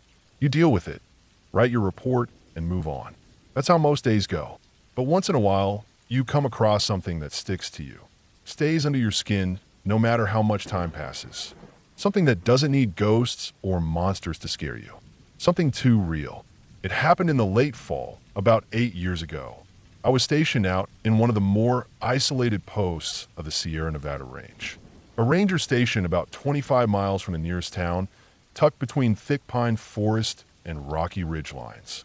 The station managed several large trails, some of which looped near old fire roads and long-abandoned logging camps. One of those trails ran past Buckhorn Ridge, a quiet area most people didn't bother with unless they were seasoned backpackers or just really wanted to disappear for a few days. That week started like any other. It was cold and dry, with patches of snow sticking in the shade, even though it hadn't snowed in days. I just finished a 2-day check on the northern loop, checking for fallen trees or trail washouts. When I got back to the station, I had a report waiting for me on the desk. It wasn't anything urgent, just a note from another ranger, Morgan, who'd gotten a tip from a hunter about possible illegal traps set along the old service road that passed near Buckhorn Ridge. Those kinds of tips weren't rare, but we always followed up. The area had enough game to attract the wrong kind of people. Folks who set up snares or use baited hooks, things that maim more than they kill. Stuff that doesn't belong anywhere near public land. I figured I'd make the hike out there the next morning. It was about a 6-mile walk from my station if I cut through an old connector trail that wasn't officially maintained anymore. Most rangers avoided it because of the erosion and rock slides, but I knew it well. I packed up a small kit, my field radio, water, a sandwich, first aid, and my Glock, standard issue for all of us working the deeper territories. You never know what you might walk into. I started out just after sunrise. The trail was quiet, the forest still. Pine needles damp underfoot. My boots didn't make much sound except the occasional crunch over half-frozen ground. I took the old trail around the base of the ridge, climbing slowly. It was steep in parts, enough to make your legs burn a little, but nothing too bad. The wind picked up as I got higher, bringing with it that dry, piney smell that always reminded me of these mountains. About 3 hours in, I reached the service road. It was overgrown and mostly washed out in sections, but you could still follow it if you knew where to look. I didn't see any traps right away, but I kept scanning the edges, especially near old tree stumps or animal trails. That's usually where these guys set up. After about half a mile, I spotted the first one. A snare, thin wire looped through a bent sapling. Crude but deadly. I marked it, photographed it for evidence, then carefully disabled it and packed it up. A few minutes later, I found a second one. This one was worse. The snare wire had fresh blood on it. Not a lot, but enough to know something had been caught. Fur, too. Small bits of gray or brown stuck to the wire. Looked like maybe a coyote or a raccoon had been caught and pulled free. I didn't see any tracks nearby, which meant it probably happened at night, and the animal dragged itself off into the woods. I kept going. Further down, I started noticing something else. Trash. Not a lot, but enough to know someone had been camping nearby. An old beer can, a candy bar wrapper, the torn corner of a Mylar blanket. All of it looked recent. Within the last week or two, I scanned the woods and found a faint path leading off the road toward the trees. Not an official trail, just a narrow line of disturbed pine needles and broken branches. I followed it slowly, hand resting on my sidearm, ears open for movement. That path led to a clearing about 200 yards in. What I saw there stopped me cold. At first glance, it looked like an old hunting camp. There was a makeshift lean-to, built from a blue tarp and branches. Fire pit in the center, long since gone cold. But what caught my attention were the things hanging from the trees. Dozens of bones, strung up with twine or wire. Some were clearly animal. Deer legs, raccoon skulls, bird wings, but others weren't. There were at least 3 that looked human. Not full skeletons, just fragments, jawbone, femur, a few rib pieces. All stripped clean and hanging like wind chimes, swaying slightly in the breeze. I didn't touch anything. I backed up, slowly scanned the camp, then keyed my radio. Static. I tried again. Nothing. I turned and climbed back uphill to the old road, found higher ground, and finally got a signal. I called it in, gave my coordinates, told them what I found. The dispatcher's voice was tight, and she said they'd send a unit from the county sheriff's office, but it would be a few hours. In the meantime, she told me to wait. Not engage, just observe. So I did. I climbed a ridge above the camp and settled in behind a fallen log. I had a clear line of sight to the clearing, and I could see my boot tracks where I'd walked in earlier. I sat still. No movement. No noise except the wind through the trees and the distant creak of those bones swinging gently. After about an hour, I saw movement. Someone walked into the clearing from the opposite direction I'd come. Tall, male, wearing dark camo pants and a hooded jacket. He moved with a purpose, not like a hiker or a hunter. He didn't look around much, just walked into the camp and went straight to the fire pit. He dropped a small bundle, couldn't see what it was, and began adding dry pine needles and small branches. Within a few minutes, he had a fire going. Then he sat, cross-legged, still, like he was waiting. I stayed hidden, watching. He didn't eat, didn't drink, just stared into the fire. Eventually, he stood and moved toward one of the trees, reached up and gently untied one of the bones. It was the jawbone, the human-looking one. He held it for a while, turning it in his hands, then placed it beside the fire like an offering. By then, I was feeling that pressure in my gut that told me to leave. That same instinct you get right before a storm hits, or when you hear something breathing on the other side of the tent wall in the dark. But I waited. I knew backup was on the way, and I wasn't about to walk into that clearing alone. Another hour passed. Then I heard the Rotor's chopper overhead. They'd sent air support to get eyes on the location. The guy in the camp heard it too. He stood quickly, grabbed something from behind the lean-to, and ran toward the opposite tree line. I followed from above, moving parallel, trying to keep him in sight. But the trees were thick, and I lost him. The chopper circled a few times, then broke off, probably returning to refuel. Eventually, a search team arrived by ATV and on foot. I guided them to the camp. They cordoned it off, documented everything. A forensic team hiked in later that night. They recovered 5 partial human remains. 3 were identified over the following months, missing persons from nearby counties. All campers or hikers reported missing over the past 3 years. The other 2 were never ID'd. Too little to go on. The bones have been cleaned with disturbing precision, some even polished. Whoever had been using that camp had been doing it for a long time. The man I saw was never caught. They ran the usual checks, trail cameras, vehicle logs, roadblocks. Nothing. It was like he vanished into the trees. After that, the area around Buckhorn Ridge was closed off to the public indefinitely. Not officially, of course. It's still listed on the maps, but the trails are under maintenance, and we're told not to guide anyone that way. Every now and then, someone asks about it. Some backpacker who's done the loops before, wondering why that section's off limits now. I just tell them the trail's eroded. Washed out. Not safe. I stayed at that post for another 4 years. But I never went back to Buckhorn Ridge. Not even for patrol. Something about that place changed the way I look at the job. We're trained to deal with all kinds of emergencies. Storms, fires, injuries. But nothing prepares you for the moment you realize how close you've come to someone who sees human life as just another kind of game. Some days I think about how quiet it was out there. How calm he looked. Like he belonged there more than I ever could.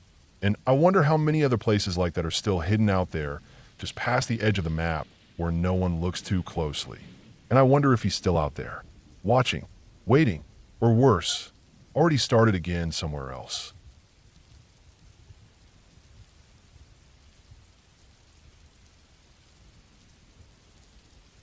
I've worked as a park ranger for a little over 14 years now.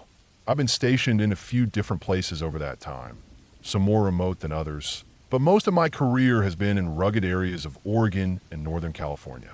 Backcountry posts, thick forests, tough terrain, fewer campers. Fewer people, really. That's usually the idea. That's what I like about it. But solitude doesn't always mean peace and quiet doesn't always mean safe. In 2018, I was temporarily reassigned to a stretch of federal land in southwestern Oregon near the Rogue River, Siskiyou National Forest. Not a well-trafficked area.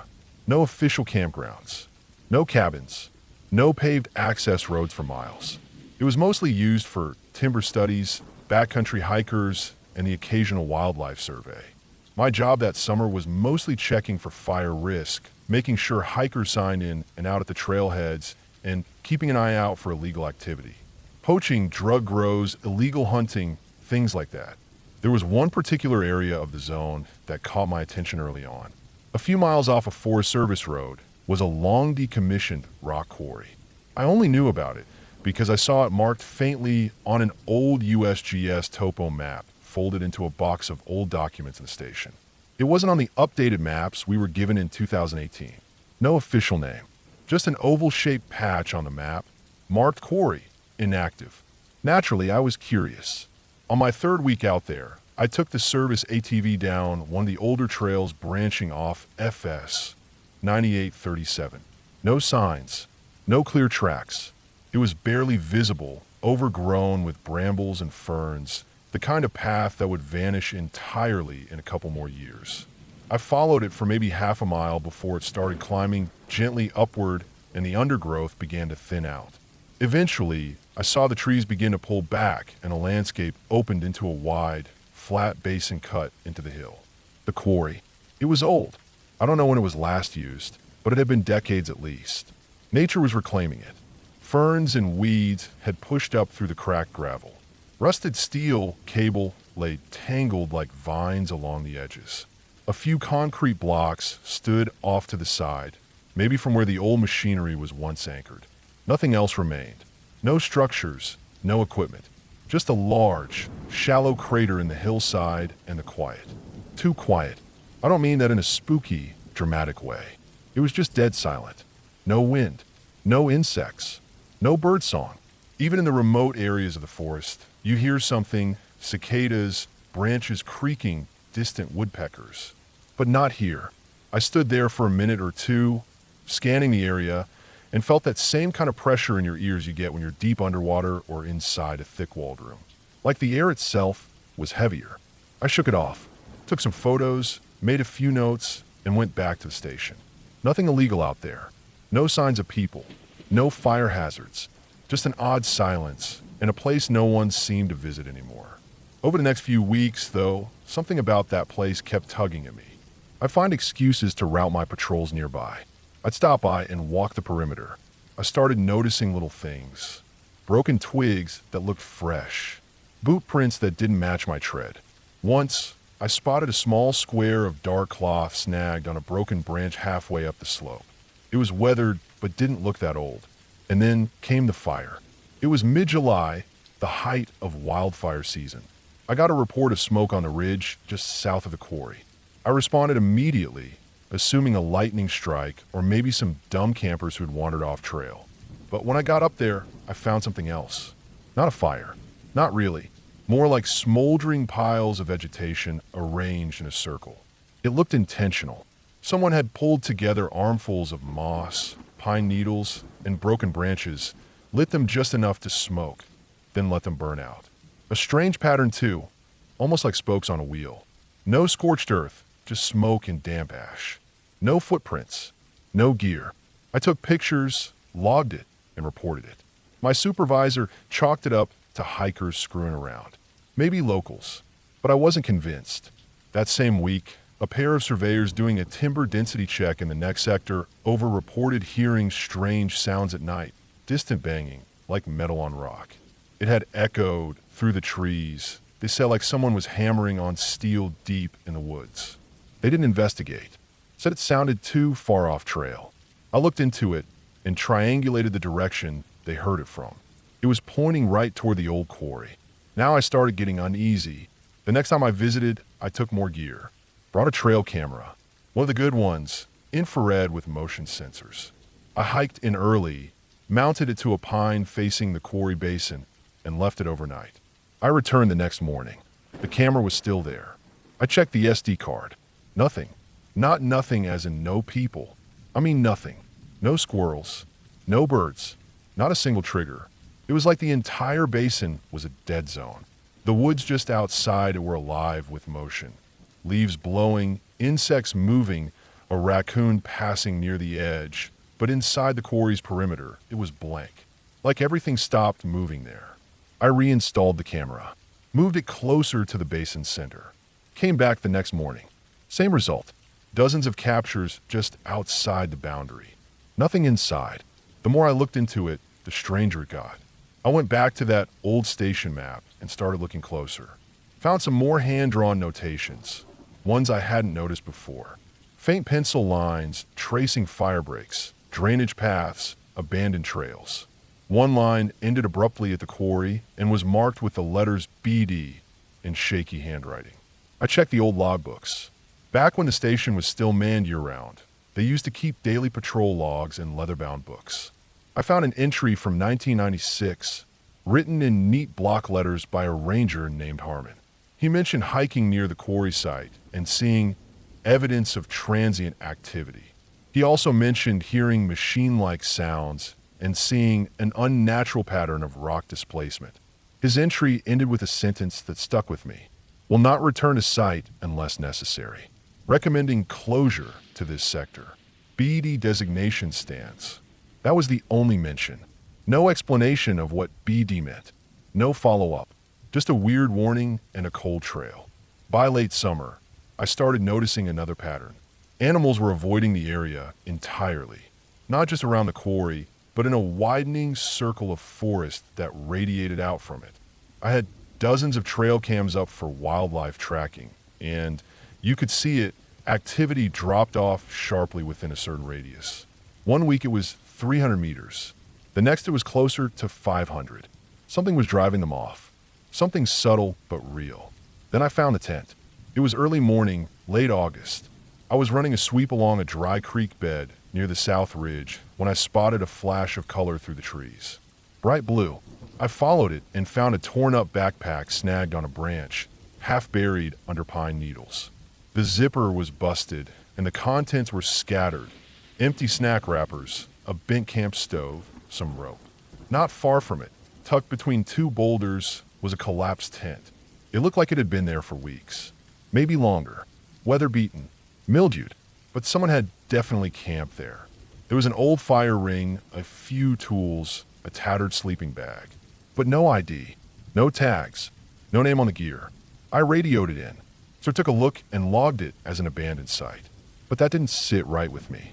The location was too remote, the gear too spread out. And it was within a mile of the quarry. That night, I stayed at the ranger station after hours and went back through the missing persons reports. Over the last 10 years, there have been 6 disappearances in this stretch of forest, all within about 3 miles of that quarry. No bodies ever found, no cell pings, no gear recovered, until now. The next week, I camped out near the site. I wasn't supposed to. Policy discourages solo overnight stays in backcountry without backup, but I needed to know. I set up a blind on a ridge facing the quarry and waited. I stayed out 3 nights in a row, and on the second night, I heard the noise. It started around 1:30 a.m. A deep, rhythmic pounding, like a pile driver, but muffled, distant. Then a metallic scrape. Then silence. 10 minutes later, 3 sharp bangs. Then nothing. I sat there with the recorder running, heart pounding. I didn't sleep that night, and by morning, it was dead silent again. I checked my equipment. The mic picked it up, faint but real. Something mechanical, something heavy. The problem is there's no roads into that area, no power sources, no structures, nothing that could be making those sounds, unless someone put it there. The final straw came a week later. I was running a weather sensor check along the eastern ridge when I spotted a trail of stone cairns, little stacks of rocks, about knee-high, spaced evenly along a game trail that headed toward the quarry. There were 12 of them, each one.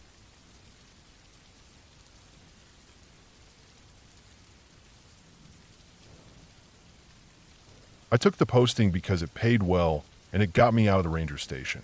It was mid-July when they told me I'd be spending the next 3 weeks stationed alone at a fire lookout tower deep in the Bitterroot Range in western Montana.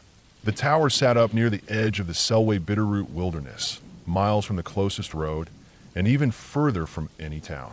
I've been a park ranger for a little over 6 years at that point, and I'd done solo assignments before, backcountry patrols, remote campground inspections, winter trail closures, but nothing this remote. Still, I didn't mind being alone. If anything, it made things quieter, easier. The only way to reach the lookout was by hiking in. I parked at a Forest Service gate and loaded up my gear, a heavy-duty pack with supplies for the next 3 weeks, freeze-dried meals, a water purifier, extra socks, a rifle, a revolver, a first aid kit, maps, radio equipment, and batteries. They offered to drop me in by helicopter, but I declined. I didn't want the noise, and the weather was calm enough to make the 10-mile hike tolerable. The hike took most of the day. The trail was narrow and rocky, winding through dense lodgepole pine and patches of subalpine fir.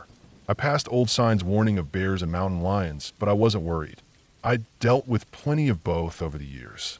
My .30-06 was strapped to the side of my pack, and I carried bear spray on my hip. It was hot, quiet, and dry. The higher I climbed, the more the wind picked up. By the time I reached the tower, the sun was just dipping behind the ridgeline.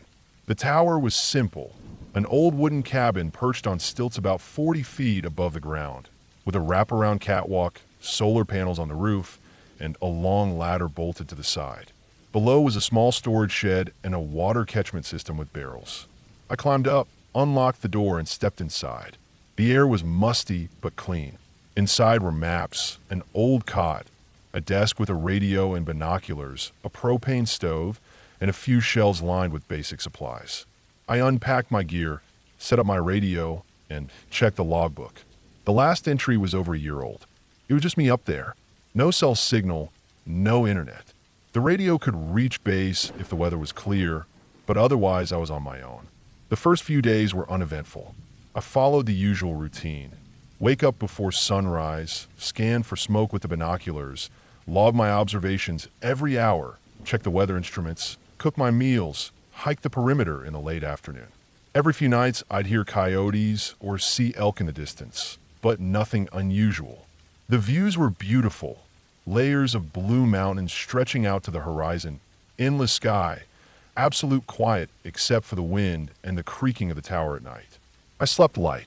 Even in deep wilderness, you get used to listening for things, branches breaking, animals rustling, storms moving in. The tower creaked in the wind, but I started to notice something strange around the 5th night. It was just after 2 a.m. I woke up to a sound like someone walking across the catwalk outside the tower. Slow, deliberate footsteps. The wood groaned slightly under the weight. I froze. No flashlight beams. No voices. Just one person or something heavy walking on the catwalk. I reached for my rifle and stayed quiet, heart pounding. After about 10 seconds, the sound stopped. I waited, ears straining. Nothing. I got up and slowly opened the door. The wind hit me in the face. I walked out with my rifle and circled the catwalk. Nobody there. I shined my flashlight down toward the ground. Nothing but trees and the darkness below. I stayed up the rest of the night, rifle across my lap. I tried to reason with myself. Maybe it was a bird or some small animal. Maybe the wind pushed something across the planks. I didn't sleep well for the next couple nights. On the 8th day, during my perimeter hike around mid-afternoon, I found boot prints. Human, deep, deliberate steps coming up from a northern trail that hadn't been maintained in years. That trail led straight down into deep backcountry. No campsites, no roads, just terrain that got rougher and more isolated the further you went. I followed the prints for about 50 yards before they disappeared off the trail into the woods. I reported it to base via radio that night. They logged it and told me to keep an eye out. Could have been a hunter, they said, or maybe a hiker who got off course. But that trail hadn't been cleared in over 5 years. The brush was thick, the path almost invisible in places. No one should have been up there without notifying the ranger station. 3 days later, I found something else. A campfire, cold ashes, maybe a day old. A small fire ring just below a ridgeline half a mile east of the tower. No tent, no gear, just a fire. Whoever had made it was trying to stay hidden.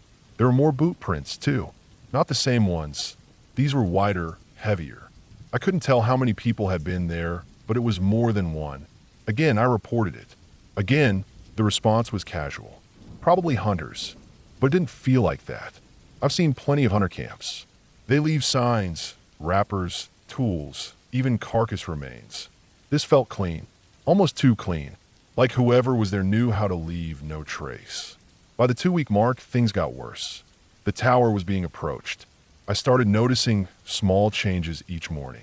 First, the ladder had shifted slightly one night. The bolts were fine, but it looked like someone had leaned or pulled on it. Another night, I found a small rock placed dead center on the catwalk. Just one smooth, round stone. The kind you'd find by a river, not on a mountain ridge. I hadn't brought it. No animals could have put it there. The worst came 3 nights before I was scheduled to leave. I had just climbed into my sleeping bag when I heard movement again. Slow footsteps across the catwalk. Then the sound of fingers tapping the glass.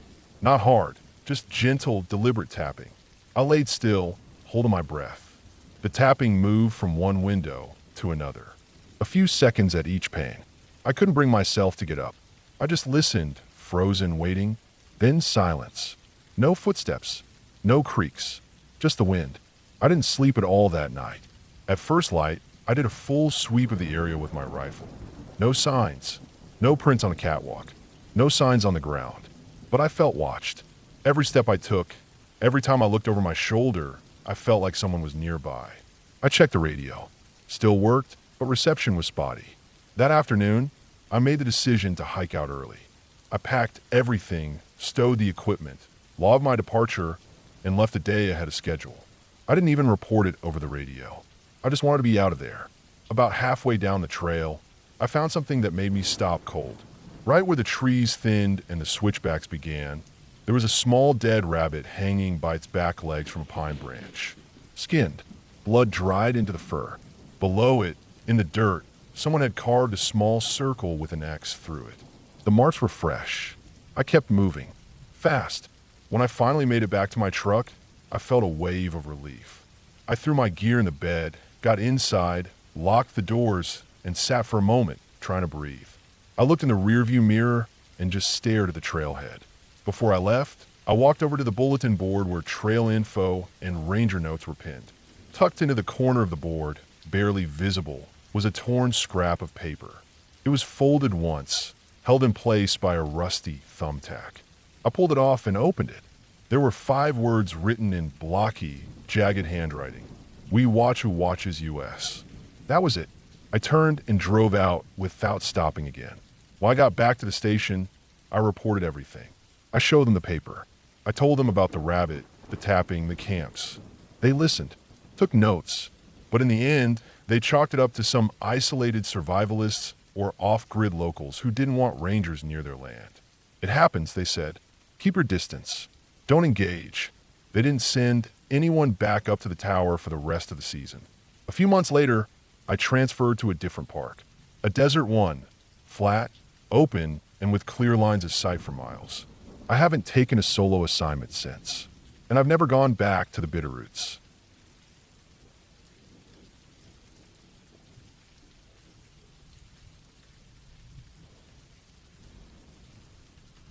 My name's Rick. I worked as a seasonal park ranger in Montana for about 8 years. Most of my time was spent patrolling trails, checking permits, cleaning up campsites, and keeping an eye out for fires, wildlife activity, and anything that didn't look right.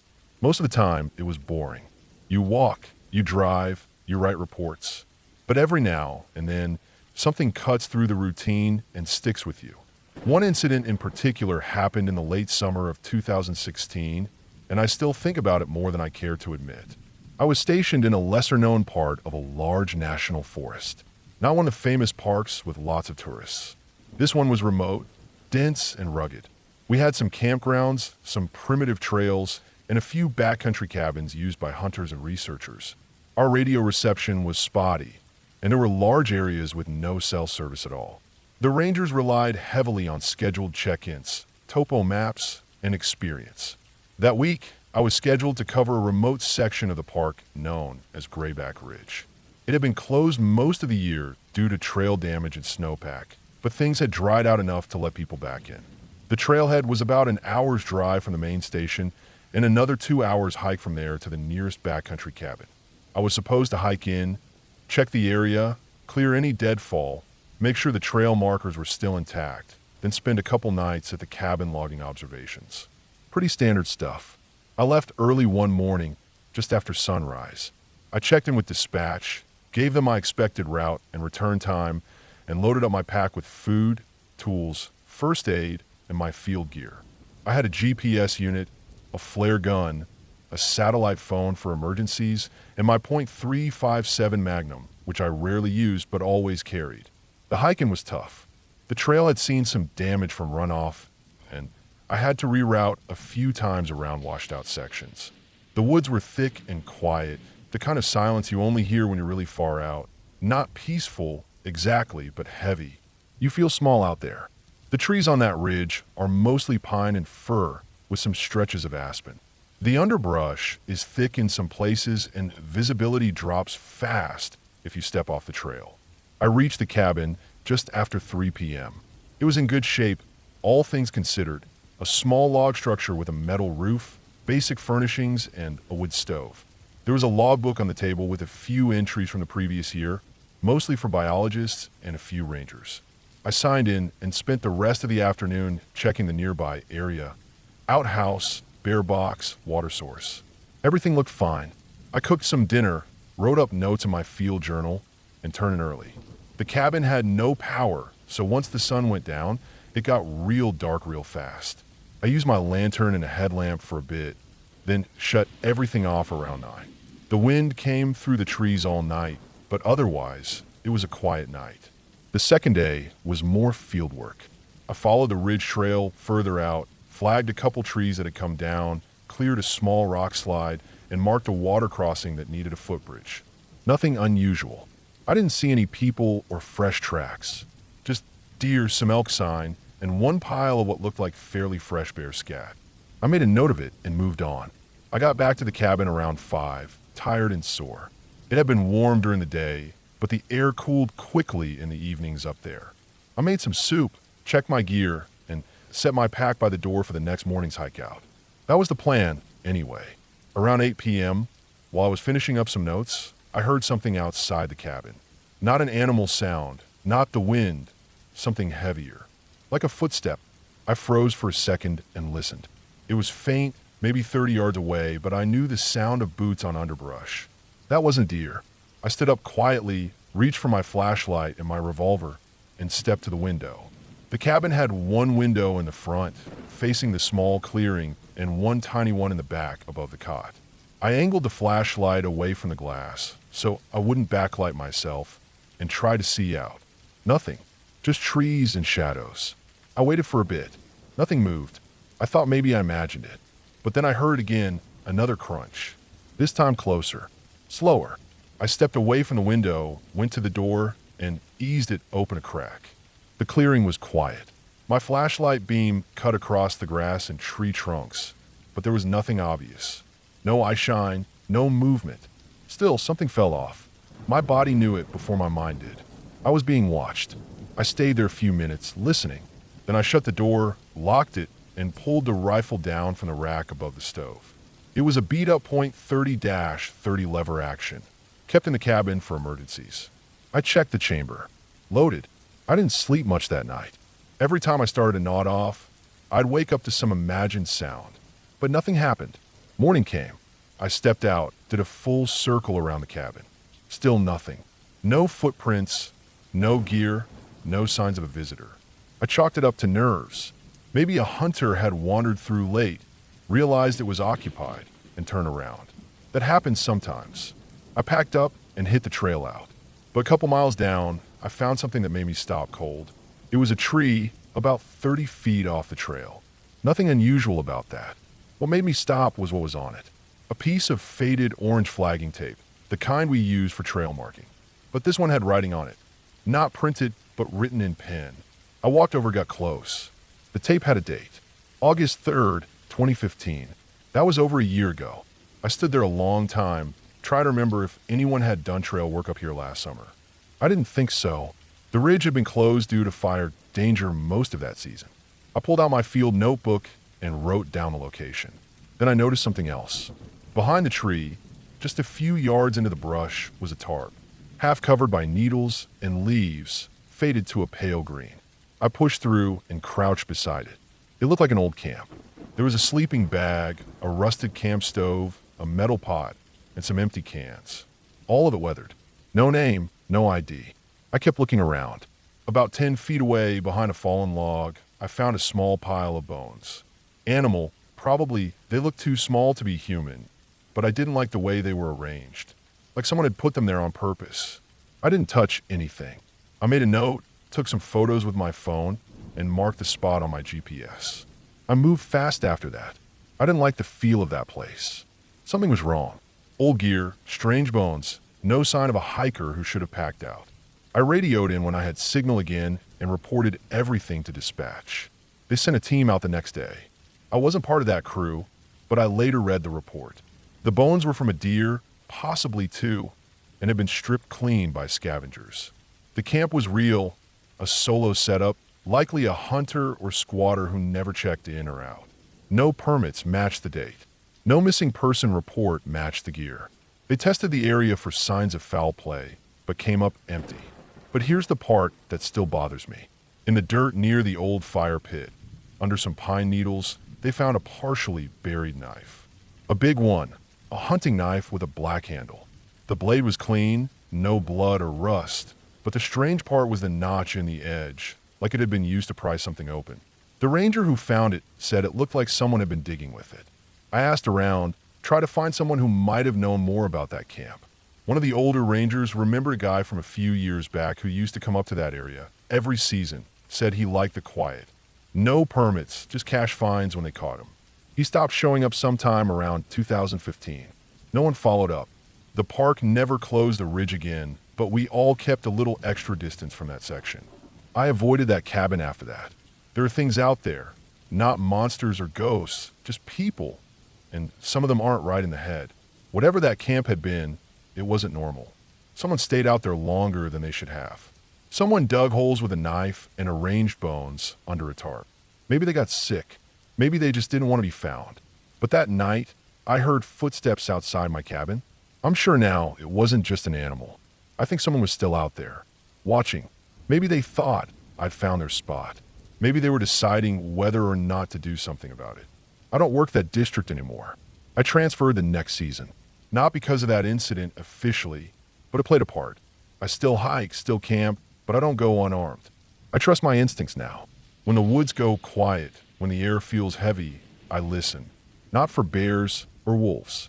For footsteps. For the sound of someone moving just outside the light. Because in the wild, the scariest thing you'll find isn't a ghost or a monster. It's another person, especially one who doesn't want to be found.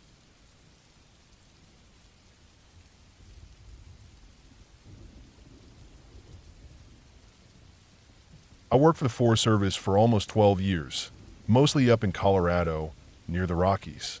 Most of my assignments were boring, clearing out trails, checking backcountry permits, helping lost hikers find their way out, and sometimes dealing with the occasional drunk group of campers who thought they were above fire bans. I was used to solitude and didn't mind long days with nothing but pine trees, wind, and dirt under my boots. But there was one season, just one, that made me question if I ever wanted to go back out into the wild again. It started with a temporary transfer to a lesser-known patch of wilderness north of Gunnison. The district office was short-staffed and needed someone who could handle solo work in a place not many people visited. It wasn't even technically a national park, just national forest territory, about 30 miles of rough backcountry with only one fire lookout, a few trailheads, and not much else. The area didn't have any real name. On maps, it was just labeled by the trail numbers and logging roads that crossed it. I called it the Patch because it felt like a stitched-up piece of land forgotten by everyone. There were no designated campgrounds, and even hunters avoided it. The reason? A mix of difficult access and the terrain itself. The forest up there was tight. The trees didn't grow tall and straight like in other areas. They twisted. The underbrush was thick and unwelcoming, and the trails hadn't been maintained in years. I arrived in early June, planning to stay through August. My assignment was simple: maintain what little infrastructure remained, mark any trail washouts, and report anything unusual. There was a small cabin at the edge of the zone, meant for rangers during fire season. It had no running water, just a pump nearby, and the radio only worked if you stood on the cabin's porch with it pointed in the right direction. Cell service didn't exist up there. Once I drove the old government truck up the last logging road, I was on my own. The first week went as expected. I mapped fallen trees, cleared a few paths with the chainsaw, and kept an eye out for illegal campfires. I'd wake up early, head out on foot with a pack, GPS, and notebook, and return around dusk. I marked every piece of erosion I could find, took pictures of faded trail signs, and radioed in my reports when I could get a signal. The place was dead quiet. Too quiet, actually. I didn't even see the usual signs of life. No squirrels, barely any birds. No bear tracks or mountain lion scat, which was strange. You could usually expect something that high up, especially in June. By the second week, I started to get a feeling like the forest didn't want me there. I know how that sounds, but that's the only way I can describe it. The stillness wasn't peaceful. It was heavy. The trees didn't move like they usually do in the wind. I'd look out over a ridge and feel like the land was hiding something just out of sight. There was no sign of animals. Even insects seemed less active. One afternoon, about 10 days in, I hiked out toward an old, overgrown trail called FS 98B. It hadn't been used in years. My map marked an abandoned fire ring near the end of the trail, something left over from when people used to camp out there in the 90s. I wanted to find it, document it, and see if any cleanup was needed. The trail itself was hard to follow. I had to use both the GPS and the old metal trail blazes nailed to trees to stay on course. Around 3 miles in, I started noticing cut stumps, not recent, but definitely more recent than the rest of the trail. They were clean cuts, not natural breaks. Someone had been out there with a saw, maybe a couple of years back. That caught my attention because this area hadn't been logged in over a decade. As I kept going, I noticed boot prints. Very faint, but not that old. Maybe a few weeks at most. They weren't from government boots, either. The tread was wrong. Too narrow. Almost like military or tactical boots. When I reached the supposed location of the old fire ring, I found something else entirely. There was a clearing, all right, but no fire ring. No rocks arranged in a circle. No char marks. Just a flat patch of ground where the brush had been disturbed, flattened, like something heavy had been dragged or placed there. I circled the area slowly, marking GPS points and taking pictures. On the edge of the clearing, I found a tree with the bark stripped off in long vertical lines. Not claw marks, Something had peeled it deliberately. It felt wrong, standing there. I don't know how else to say it. The air felt thicker. My skin was prickling like I had a fever. I backed out and made my way back to the trail, but I didn't take my time like usual. I moved fast, checking over my shoulder more than I should have. That night, I sat on the cabin porch with my notebook and wrote everything down. I didn't radio it in. I wasn't sure what to report. Found weird clearing, stripped tree, felt weird, didn't exactly sound like a professional field entry. 3 days later, I decided to loop around from the south side of FS 98B and approach the area from a different trail. There was an old service road, mostly washed out now, but it was marked on the map. I took the truck as far as I could, then hiked in. It was steep, with loose rocks, and I nearly twisted my ankle twice. About 2 hours in, I heard something. It was a low hum. At first, I thought it was tinnitus or maybe a machine way off in the distance. But the forest absorbed the sound in a strange way. I stopped walking. The sound didn't go away. It stayed steady, low, and deep. Not mechanical, but not natural either. I couldn't figure out the direction. It was everywhere and nowhere. I stood still for a long time. Eventually, the sound faded like someone slowly turning down a dial. After it disappeared, I realized the forest around me had gone completely silent. No wind, no rustling. Even the distant creek I'd been following sounded muffled. I didn't go further that day. By the fourth week, I had the feeling I was being watched. I'm not talking paranoia. I mean real, physical signs. Trees would have fresh scuffs where bark had been rubbed off overnight. Sticks laid across trails in perfect lines. Once I found a clump of fir snagged on a branch about 5 feet off the ground, gray, thick, and coarse. I collected a bit in a plastic sample bag and planned to drop it off at the main station when I returned in August. The worst day came in early July. I hiked north, following a ridgeline that paralleled the border of the wilderness area. There was an old structure there, just some remains of fire lookout tower that had collapsed 20 years ago. I've been told to check it and see if any wood or debris needed to be cleared. When I got there, I realized someone else had beaten me to it. The site had been disturbed. Logs were moved into a pattern, not random. Long pieces of timber were laid side by side like a platform, and in the middle was a pit. Not a fire pit, something deeper. It was about 3 feet wide, but I couldn't see the bottom. It had been dug recently. There were fresh shovel marks and loose dirt piled next to it. I walked around the edge carefully, trying to keep my boots from slipping. There were footprints all around. Some big, some small. It looked like at least 3 or 4 people had been there. But no gear, no food wrappers, nothing left behind. Just a hole in the wood. I didn't look into the hole. I don't know why. Maybe part of me already knew I didn't want to see what was in there.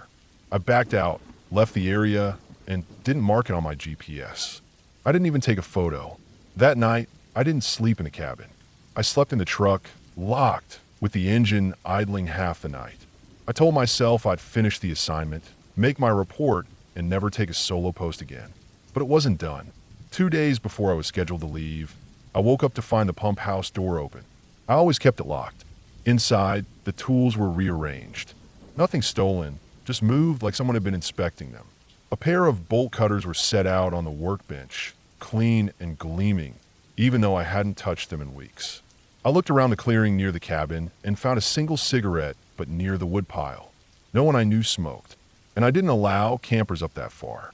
That night, I tried to radio the district office, but the signal was shot. I couldn't get a single word through. I climbed the ridge behind the cabin with the emergency beacon, planning to trigger a check-in ping, but even that gave me trouble. I ended up having to hike a full mile uphill to find a spot clear enough for the satellite to catch it. On my last morning, I packed up at dawn and left. I didn't bother cleaning up or doing a final walkthrough. I drove down the old logging road, checked the rearview mirror every few minutes, and didn't stop until I reached cell service. I filed a full report with the office in Gunnison. I left out the cigarette and the hum. I focused on the footprints, the platform, the hole, and the rearranged tools. They nodded, took notes, and thanked me for the work. That was it. No follow-up, no questions. They assigned someone else to the area next season. I never heard what happened to them. To this day, I don't know who was out there. I don't know if they were squatting, hiding, hunting something, or a part of some off-the-books operation. I've heard rumors about old bunkers, hidden meth labs, survivalist camps, and even strange government facilities tucked into forgotten wilderness zones. Maybe it was nothing like that. Maybe it was just people who wanted to be left alone. But I know one thing. I wasn't supposed to see what I saw. And they knew I had. The look I kept feeling, like I was being watched, it never went away. Not even when I got back to town. After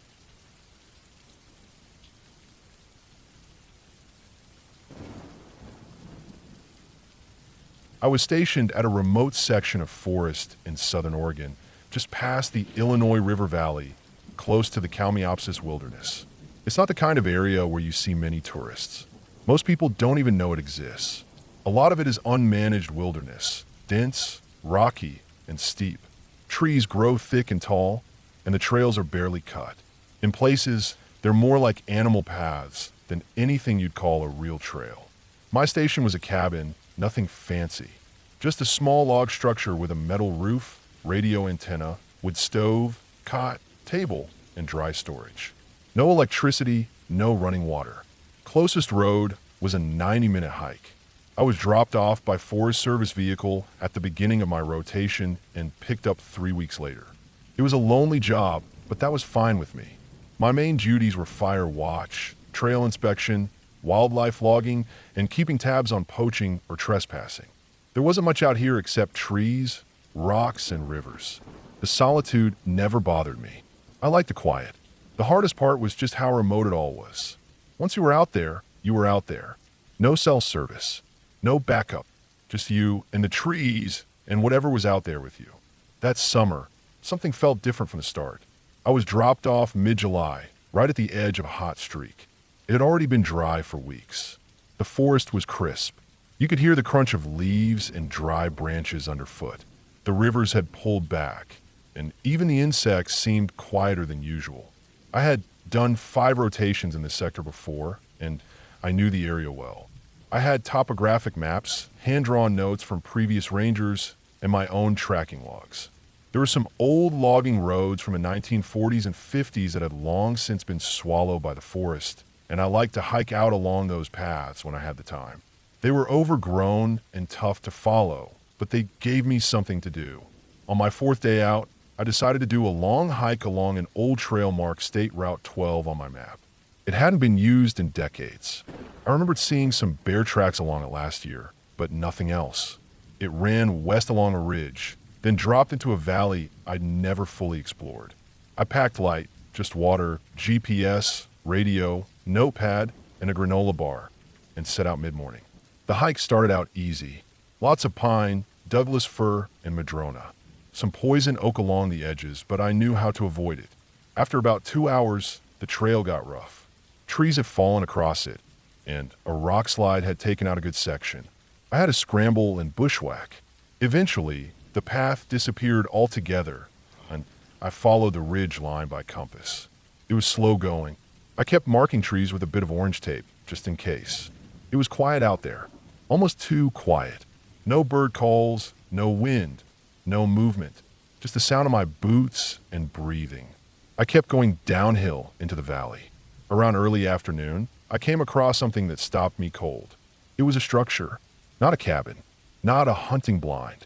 It looked like someone had built a crude shelter out of branches, moss, and old tarps, about the size of a small van. It had been built into the side of a rock face, like someone was trying to hide it. I crouched and looked inside. There were signs of habitation. Not old, either. There was a metal folding chair, an old Coleman lantern, some clothes piled up, and food wrappers, jerky, canned beans, energy bar packages. Someone had been living here recently. I noted it down, snapped a photo with the camera I carried, and checked for any IDs or notes, but there were none. It was just empty. I didn't touch anything. I backed out slowly and looked around. There were no fresh footprints that I could see, but the ground was dry and hard-packed. I radioed into my district base, but I wasn't surprised when no one answered. I was too far out. I decided to loop around and approach from the other side of the valley on my way back, hoping for a better vantage. That's when things started to feel wrong. First, I saw a fire ring. Not a designated one, just a rough circle of blackened rocks and charred wood. It wasn't warm, but it hadn't been rained on either. That meant it was recent. Then I found a bundle of wire and some rusted out traps, illegal snare traps, the kind people aren't supposed to use out here. Some are still baited. One had dry blood on it. That a big red flag. Poaching. I kept moving and started noticing more signs. Pieces of plastic nailed to trees, like trail markers. Only they weren't the kind rangers use. These were random, bright blue, red, sometimes silver. They looked homemade, and they didn't follow any logical route. Some went uphill into impassable brush. Others just stopped at dead ends. About 100 yards from one of those markers, I found a pit. Not wide, maybe 5 feet across, covered in branches. I poked it with a stick. It was at least 8 feet deep. At the bottom, I saw more wire, some stakes, and what looked like bones. Maybe deer, maybe smaller. I couldn't tell. I wasn't about to climb in. I marked the location on my map. That's when I got the sense I was being watched. It's hard to explain. Just a creeping awareness that you're not alone. I scanned the tree line. Nothing.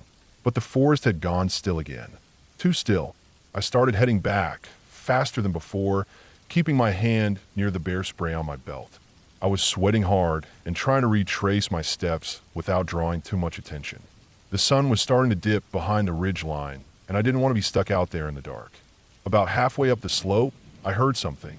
Not loud, just the crunch of dry leaves. Behind me. I stopped and waited. It stopped too. I turned quickly, nothing. Just trees. I moved again. Heard it again. Stopped. Silence. I did this 3 or 4 times, each time getting more and more sure that someone was out there. Not an animal. I know how deer and bear move. This wasn't that. It was following me. Just out of sight. Staying low. I picked up the pace and took a different route back toward my marked tape. I moved fast, cutting through scrub, scrambling over rocks. Nearly rolled my ankle on a loose one. But I kept going.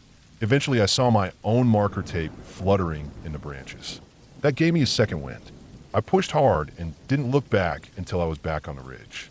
When I finally stopped, I was out of breath and drenched in sweat. I looked back through the woods.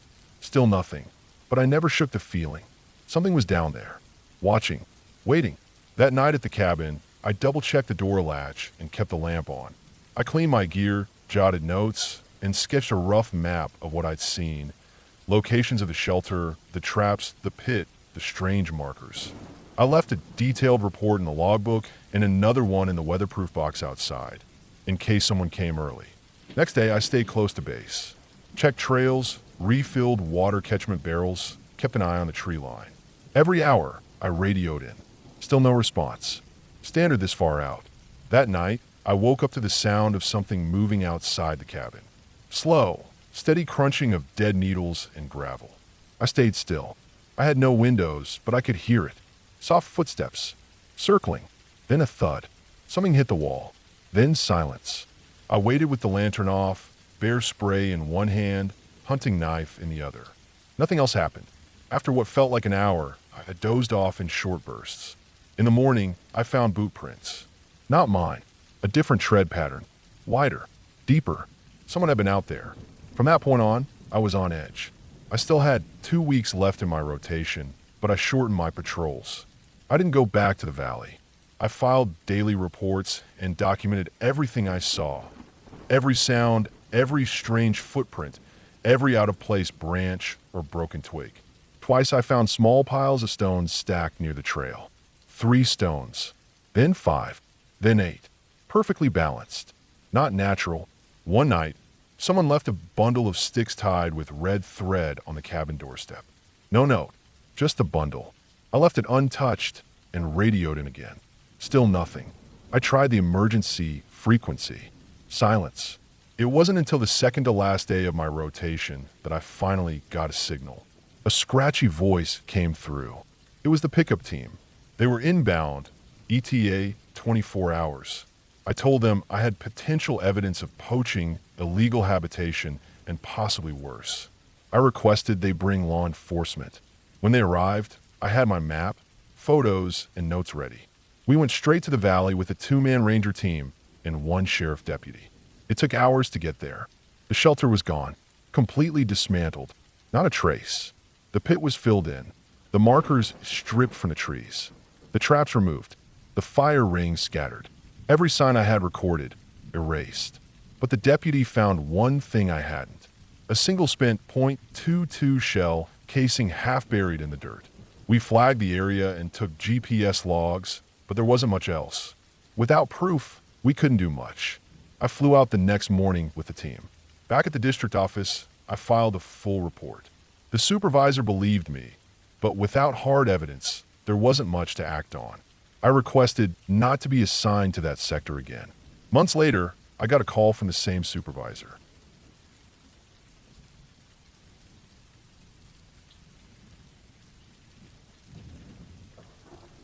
I worked as a park ranger in the southwestern corner of Arizona for 12 years.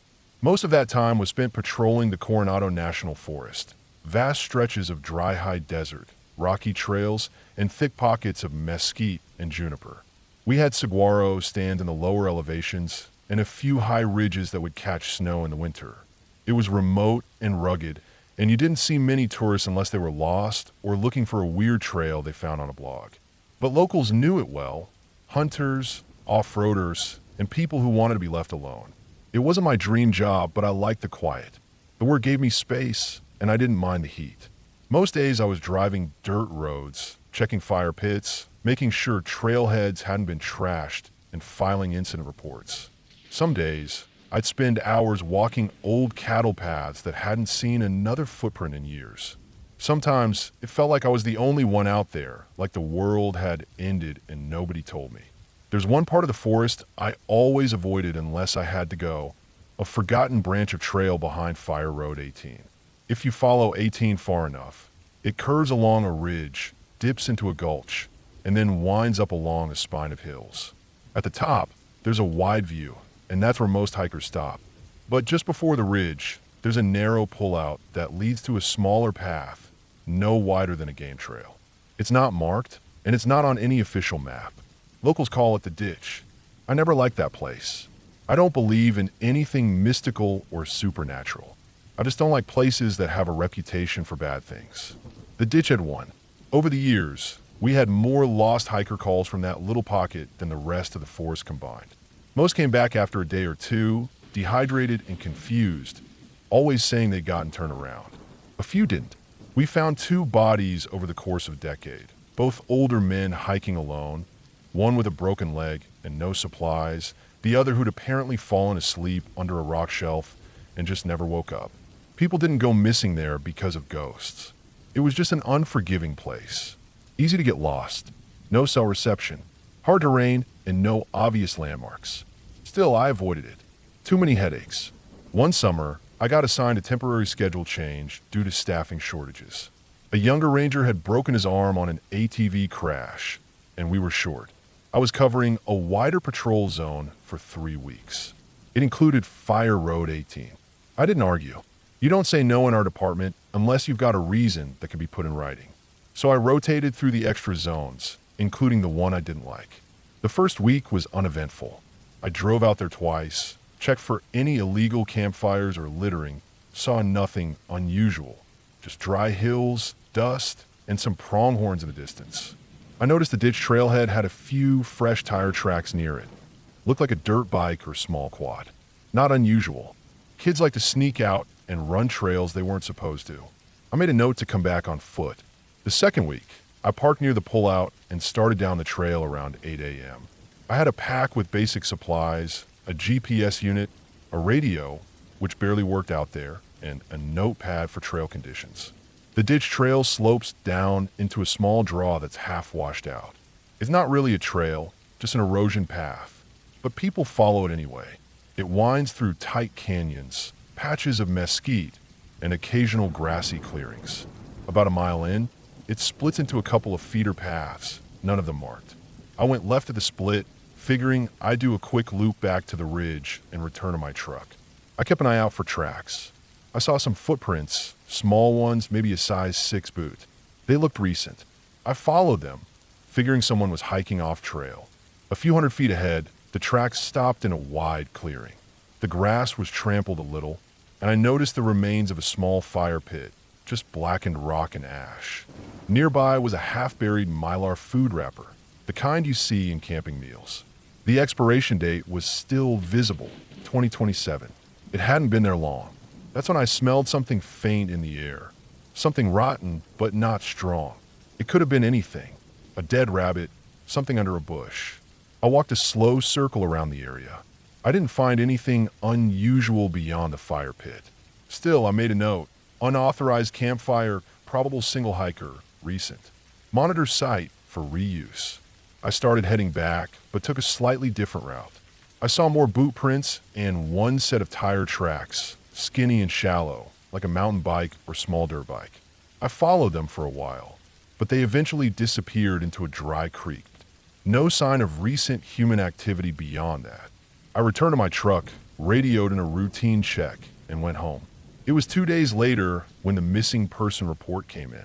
A woman from Tucson called to say her brother hadn't checked in for 3 days. He told her he was going hiking near Sierra Vista, and he often camped alone. Said he'd texted her a photo of his campsite and never responded after that. She forwarded the image to the sheriff's office. They kicked it over to our department. I opened the photo and immediately recognized the terrain, the mesquite trees, the slope of the hills, the layout. It was taken in the ditch. I went back the next morning with another ranger, Dale. We parked at the same pullout. The fire pit I'd seen was still there, untouched. We split up to cover more ground. He went toward the southern ridge. I went back toward the draw and that faint smell I'd noticed before. This time, the smell was stronger. About 100 yards from where I'd found the fire pit, I found a disturbed patch of earth. Someone had tried to pile loose rock and brush over it. It wasn't a grave, just a messy attempt to cover something. I cleared it back slowly, and after just a few minutes, I found part of a boot. The leg inside it was black and bloated. We called it in. Deputies and forensics came out by helicopter. It took all day. The body was confirmed to be the missing man. Cause of death wasn't obvious, but there was bruising on the head and chest. They said it could have been a fall, but the location didn't look like he'd fallen. It looked like someone had dragged him. 2 weeks passed. Official cause of death was listed as blunt force trauma, consistent with accidental injury. No signs of robbery. His wallet and phone were found in his pack, undisturbed. His camera still had photos. I looked through them, and one of the last showed a small gray tent with a dirt bike parked beside it. The license plate had been removed. The man had taken the picture from a distance, like he didn't want to be noticed. That photo bothered me. I printed a copy and pinned it in my locker. I kept going back to that part of the trail after that. Every time I had a shift that took me near Fire Road 18, I checked the ditch. Sometimes I found fresh tire tracks. Sometimes a wrapper or broken tree branch. Nothing that added up to a full picture, but enough to make me uneasy. I started keeping a log just for that area. I mapped every campfire, every track, every boot print. I saw a pattern forming. Somebody was using that area as a base. Not full time, but enough to leave traces. They knew the trails well. They avoided ridges with sight lines. They buried their waste. They burned trash. They didn't stay long, but they came back. The next spring, a hunter reported hearing engines late at night in that zone. No one's supposed to be out there after dusk. We checked and found nothing. But I noticed a trail of flattened grass that led to a hidden spot near the creek. There were crushed beer cans, a tarp with holes in it, and what looked like a homemade meat smoker made from an old oil drum. It had char marks and dried blood in the bottom. Could have been used for deer. Could have been anything. That summer, I saw a drone. I was walking the ridge line above the ditch around 6 a.m., sun just coming up, and I heard a faint buzzing. I looked up and saw a quadcopter drone about 50 feet up. It hovered for a second, then drifted west, out of sight. Nobody in the forest had a drone permit that week. I logged the sighting and sent it to my supervisor. No follow-up came. Probably written off as a hobbyist. But out here, nobody should be flying anything without clearance. I began to suspect someone was using the area for something more than hiking or camping. Maybe a grow site. Maybe staging thefts or running wildlife traps. I couldn't prove it, but I started going out there more and more, always alone, always careful. In early October, I hiked in before dawn, thinking I might catch someone off guard. I had a thermal scope with me that we used for wildlife counts. Around 5:30 a.m., while the sky was still dark, I spotted a heat signature about half a mile in. It was faint, but it moved. A slow walk. Upright. Human. I tracked it from the ridgeline. It disappeared into one of the draws. I went down to investigate. By the time I got there, it was gone. But I found something else. A plastic cooler had been left behind under a ledge. Inside were 3 sealed plastic bags, each full of what looked like lab supplies. Rubber gloves, tubing, plastic vials, and several empty syringes. No markings. Nothing official. It didn't look like drug stuff, not meth or weed. It looked medical. I radioed it in. The sheriff's department took it. I never got a follow-up. A month passed. Then another hiker went missing.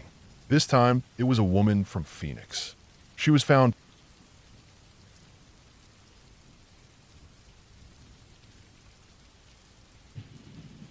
I've been a park ranger for almost 20 years now, and in that time I've seen a lot of things most people wouldn't believe. I work posts in Washington, Colorado, Utah, and Nevada, and I've run across just about everything. Bears too close to campsites, tourists getting lost trying to find secret trails they saw online, even groups poaching elk out past the posted signs. Some of the scariest stuff doesn't involve animals at all. It's the people. The things people are willing to do out in the woods when they think no one is watching. That's the part that'll keep you up at night. But there's one stretch of desert out in southeastern Nevada that I haven't stepped foot in since 2011. It's not closed off or off limits. It's just that I won't ever go back there, and I never tell people to visit it either. They can, sure, but if they ask for recommendations, I send them somewhere else. There's nothing written down about what happened. Not officially. I never filed a report. Didn't tell the other rangers either. But I still remember every step of that shift like I'm still walking it. It was the end of July, 2011. My assigned territory at the time was a large patch of protected desert and canyonland outside a place called Pioche, Nevada. The park wasn't as busy as Zion or Great Basin. Not even close. And that was part of what I liked about it. No traffic jams, no mobs of Instagram hikers, no garbage trails. Most days I'd see maybe 4 cars, tops. And with the temperatures reaching into the high 90s or low 100s in July, even fewer came out unless they had a solid reason. My usual patrol route was made up of a wide loop that covered about 40 miles. Some of that I did by truck. The rest was on foot or with the ATV if the terrain was bad. On this particular day, the morning started off quiet. I left the ranger station around 7 a.m., checked on one of the lesser-used campsites near Cathedral Ridge, then followed an old service road that ran past several slot canyons. Around noon, I stopped at the overlook that watched over Broken Arrow Wash. That whole part of the desert had a quiet to it I still don't really know how to describe. It wasn't peaceful exactly, not like forests are. The silence was too heavy, the kind that makes you feel like something is holding its breath. There was an old rusted water tank out near the southern edge of the wash, left over from before the land became federally managed. I passed by before, but something about that day felt off from the start. The air had a stillness to it that felt unnatural even for the desert. No birds, no wind, not even the chirping of those little cactus wrens you normally hear bouncing around. Just heat and silence. My next task was to check on one of the backcountry monitoring stations, an old seismic sensor box that we kept tucked into a narrow draw about 2 miles west of the wash. I'd only been to it once before. It was in a hard-to-reach area surrounded by rock walls and mesquite thickets. I parked my truck on a flat ridge and began the hike in. Even now, I don't know what exactly made me pay such close attention to the trail that day. Maybe it was the quiet. Maybe it was just instinct. But about a mile in, I started to notice signs that someone else had been through recently. I found a boot print near a small washout. It was fresh, edges sharp, no wind-blown dust covering it yet. Then I saw another one. They weren't on the trail, exactly. They were just off to the side, like someone was deliberately walking parallel to the path, trying not to be seen. That area wasn't illegal to access, technically. Anyone could come in from the west if they knew how. But it was hard terrain, no marked trail, no road in, no reliable water. Most hikers didn't come near it. The prints looked like they belonged to a heavier man. Deep heel impact, maybe carrying weight. And the strange part was that the boot size seemed to change a few steps later. smaller prints, as if someone else had joined him or they'd changed shoes for some reason. That didn't make sense. I kept going. I had a job to do, and I was still on schedule. I reached the monitoring station a little before 2 p.m. It was tucked in tight between two narrow walls, barely enough room to crouch. I did a quick systems check, logged the readings, and made a note that the solar panel might need realignment in the next few weeks. Then I got ready to head back. I decided to take a slightly different path up and out of the draw. It looked easier and a bit quicker. But about halfway up the slope, I caught the smell of something dead. At first I figured it was just an animal. Javelina or coyote. Maybe something that wandered too close to the rocks and got stuck or died from the heat. That happens out there. But as I got closer, the smell grew stronger and more sour.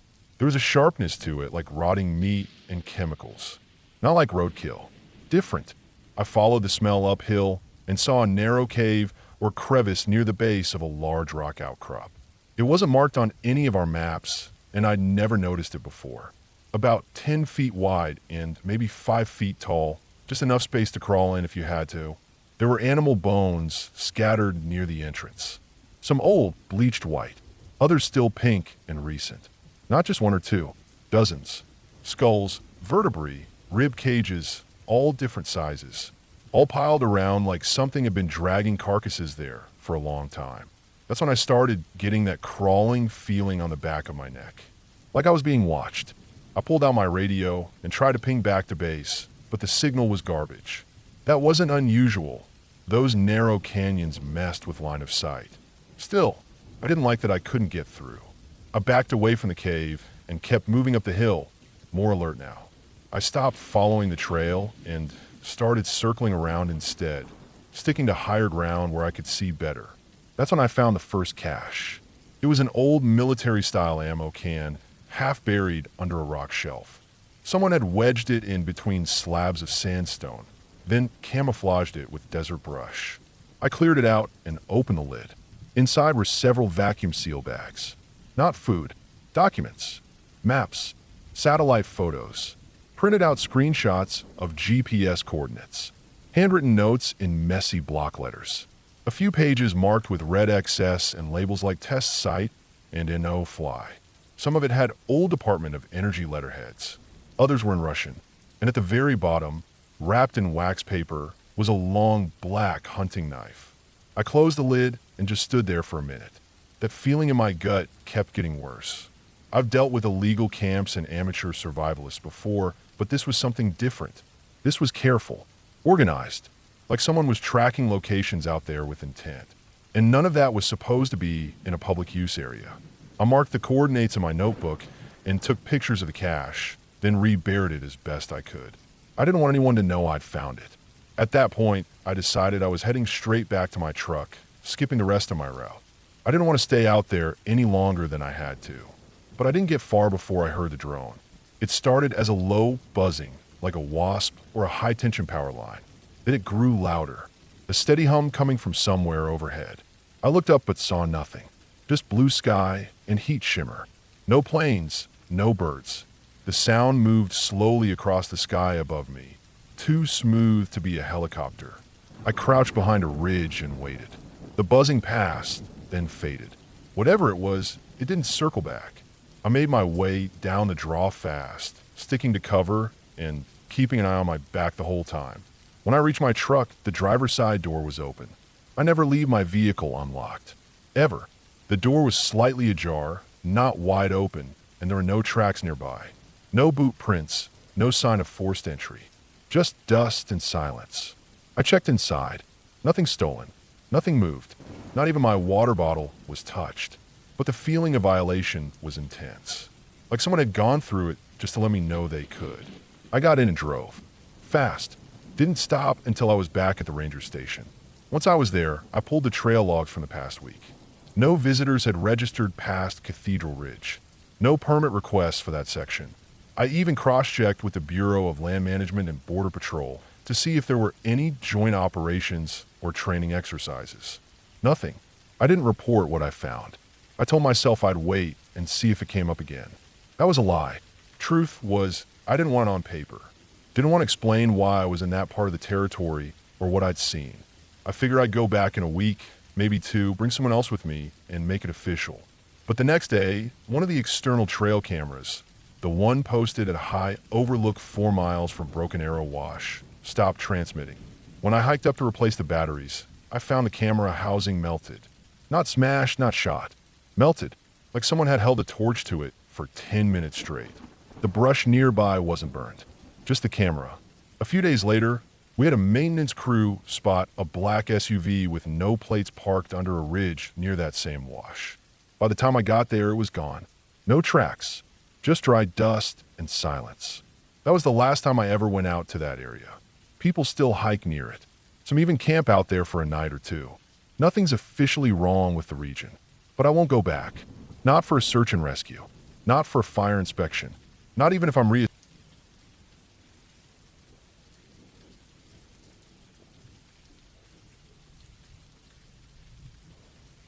I've worked as a park ranger for over a decade now. Most of it has been quiet work, clearing trails, giving directions to tourists, watching wildlife through binoculars, and filling out way too much paperwork in small wooden offices that smell like coffee and pine. But there's one memory I don't like thinking about. It happened back in 2016 when I took a temporary position covering a remote stretch in the southern part of National Forest. It was the kind of area that wasn't really meant for visitors. No big campgrounds, no maps with trail names on them. Just a rugged zone of the park used mostly for maintenance access, wildlife surveys, and sometimes rescue training. Locals called it West Ridge, but it had no official name. I signed up for the job because I needed the overtime. My main station was getting shut down for seasonal repairs, and I didn't want to burn vacation days just to sit at home. So when the regional office offered me 2 weeks solo duty at a ranger shack along the West Ridge perimeter, I said yes without thinking much about it. They warned me it was quiet and isolated. That was fine with me. I figured I'd clear a few downed trees, inspect some weather sensors, maybe report on some erosion, and spend the rest of the time reading or hiking alone. When I arrived, the shack looked worse than I expected. The wood siding was half rotted on the north face. The roof sagged a little in the middle, and the antenna wasn't working, so radio communication was weak. Still, it had a cot, a propane stove, and a rain barrel for water. That's all I needed. I spent the first couple days doing inventory and familiarizing myself with the boundaries. The terrain was steep in places, full of crumbling limestone and dry brush. Not a place people usually wandered through unless they had reason. The first 3 days were normal. I hiked during the day and logged notes at night. There were deer, hawks, and once I caught sight of a mountain lion far off on a ridgeline. No signs of people. No buchiprinches, no campiris, no treche. The place felt truly empty, like a forgotten pocket of land. I started to enjoy it. Then I found the trail. It wasn't on any of the maps. I was hiking north of the shack, following a ridge above a dry stream bed, when I noticed an unnatural straightness in the brush, like something had been trampled down repeatedly over time. It was narrow, about the width of a person walking alone, and hard to see unless you were standing directly over it. No markers, no signs, but something about it felt deliberate. I followed it for maybe 100 yards, just to see where it went. The trees closed in tighter, and the ground sloped downward. The trail became clearer the further I went. Eventually, I reached a small clearing where the undergrowth had been completely flattened. No signs of a campsite, no trash, just an open patch of dirt and grass that looked like something had rested there for a long time. Something heavy, maybe repeatedly. I marked the coordinates in my notebook and headed back. That night, I noted it in my daily report. I didn't think much of it until the next morning. I woke up to the sound of something tapping on the window. Not hard. Just a soft tick-tick like a branch or maybe a bird. The shack only had one window, right above the little writing desk. I got up and looked outside. Nothing there. The trees were still. No wind. I stepped outside just to check around the perimeter, but there were no signs of anything unusual. Still, it left me with an uneasy feeling. That day, I decided to hike back to the trail. I wanted to follow it further. Maybe it led to an old homestead or a forgotten hunting cabin. I brought extra water and my full pack, planning to make a long loop. When I reached the clearing again, I noticed something new. A set of boot prints. They weren't mine. The treads are different and the spacing was off. These were heavier, deeper, and more deliberate. Whoever made them was carrying weight. They led out of the clearing in a different direction, off the faint trail and deeper into the trees. I hesitated. This part of the forest wasn't supposed to be occupied. I followed the prints. They weaved between trees, sometimes fading over patches of dry leaves, sometimes clear in soft dirt. I tracked them for about 30 minutes until they disappeared into a thicket. I was about to turn back when I saw a bit of canvas fluttering in the breeze. It was a tarp, old, sun-bleached, and half-buried under pine needles. I approached slowly. Underneath, it was a pile of broken branches and what looked like a makeshift lean-to structure. Very basic. Someone had clearly tried to build shelter here a while ago, but it had collapsed or been abandoned. There were also rusted cans, soup, beans, that kind of thing, stacked in a neat row under a log. Someone had been here, and it hadn't been that long. I radioed in the location, but as expected, the signal was too weak. I'd have to hike to the southern ridge later that evening to get a transmission out. Before I left, I noticed something odd. Carved into a nearby tree, low to the ground, was a symbol. Not letters, just a circle with a line through it. Fresh, maybe a week old. That night, I hiked to the ridge and filed a report. Evidence of an unauthorized camp, possibly abandoned, signs of recent human activity, and a symbol carved into the bark. I didn't get a reply, which wasn't unusual given the spotty signal. I headed back to the shack just as the light was fading. When I returned, I found the door open.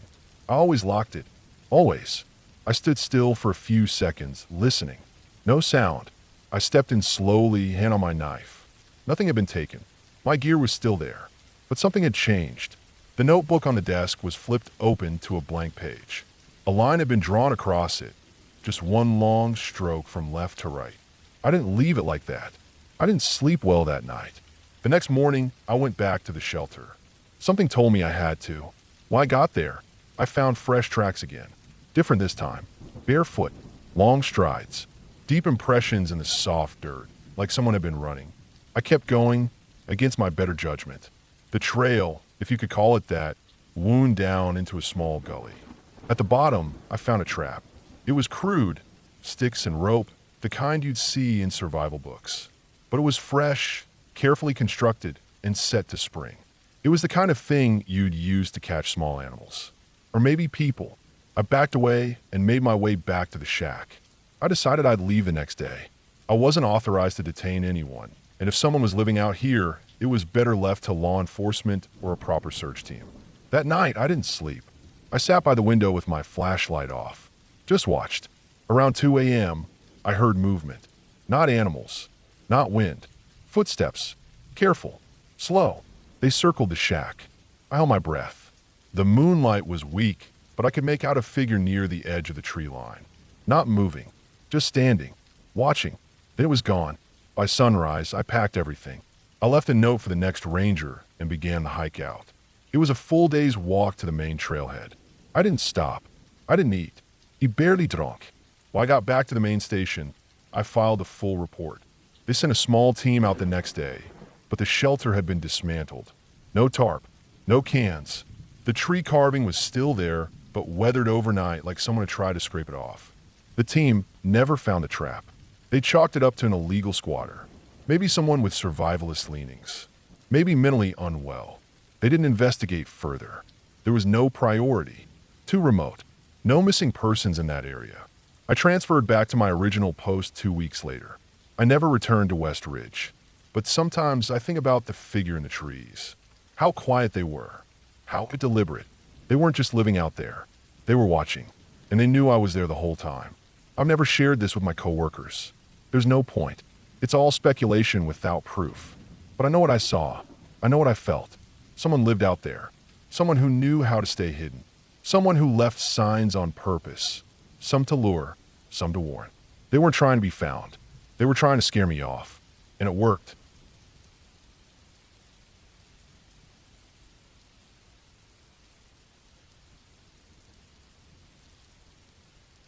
I've worked as a park ranger for a little over 18 years. In that time, I've seen just about every kind of stupidity, danger, and bizarre thing nature, or people, can throw your way. My territory is in the northern part of Arizona, covering a huge stretch of land that includes steep ridges, dense pines, red rock formations, and more remote space than most folks are comfortable with. This story happened during my 9th year, and it's the one that stuck with me the most. It changed the way I move in the woods and made me realize just how vulnerable we really are when we're out there alone. Back then, I was stationed out of a small outpost called Burro Station, about 30 miles east of Flagstaff. It wasn't much, just a trailer, radio tower, a fuel depot, and a weather-worn truck, but it served as the main checkpoint before rangers headed into the backcountry. I had just rotated into a week-long patrol through the more isolated parts of the park. We called this area Zone C, dry highlands, heavy with junipers and pinyon, scattered canyons, and very few trails. Most visitors stayed far away from it, partly because of the terrain and partly because there wasn't much to see unless you were into tracking wildlife or mapping washouts after monsoon season. I was heading to an old service road known as Ridge Road. It wasn't even marked on the new maps anymore. It had been closed since the late 90s after a landslide made part of it impassable. But some old utility shacks and water stations still stood beyond the washout. The plan was simple. Take the truck as far as I could, then go in on foot, check the structures for storm damage, wildlife activity, and any signs of trespassers. I'd done it a few times over the years. It always felt weird being back there, like going into a forgotten pocket of the world, but I'd never had a reason to worry. Until this time. I left Burro Station early, just before dawn, when the air was still cool and the light hadn't yet touched the ridges. I loaded up my truck with the usual gear: first aid, sleeping bag, satellite radio, GPS, trail cams, food, and extra water. My rifle was slung behind the seat. I rarely had to use it, but this was mountain lion territory, and sometimes you came across sick or aggressive animals. I always told myself a rifle was just a backup plan I'd never need. The first part of the drive was smooth. The service road was rough and narrow, hugging the side of the ridge for several miles. Tall grass and shrubs had begun to reclaim the route, and there were signs of erosion on the outer edge. After about 8 miles, I reached the rockfall that marked the end of the drivable section. I parked the truck, locked it, hoisted my pack, and started walking. I figured I had about 10 miles to cover on foot to reach the farthest outbuilding, the old pump station at Dry Creek Fork. I had 3 days scheduled to check everything, set up some new trail cameras, and hike out the long way along the canyon rim. Standard stuff. The first day went mostly as expected. I covered about 6 miles, checked 2 old shacks, both empty and weathered but still standing, and found some signs of deer activity near a collapsed tool shed. I marked the coordinates and moved on. I didn't see any fresh human tracks or trash, which was good.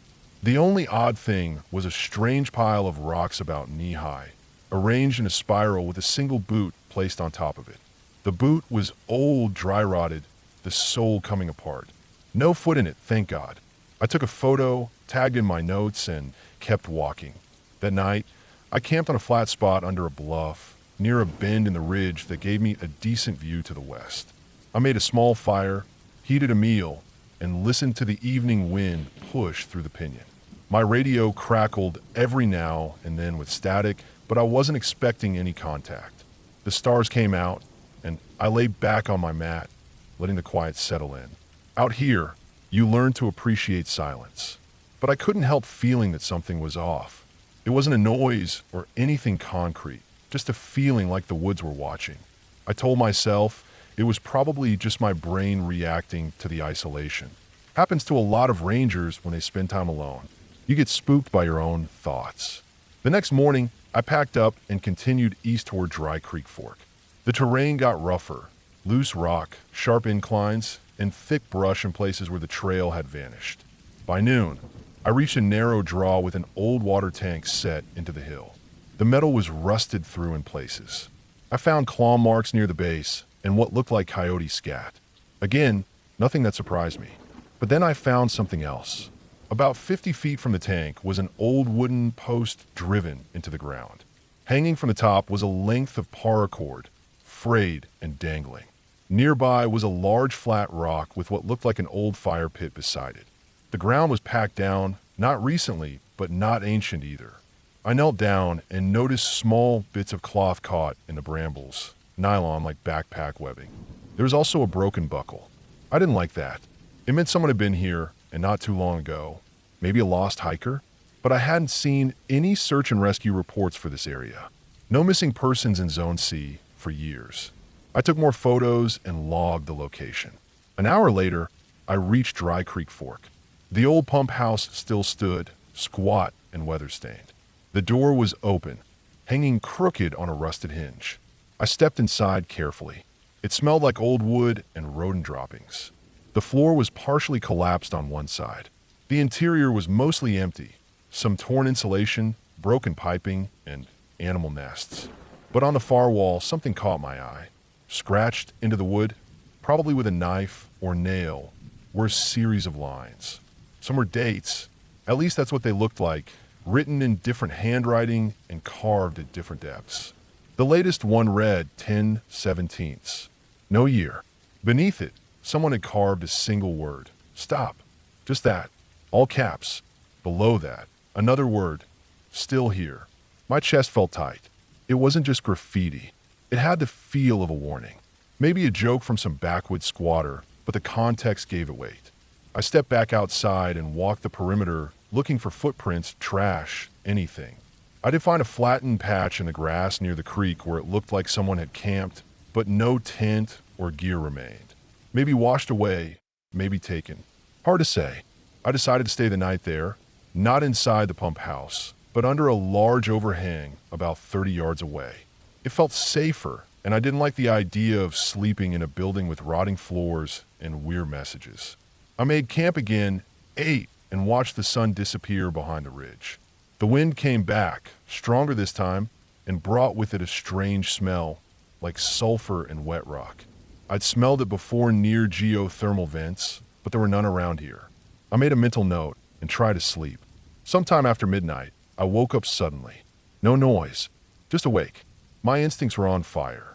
I sat up slowly and scanned the darkness. The moon was half full, giving me enough light to see the shapes of trees and rocks.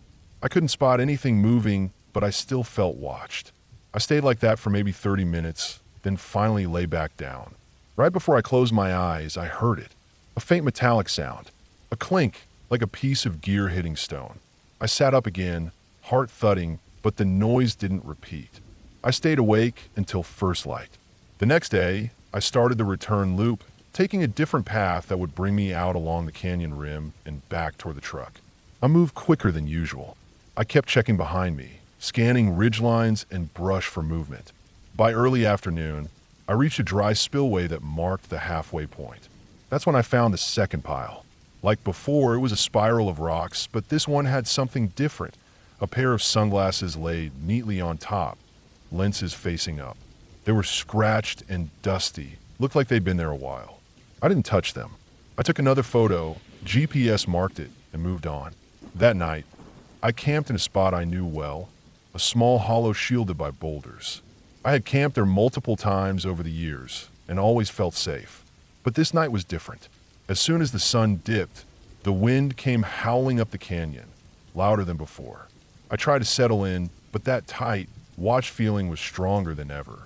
At around 11 p.m., I heard footsteps, slow, deliberate, crunching across dry gravel not 50 yards from my camp. I froze, heart pounding so loud, I thought it would give me away. The steps paused, then moved again, circling wide. I didn't have a fire going, so whoever or whatever was out there probably couldn't see me clearly. I reached slowly for my rifle, safety off, and waited. The steps circled once more, then faded. I didn't sleep at all. At dawn, I broke camp fast and started the final hike out. It was only 5 miles, but it felt like 20. Every snap of a twig, every movement in the corner of my eye put me on edge. I saw more old fire pits along the way, too many for a part of the forest that nobody used. And at one point, I found a torn scrap of fabric hanging from a tree branch, 8 feet off the ground. I made it to the truck by late morning. Nothing had been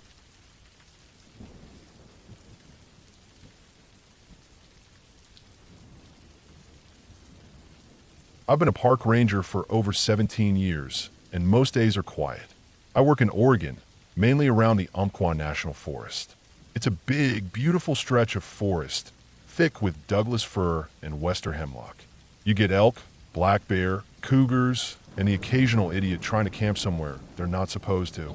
I've done my share of search and rescue, dealt with injuries, and cleaned up after people who think a fire pit is a trash can. That's the job.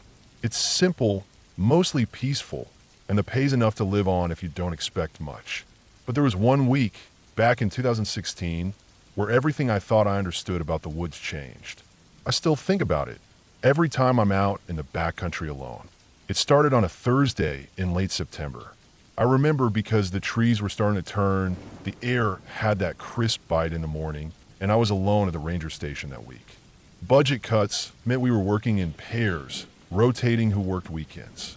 My partner, Mike, had taken the weekend off to visit family in Idaho. I wasn't complaining. I like being alone out here. I was doing trail maintenance checks that morning. My assignment was to sweep over some lesser-used loops up near Dogwood Basin. That area doesn't get much traffic outside of hunting season. It's deep about 25 miles from the nearest paved road, and not many people bother with it. But there's an old loop trail that we keep open for backcountry hikers and the occasional crazy mountain biker. It's not well marked. Some of the signs are so faded they look like driftwood nailed to the trees. I had driven out in one of the older Forest Service trucks, an old green Ford with 280,000 miles on it, and parked where the fire road ends. From there, I started walking the loop with my clipboard, flagging fallen limbs and erosion spots to report later. About 4 miles in, something caught my attention. A narrow path, almost hidden, split off the main trail. I stopped and looked at it. I'd never noticed this turn before, and I'd walked this loop dozens of times. The main trail was wide enough for an ATV, but this new one was just a narrow strip of dirt through the underbrush, barely wide enough for one person. There was no marker. I checked my map. It showed nothing. No old trail, no logging road, no fire break. I crouched down and looked closely. The ground had signs of light foot traffic. Not heavy, but definitely recent. Someone had walked this way, probably a few days ago. That was strange. It wasn't hunting season yet, and this wasn't a campsite area. But people ignore the rules all the time. I decided to follow the path for a bit, just to see where it led. At first, it looked like a game trail, low brush, some broken branches, pine needles matted down. Then started to change. The slope tilted slightly uphill, and the trees got thicker. I kept expecting it to disappear, like most animal paths do. But it didn't.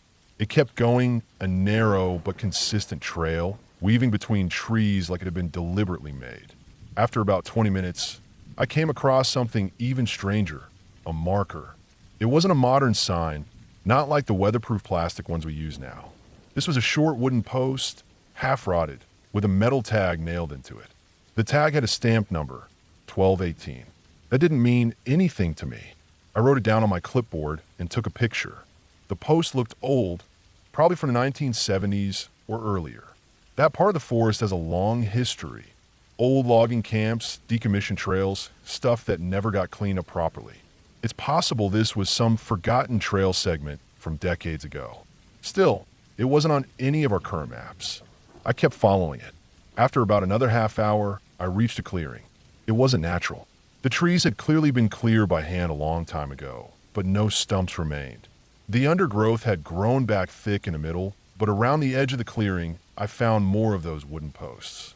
A ring of them, maybe a dozen, each with a different number. In the center of the clearing was something that made me stop cold. A metal drum. Not a trash barrel, but a 55-gallon steel drum, rusted and dented. The kind used for storing chemicals or fuel. It had no markings. The lid had been sealed tight, but now it was partly caved in like someone had hit hard with a sledgehammer.